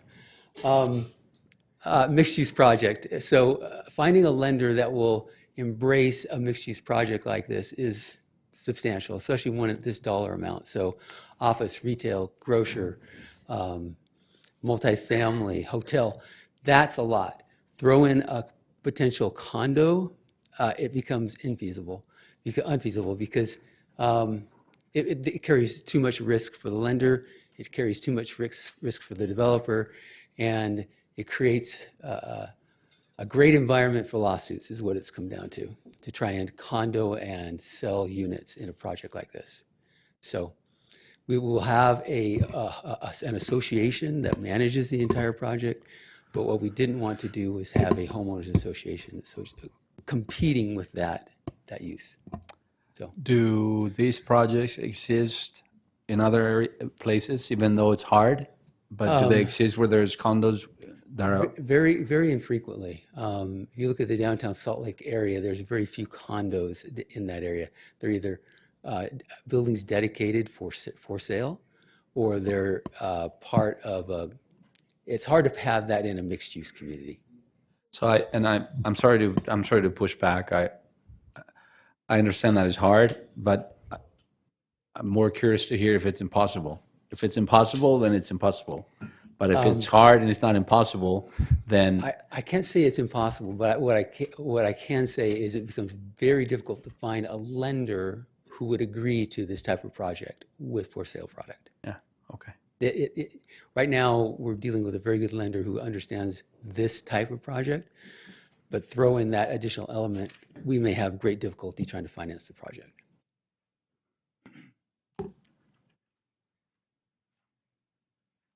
My name's Chad Bessinger. It's not impossible, but it's just not worth the risk for developers. So somebody can try to tell me if I'm not telling the truth, but try to go find downtown Salt Lake where a condo, structure has been built. There might be a small, tiny one, like with 10 to maybe 20 units, but nothing, like 100 units, 200 units, 350 units. They're just not around. It's not worth it for developers to kind of take on that risk. And the risk is what you said earlier, like lawsuits primarily, or yeah. I mean, if we condominiumize 354 units here at WonderBlock, there's going to be unhappy people about whatever. Sure. In construction, nothing's ever perfect. What about even if you're building just a single family home, there's still, issues that need to be, looked after. Right. So people kind of, they kind of, build off each other's, frustrations, and sometimes that leads to class action lawsuits. So, Okay. Developers just don't want to do that. Thank you. Is there a possibility at the end when the project's sold off that could transition into owner-occupied spaces, or is it pretty much locked in from the beginning that it'll be rentals? You might have a buyer that comes in. Yeah, as long as we're in ownership and in management of it, it'll always be rentals. Yeah. So last question on that one. What about then, same thing for even a small portion, dedicating 10% of your units? Even that is highly, It's still tough to do. Still, okay. To talk the lenders into that. Okay. Thank you. I got a question before you sit down. The guy with the jaw. Glenn. Yeah. Glenn, thanks. Glenn. You mentioned the activation of spaces. Yeah. Different events, different makers, etc. Like I think that's really important for the energy within the space. How do we pay for that kind of a activation? That actually comes from our side. So we'll have what we call them as common area maintenance costs that will be attributable to everyone that's in that project. So from the grocer to the retail to the multifamily, they'll all be contributing into this common area expense pool. And the funds that are in that pool will accommodate those type of projects or events. So how would you envision that dovetailing with like a farmer's market and all of the downtown events that we host and things like that? Well, I hope they'll complement them. Mm-hmm. What we're hoping and anticipating will happen is anything that's going to be on the 25th Street will see the activity on that plaza or alley that we're calling it, and be drawn in to see what's happening down there. That water wall that you saw with three-dimensional figures that are always changing from season to season, it will be a place that people come for that Instagram moment where they can come and see what's being shown there. That activation is going to be critical for that, as well as complementing what's going on 25th Street. Okay. And I can add to that, Chair.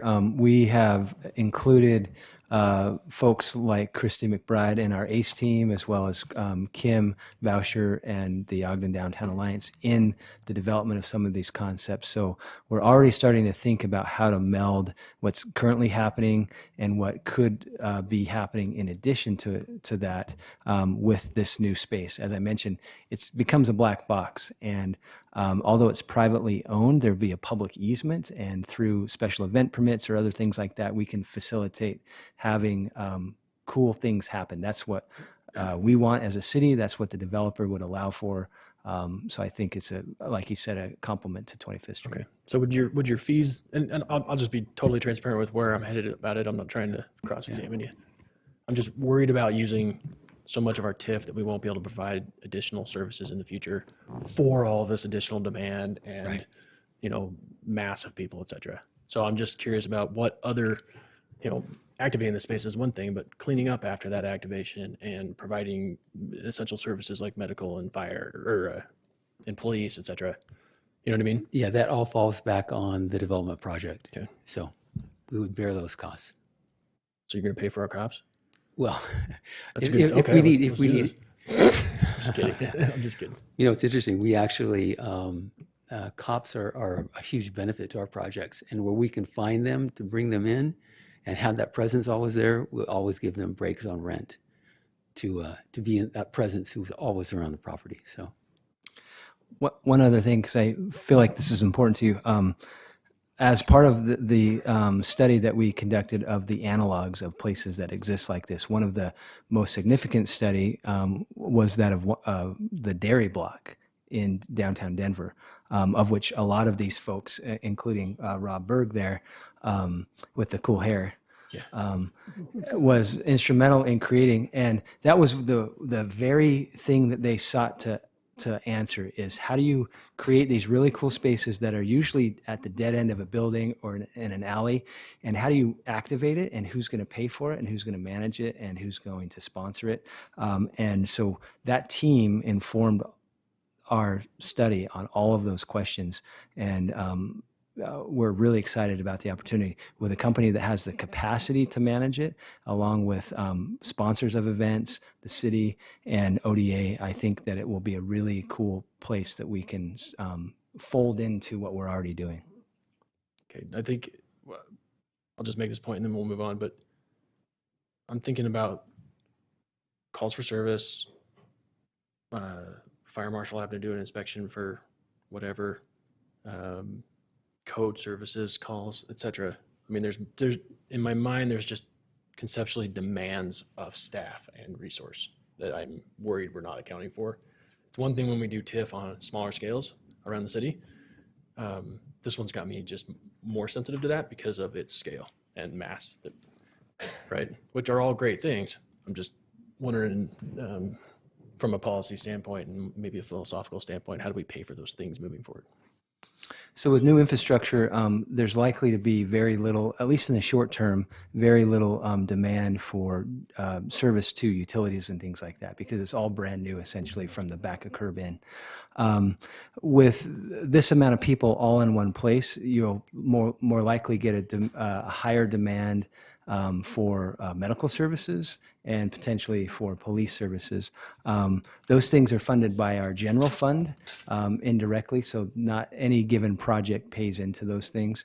So as I mentioned in my presentation, as the direct and indirect and imputed benefit of WonderBlock expands to our general fund over time as we see increased sales tax and property tax of adjacent properties, that all goes to the general fund, which allows us to hire more police officers, which then have the ability to staff more calls for service. So there isn't a direct correlation per se, and TIF wouldn't be necessarily the link anyway, but that imputed and indirect benefit of having a project like this that's going to grow the general fund capacity of the city to provide those services across the whole town is the main point. Okay, so it would fall on future councils to make wise policy and budget decisions with the revenues that we gain from this. Okay. Well said. Absolutely. Okay, the economic development policies are almost never the problem for how services are rendered. It's usually the decisions that are made after the economic benefit is inured and what people decide to do with that benefit. Okay. And in case I don't get to stand up again, Janine, nice job. Brandon, fantastic job. Oh, you're coming back. You did well. Don't worry. Yeah, we asked Brandon to sit up here because we expected this. And I had a meeting recently where the public and the speakers were sharing a mic, and it did not work well. So okay. Just a super quick follow up on the condos. I don't know if I know this question and answer, is in my mind to look at whatever concerns we have, the public might have. So that I understand where the answers and where they're coming from, but to me, that's very important. Someone just alerted me that there are places where they have condos and townhomes and these type of developments for sale. And so for me personally, that's super critical, and for me could be a deal killer for me. And the other question I had was because of how important I think is to give our people in our community the opportunity to be homeowners. And then the question I had was, if this was addressed, I apologize if I missed it, but did anyone address how this project was, when it started, it was created or envisioned pre-pandemic, and the amount of office space that we have in a post-pandemic now era where we might having too much office space? Has that been looked at? So is your question, is there too much office Right. space? Is there too much office space now in a post-pandemic era where A lot of people seem to be working from home, and a lot of companies, it seems to be that that's where they're moving. Has that been looked at? Because these projects started before the pandemic. Yeah, we feel very comfortable with the size of the office space. It's 100,000 square feet. It's not a lot, comparatively speaking. Right now, Farmington City is actually under construction, building the roads and utilities to support 1 million square feet of office by Station Park. We work with the Northern Utah Economic Development Alliance with Chris Roybal, and he has done far more extensive studies than we have, but in general, Northern Utah has a significant deficit of needed office. The office use is changing, right? So these downtowns that are monolithically developed as office locations, so think Manhattan, downtown Seattle, some places like that, big metropolitan areas that are largely office uses, those were hit the hardest in the pandemic because there was a shutdown of that. But you see in the news over and over and over again recently that the major companies of the world are requiring a return to work policy for their employees. And so I don't think we are monolithic like that, meaning I don't think we have so much office that we're going to be just aligned with this one product class. I think 100,000 square feet in an office market that still has some room to grow, and we're feeling that competitive pressure, right? With the Farmington example that I've mentioned, Clearfield is building office in their downtown. Roy's looking at office on 1900 West, and so we're talking about multiple years from now, A, and B, we think it's right-sized, and C, it's a type that we don't currently have a lot of. We have some good office space, but we don't have traditional floor plates where it's 10,000 square feet or 20,000 square feet or 25,000 square feet. And these businesses that we are recruiting through our economic development office that are generally connected to the aerospace and defense industry, those are the types of offices that they want and need. The primes are going to live close to hill and on hill, but the subprimes and the suppliers and vertically integrated companies that support those massive companies want to be in downtown areas that are unique, that are experiential, that have everything out the front door. And so those are the types of places that will probably be in high demand. Told you you'd be back. Yeah, so a little bit of a case study. We have developed about 110,000 square feet of office in Centerville, and we had one of our anchor tenants leave an entire floor in July. COVID certainly has had an impact on how people office and whether they work from home or work from the office. But what I learned with that vacancy coming on in July of this year is that the market is still very deep, and we have backfilled that entire space to date. So not with one single tenant, it's 5 different tenants, but there's still depth in the market for office use. Thank you. Mitch Vance, J. Fisher Companies. I just wanted to address really quickly Councilman Lopez with the condo association. The thought, what I can offer is coming from, I used to work for a city, and we had a planning commission that had this question frequently. Why are you building apartments when we want condos, we want ownership? To the point where they had us research it, had me research it as one of the planning staff, because Midvale, Mill Creek has a lot of condos.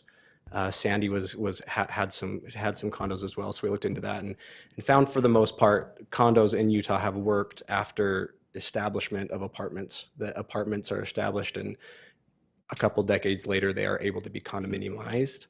That's obviously not the case for all developments, but it is a complex process, and at least in that area that we studied, that's how they were done for the most part. And all of them that we looked at were standalone apartment, with a sea of parking around it, rather than a dense mixed use, which just complicates it a little bit more. So I am with the developer, but giving you a little bit of another city's perspective, because I understand the concern. Sure. Thank you so much. Thank you.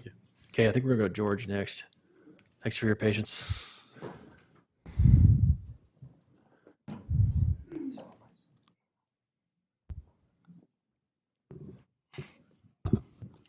My name's George Pappas. I have property in various parts of Ogden. I'm not going to talk about them. This is all financial. Miller Construction Company is coming up with $124 million. Is that right? That's right. That's right? Mhm. The Do J. they Fisher have companies. $124 million? I'm sorry, what was the last question? Do they have $124 million? So the portion that J. Fisher companies would provide to the project is both debt and equity. So with what? It is debt and equity combined. Debt and equity and what? You got to build a building. So, George, why don't you ask all your questions, and then we'll give you answers to all of them. I don't want you to run out of time. Sorry.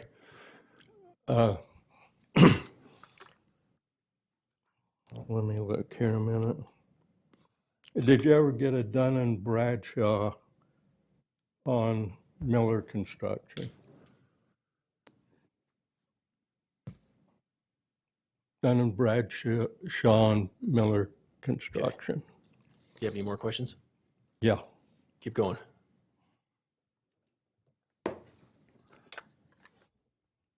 Did you ever get a certified certified financial statement on them? You guys are going into business with somebody. You got to know who and what they got. I've been through 3 depressions and survived all 3. And watch what you're doing. I'd do a lot of inspecting. Thanks. Thank you. Thanks, George. I've only been through 1 depression tonight. Just kidding. Just kidding. Okay, Brandon, to you. No, we have not looked at the DUNS number. But yes, we have looked at extensively the project financials and the financials of J. Fisher companies, and more importantly, have talked to many of the people that they have worked with and some of their partners, and so we feel very confident about their ability to perform. Is it a certified accounting opinion or no? Okay, so the answer is no, we have not. To certified financials, no, we have not looked at audited financials. Will we be? If that's a request of the council, I'm sure we can. Okay, thanks, George. And then He's got the Miller Construction Company. I think he meant J. Fisher companies. Okay. Yeah. Thanks. All right, who's next? Anybody else in the? Come on up. We'll get to the Heath and Amelia online as soon as we get through the in-person. Stephanie Vaughn, and my question is, have you looked at putting greenhouses on top of any of the buildings to potentially grow food for not only residents or the grocery store or for local businesses? And then as well for the parking structure, is there going to be potential to have a nature space, like a little park area, or a community garden on top of something like that so we can build a little more food stability into our city? That's my question. Thank you, Stephanie. And we've also been asked that question about solar panels as well, so maybe you could add that to it. So I've got some comments. Anyone from the Fisher team can join in. The parking structure and potentially some of the buildings will house solar array panels. And so the goal is to provide energy for as much or all of the project as we can, at least the parking structures that we would control. In terms of green roofs, on projects like this, because they're so dense on the site, you need somewhere to put things, and usually that's generally on the roof.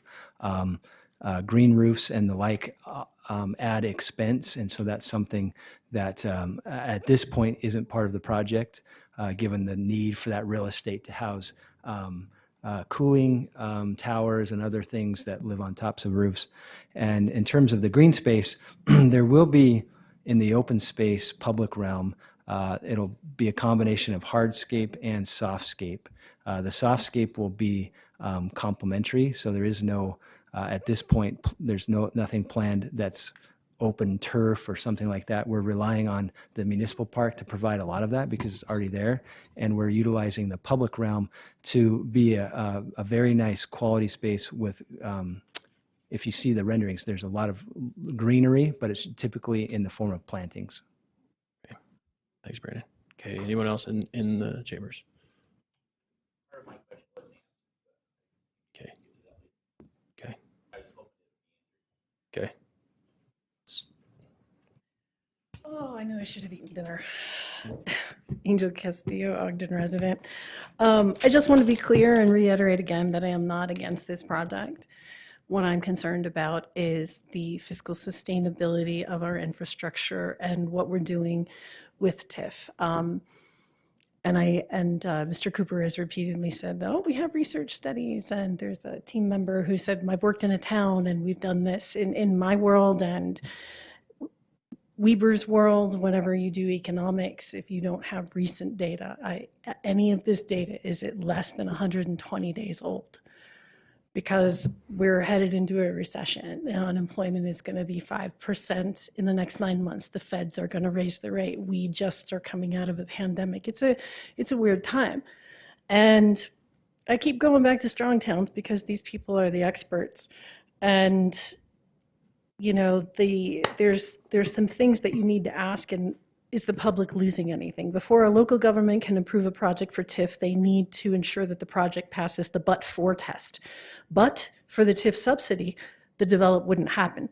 And if that's true, TIF is jump-starting and the public isn't losing anything. The problem is, however, that it's a challenge because the money to pay off the initial TIF subsidy is coming from property taxes that otherwise wouldn't have been collected at all.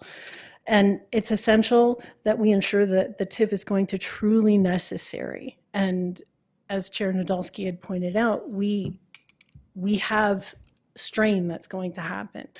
Yes, it's coming, you know, police and fire are under general fund, but when you put people in a place, we're going to have more police calls. Our police department doesn't have enough staff. They're not paid enough. We just gave them a raise. I mean, we've got to future think about the impact and plan for the impact. I'm not saying that this is a bad idea. I'm saying going into a big deal like this without due diligence, recent data, and planning for expenses that are going to happen, that are going to strain our general fund, that will result in raised taxes. So is your question, is the community losing anything? Pardon? Is your question, is the community losing anything with the use of TIF? Or is it recent data? The but-for test. But-for. And is any of this data less than 120 years old regarding a market study? Days. But for. But for. So what was read as a statement from an article or a podcast somewhere is the actual mantra that we live by constantly in terms of the world of TIF and the RDA. And you all can attest to that, or most of you, given the experience that you've had with me and my team over the years as we have brought to you projects for approval. That is the fundamental basis in which we even look at a TIF subsidy. So yes, but for analysis has been made, and I think it's evident given the numbers that we have shared with you. The fact that the project needs $64 million of additional investment beyond what the investment community and the banking community would be willing to lend based on NOIs and market yield. And so, so the short answer is yes, absolutely. In terms of market studies, so the number of studies that have been conducted are being refreshed as needed. Those that aren't refreshed are based on enduring economic principles in terms of value created, how, and I explained a lot of it in my presentation. There's more to come next time, so stay tuned for that. But this idea of using money in the case of TIF that doesn't really exist to facilitate and energize future value that then you can capture through policy decision making and otherwise, that's really what we're talking about here. So I'm not sure how to answer the question other than it's inaccurate to suppose that this isn't based on an extensive amount of data and analysis by my team, their team, and a whole other team that you can't see. All that data is available. We're happy to share all of or some of it with the council at any time that they choose. But I think the argument was that it might be old data. Right. So the answer to that is no. The data that needs to be refreshed gets refreshed in terms of looking at rents. Right. Rents over time change, and so when you look at rental pro formas, you want to look at where the rental market is at that time. So as we go through our development analysis, and then certainly during underwriting, when we do our bond pricing and the bank's underwriting with the JF team, all of that will be thoroughly investigated and looked at by the banks. They'll vet all the data because, again, they're at the most risk, or as much as we would be in terms of a lender or investor. And so all that data will be investigated, vetted, and they'll be done with far more sophisticated tools and teams that we have, but we've done our investigation as well.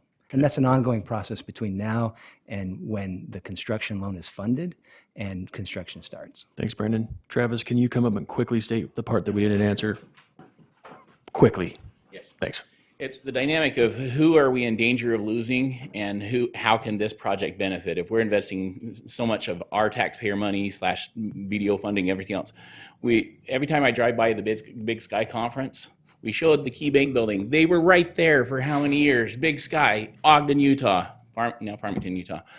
Management Training Corporation, Bob Marquardt's legacy, Centerville, Utah.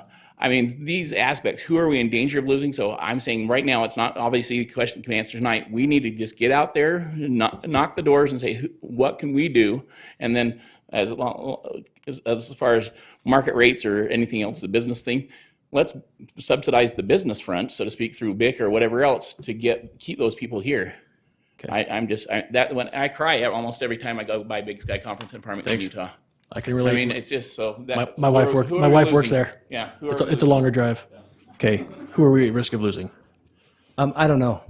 The thesis that I subscribe to, and I think we all subscribe to, is that the rising tide raises all boats. The market is a competitive environment, and so when market forces change, then people have to adapt, and sometimes there's losers and winners. I know exactly why Big Sky left, because I was part of that deal. But there's lots of reasons why businesses succeed and businesses don't succeed, why they move and why they stay.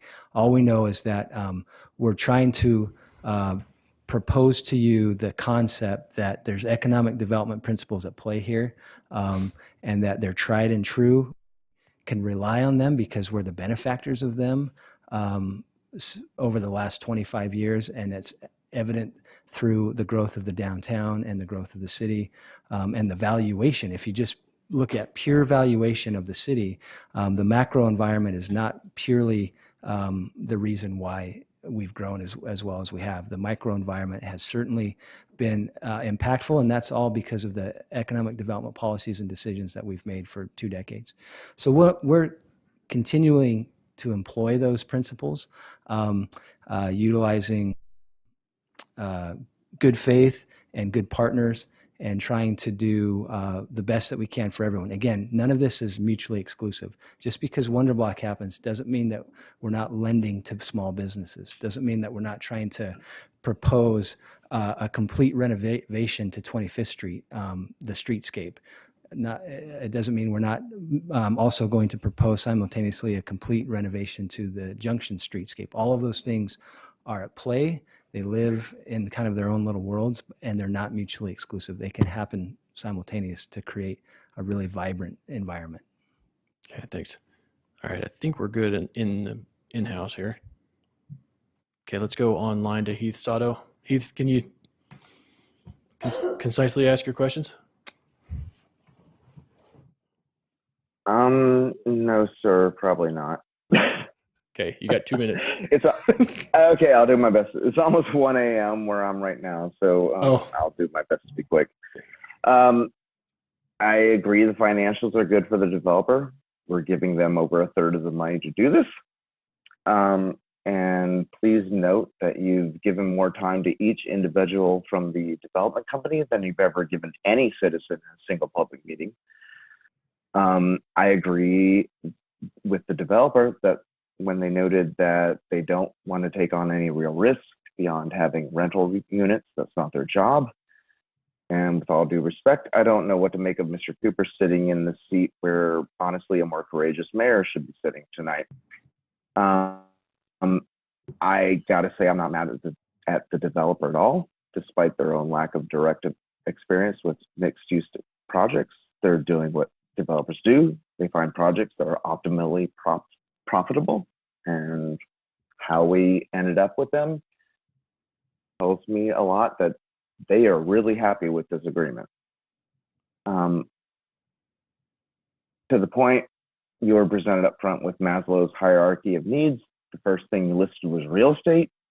I don't know how many times I have to tell you, you're being fed only what meets the presentation's needs. The base of Maslow's pyramid is air, water, food, shelter, sleep, clothing, and reproduction. I won't get into the details of reproduction, but our air is getting worse. Our water is vanishing while the developer is insisting upon a high evaporation water wall feature for this development. I was told in person by the developer that the water wall isn't optional. I guess it's worth it for the Instagram moment. Honestly, I'm not seeing any real concern with very real issues that affect people that actually live here, unlike the developer or our director of community and economic development. We have food concerns in at least a third of our population. Shelter is a piece of that equation, but none of that's being offered below market rate. We're being told we have to build higher rent apartments to help the people with lower incomes. It's the most Orwellian presentation I've ever seen. The most polite way I can put this is that you're being fed junk in the hope that you eat that junk and say it's delicious. KISS is not free money. Okay. Done. Thanks, Heath. So I'll address the question about Brandon's seat. I asked him to sit there. As I stated before, I recently had a meeting that I was responsible for running, and we had one mic for multiple speakers, and it was a mess. And as bearing tonight, you're speaking a lot. So thanks for joining us up here to be more efficient. This is a work session. Anyway, I didn't hear you. Did you catch any more questions in that? Okay, let's go to Amelia Jones. Okay, thanks. All right. I've got, let's see, a couple things I'll start with. One is I'm a business on 25th Street, so I'm aware of how busy that alley behind my business is right now with the parking, and I have a lot of concerns about the hotel. One of the council people brought up the issue of the hotel and the parking for the hotel being not that close to the hotel. I know for staying in a hotel that not everyone's a valet park, or people, like to have their cars. They like to be close to their cars. I've got some concerns about the busyness of that alley, and I'm wondering, so part of the question on this part is how flexible, how final is this plan? I mean, will the actual layout of WonderBlock be adjusted as we would go forward? The next question is, if this is really all rental housing, and I have been to open houses and talked to developers, the management of that is super important. And I was not under the impression that the Fisher Company had done extensive managements, but I don't know that I understood that correctly. So I'd like to have their experience managing rentals and their commitment to managing them as we go into the future, because one of the things that's kind of a red flag to me is the parts where you say you're going to sell the project perhaps after 10 years, and that's really concerning to me. I don't think the city should really be in this to make money. I think the city should really be in this to make the best community and make the best decisions for our city over whether we're going to make any money or not. So even, whether we're going to get money coming out of a sale, if we get money out of a sale, fantastic, but that shouldn't be one of our goals in this WonderBlock. Okay, thanks, Amelia. So, I have other questions too, if they can address that management. The tenants, I'm concerned about. They say they've done a lot of market research on finding tenants, and I want to know if they are how they are making sure they're not going to be competing with local businesses. I'm curious about how they know that Ogden can handle the kind of density that this project has, and is there any possibility you would consider doing mixed level housing in this, so that, for instance, someone who worked in the grocery store could also live in the complex? Okay, thanks, Or Amelia. part of it. Thanks. If you have more questions, bring them next week when we start at a regular time, too. Okay, Brandon. Try to keep up. Flexibility. Flexibility. We've actually gotten quite a few comments in the open houses about the design. Nothing earth-shattering. One of the interesting comments was the hotel lives at the top of it lives on 25th Street at the top of the project with the promenade or the public realm coming down south. And it was important for you to be on 25th Street and look down that alleyway or that promenade and see all of the cool things that are happening. And so to do that, that hotel has a glass element to it so that you can see through the hotel. But there's some concerns that there might be feelings of restriction that you can actually go through that glass building and into the public realm. And so I think that's something that we're rethinking. The green space is an interesting comment. There might be some opportunity for us to boost the green space. I don't think it's going to be something that duplicates what the park offers, but there could be some opportunities so that if you own a pet in the apartments and you need to take the pet out somewhere, you don't have to walk across the street. There's something on site for you there. Parking for the hotel, I appreciate everyone's concern for the hotel operator and how they would manage the operations of the hotel, but all of these things are typical things, especially in dense mixed-use environments. And so there's no one on the team that feels like that's going to be a prohibition to a hotel user there. Especially, again, people are willing to walk, and they're even willing to drag a suitcase. If you look at the Hampton, which is on the corner of 24th and Washington, there is no parking for that building. It utilizes the parking structure to the south of it, and there is sometimes limited to no connection between the two. And so if you park on Kiesel Avenue, you'll see a ton of folks dragging their little suitcase along Kiesel Avenue behind the conference center, behind their trash dumpster to get around the block into Hampton. That isn't a good experience, yet people do it, and Hampton's a very successful hotel. So we think if we create an awesome environment and provide for those people that want to valet their car, it'll work out. I kind of agree with the making money thing. You may recall that we originally said that this project is being proposed on the merits of itself, meaning the principles that we're applying here and the goals that we're trying to achieve by even proposing a project like this are worthy of pursuing in and of themselves.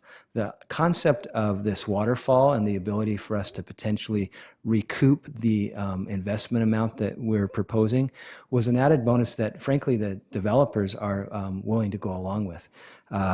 What is actually something that they first thought of. And so I think that's a good thing. In the event that the property is sold and we don't recoup any of our money, we're still the benefactors of a wonderful project that is achieving the goals that I hopefully feel like I've described well. So I think it's a dual benefit.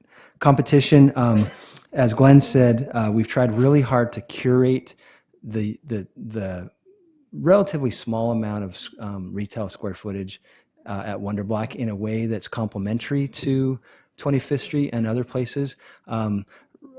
First of all, retailers don't do redundancy, right? So we're going to be reliant upon their analysis to look at the market and determine where their store fits within the trade area. So we have that going for us, and then obviously our own efforts are meant to make that an environment that is conducive to existing businesses and augments the experience.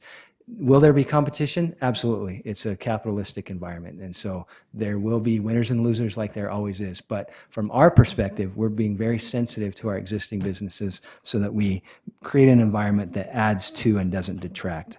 I can't remember the question on density. We're not at all concerned about the capacity that downtown has to house density. There might be a tipping point sometime in our life, but it's not right now. And this is where density should live so that we can preserve our residential neighborhoods and our other parts of the town.